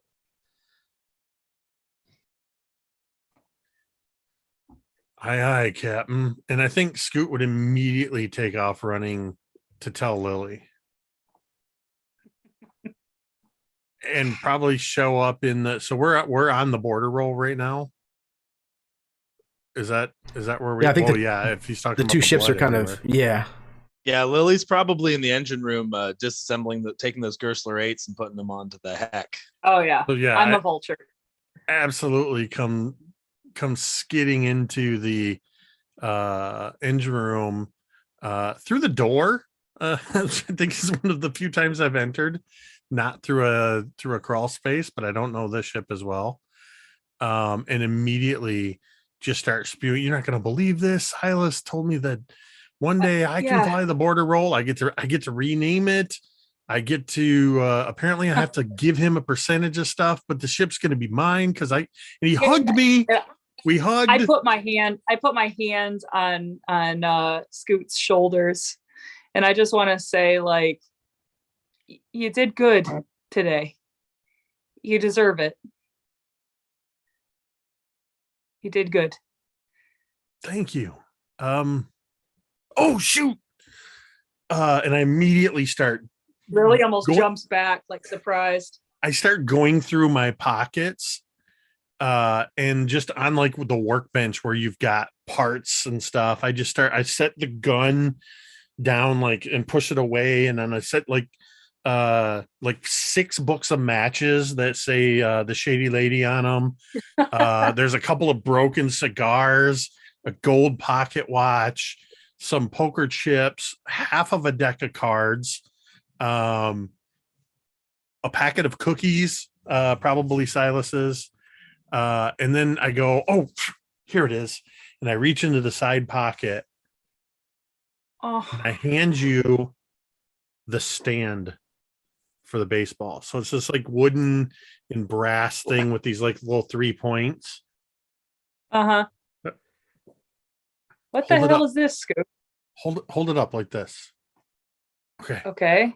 And then I go blocking with my hand, and I reveal as I place the baseball on top of the stand. Oh my God.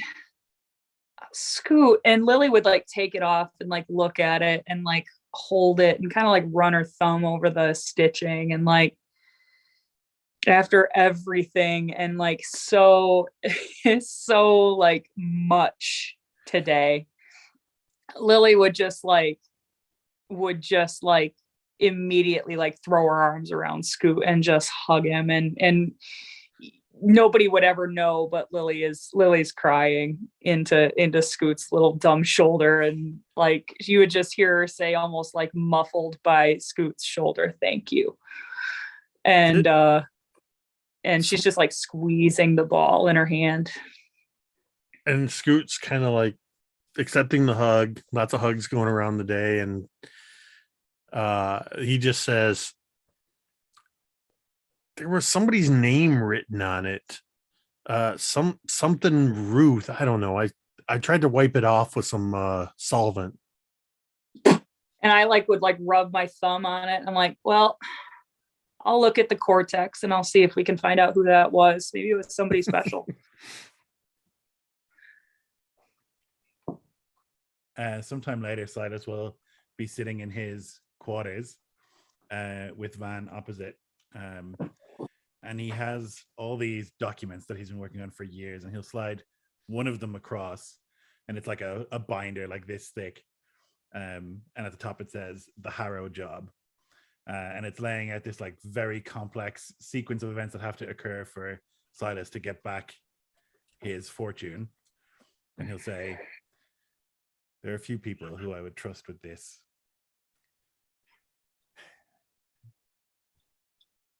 But I think you are one of the only people who can help me get this back. And Van will like look down at the binder quizzically and he'll look up. I have to read all this.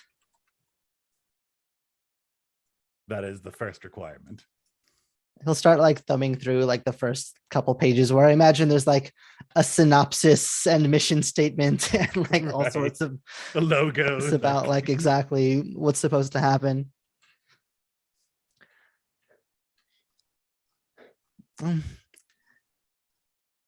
If it's Jeremy got me in the chat. Van will just kind of nod, looking through the first couple of pages. Well, if anyone could create some wacky plan to get this done, probably would be you. I think we can make it happen. Oh, you're muted. You're muted, Lloyd. Yeah, it wasn't in Zoom. Yeah. So I couldn't hear you. Oh, now I hear you. Weird. Yeah. That was really weird. He'll say, if we do this and we pull it off, you'll never have to work another day in your life. I'll see to that.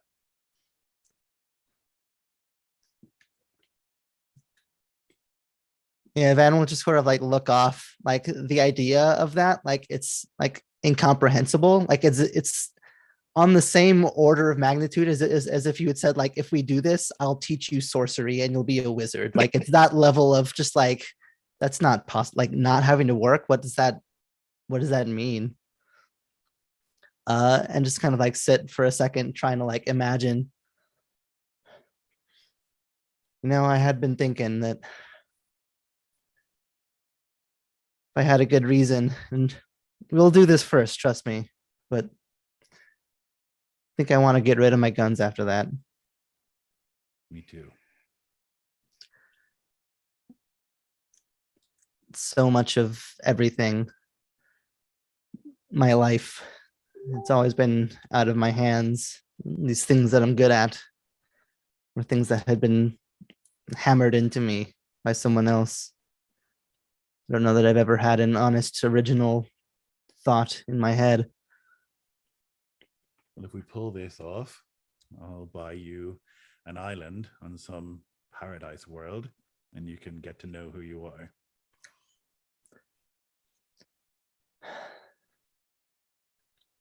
Yeah.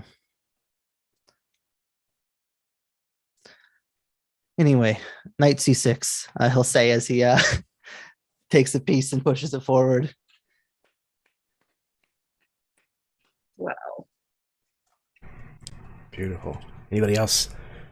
Any closing scenes they want to have? No? Okay.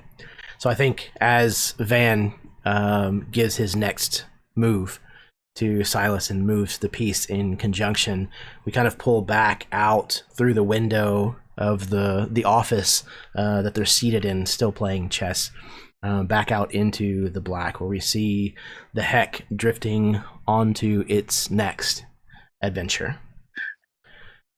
So I think that's where we're going to call it. Everybody, this was tremendous. Thank you so very, very much for taking part in this. Not only for going along with a system that I wasn't 100% comfortable with, but for taking up the mantle of playing these characters for 3 short sessions with such gusto and such love. It was incredible. So thank you very, very, very much for being a part of this. I'm going to pass things over to players. They can give any kind of closing plugins that they'd like for things that they might have going on, any comments that they might have in parting, and then we're going to call it an afternoon. So we're going to start in reverse order with Lloyd. Yeah, it was great. It's like requires a certain caliber of like player and GM, I think, to pull something this like deep out of such a short campaign, but really got there, I think. Really felt like there was a lot of weighty history behind the characters, and that's hard to achieve with so little time. And it really felt like there was a lot of history and a lot of connection and stuff. So yeah, it was really juicy and I really enjoyed it. I really like the system. I think having like values and emotions be a part of your like every role you make, it's just so good. It just like makes you think about your like reason for everything you're doing, not just I attack because that's what I should be doing, but why and how am I attacking and what's the purpose of it, and all that stuff gets rolled into it. And I think that's like it makes every sort of role really matter and feel heavy, which is amazing. So yeah, it was great. Thanks so much, Jeremy, and thanks everybody. Yeah, absolutely. Absolutely my pleasure. And I would agree. It's just a breath of fresh air to run a system like this, where the narrative decisions have an actual measured, tangible effect on the mechanics, and where you can even leverage them to your advantage or disadvantage, whatever makes the most sense. It gives you, as a player and as a GM, a lot of, like you said, a lot of heft to the narrative elements that are coming into play, which is it's just great. It's such a good way to establish quickly motivation and reason and like ties to the past, which is all of you showcased very, very, very well. So yeah. All right. Next we have Jeff. Yeah, I mean, what a fucking game that was. Just insane, just so good the whole way through. It's the amount of ground that we managed to cover like in 3 sessions is just like, it boggles the mind. Like, I don't know that I've ever like felt that much like come out of such a short campaign, just in terms of like character depth and growth and like the relationships between the crew members and everything, like how radically that advanced so quickly. Like, it's like a year-long campaign, sometimes won't have characters that feel that good. So I think that's partially goes out to all of you guys being amazing players, and partially out to Jeremy being an amazing GM. Just the way that you used like flashbacks in particular in each of the sessions to like build those relationships and storylines, like it really brought it to that next level up. So yeah, fantastic game. Surprisingly emotional too. Like I've especially this session, like I really felt, the drama like embodied in a way that you don't often get from these sorts of things. So yeah, thanks to all of you. It was a truly fantastic experience. Good. I'm so happy that comes across. Yeah, the flashback scenes are just, they're very Firefly to me. It feels very on point as far as the particular genre. So I'm really happy that you guys took those moments and really made them matter. I kind of was able to tell you kind of what I wanted out of the scene and then just let you go. And every single time you guys delivered exactly what it was that I was after. Trying to hit an emotional beat that then juxtaposed to what's happening in the scene before it or after it really helps influence how we interpret that as an audience. And it was really enjoyable to watch all of you work with that. So it was amazing. All right, next. Speaking of amazing, Austin. Hey, that's a better one. Yeah, that was a nice one. Yeah, no, I wanna echo that the flashbacks were so Firefly and felt so perfectly aligned to what was happening in our story. And I really loved the parallel action there. Like it made me want to do them. And I loved that element. The whole game was great. It was like I generally, especially with shorter mini campaigns and things, like I enjoy like letting my character die somehow at the end. I did not want my character to die. I like gave way more of a shit about like whether they got out of it okay. I was like, no, if this character dies, I'm like worried about what will happen to the rest of this crew too. Like they need someone that can call them on their shit morally. So like I don't know. It's just it was a really great little mini campaign, and I've been thinking about it all the time. I'm sad it's over. Hopefully maybe someday we'll do a season 2 or something, because that was really great. And I think like for a TV show we hit the tone, I think, much better than I anticipated any game would be able to. And so I give a lot of credit to all these other players and Jeremy especially just for facilitating something like that. So thank you. Unfortunately, Fox just canceled us after our first season. So Damn it. Well, they aired Not again. episode 2 first, and then they did the finale, and then they showed up us meeting all the characters, and it made no sense. And so doomed from the beginning. That's incredible. Man, yeah. It's just, yeah, it's so much fun. Like I said, I've wanted to run Firefly for such a long time. I'm a huge fan of the series. So are my dogs, and I've never found a system that felt right. And stumbling across Cortex and then starting to dig into it and going, holy fuck, what is going on in this system? But I'm really, really glad that I managed to stick to the guns and use that system to run this game, because it ended up working really, really well. And I'm very, very thankful that all of you kind of got it and rolled with it. I'm going to pass things over so that my dogs will shut the hell up. Carrie.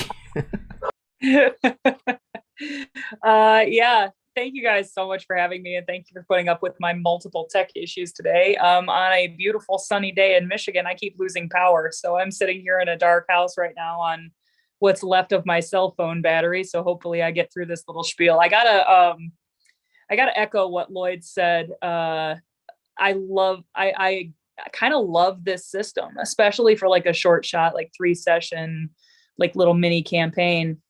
It feels nice to have emotions and values and stuff be a mechanical element and not just flavor. That's kind of a cool thing that I haven't experienced too much. So that's awesome. And I've got to echo what Austin said. I will not be ripping up my character sheet. I'm hoping for a season 2. This has just been a blast, and I'm so honored that you guys invited me, and thank you so much. Absolutely. Yeah, I think a season 2 would certainly be something that I would be interested in pursuing at some point in the future. This was a lot of fun. And again, Firefly is certainly something that I will be happy to go back into at any point. And maybe between now and then I can learn what the hell I'm doing just a little bit better at the wheel with the system. But yeah, this was just a blast. And again, I'm so glad that you said yes and that you came on to the channel, never having played under me before, never having played with me, period, before. It was a really good experience. So thank you, Carrie. Last, but certainly not least, speaking of a very good experience, Jake.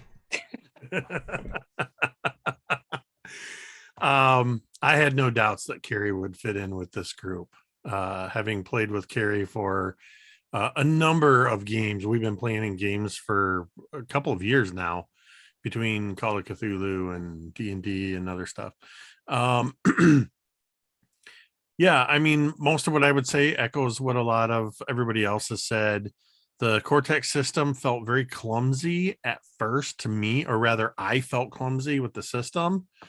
But I noticed for all of us, with this session, we all knew what to do. We knew how to build our dice pools out. You start thinking of those distinctions, emotions, values, relationships, roles, big damn hero dice, all that stuff. You start calculating it ahead so that you can have your dice pool sort of built in advance as you anticipate what you might be doing. I do also think, like Lloyd said, I think a lot of how smooth this went, like if you hadn't have said that you were unsure about stuff, we would have never known, Jeremy. Because you did and do such a great job of analyzing, digesting, and sort of reframing the system for us in the session 0.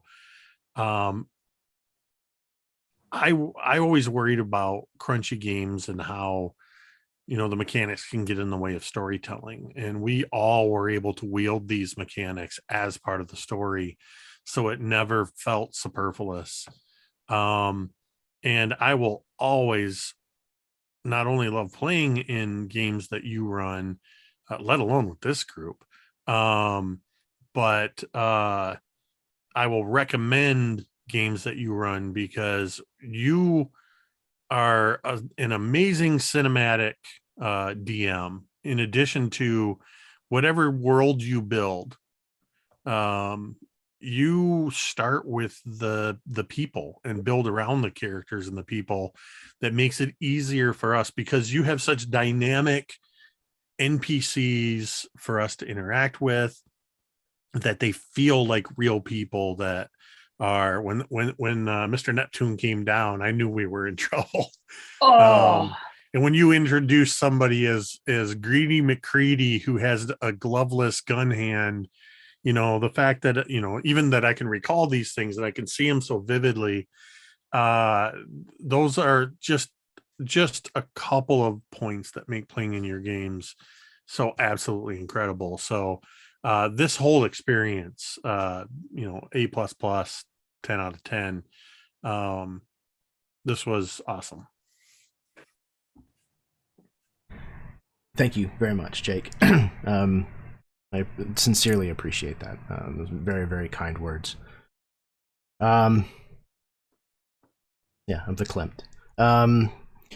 This was amazing. Like I said, I'd hoped for this game for a really, really long time. I didn't know exactly what it was going to look like, but it surpassed every expectation that I had.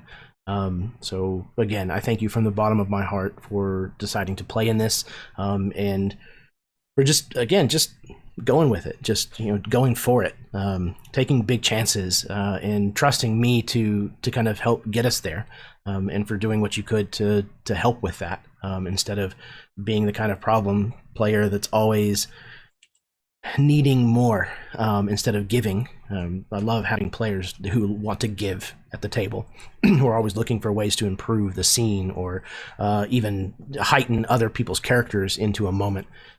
And all of you did that with such grace and skill in this game. So it's amazing to find a group of people who do that at the table. So thank you for doing that.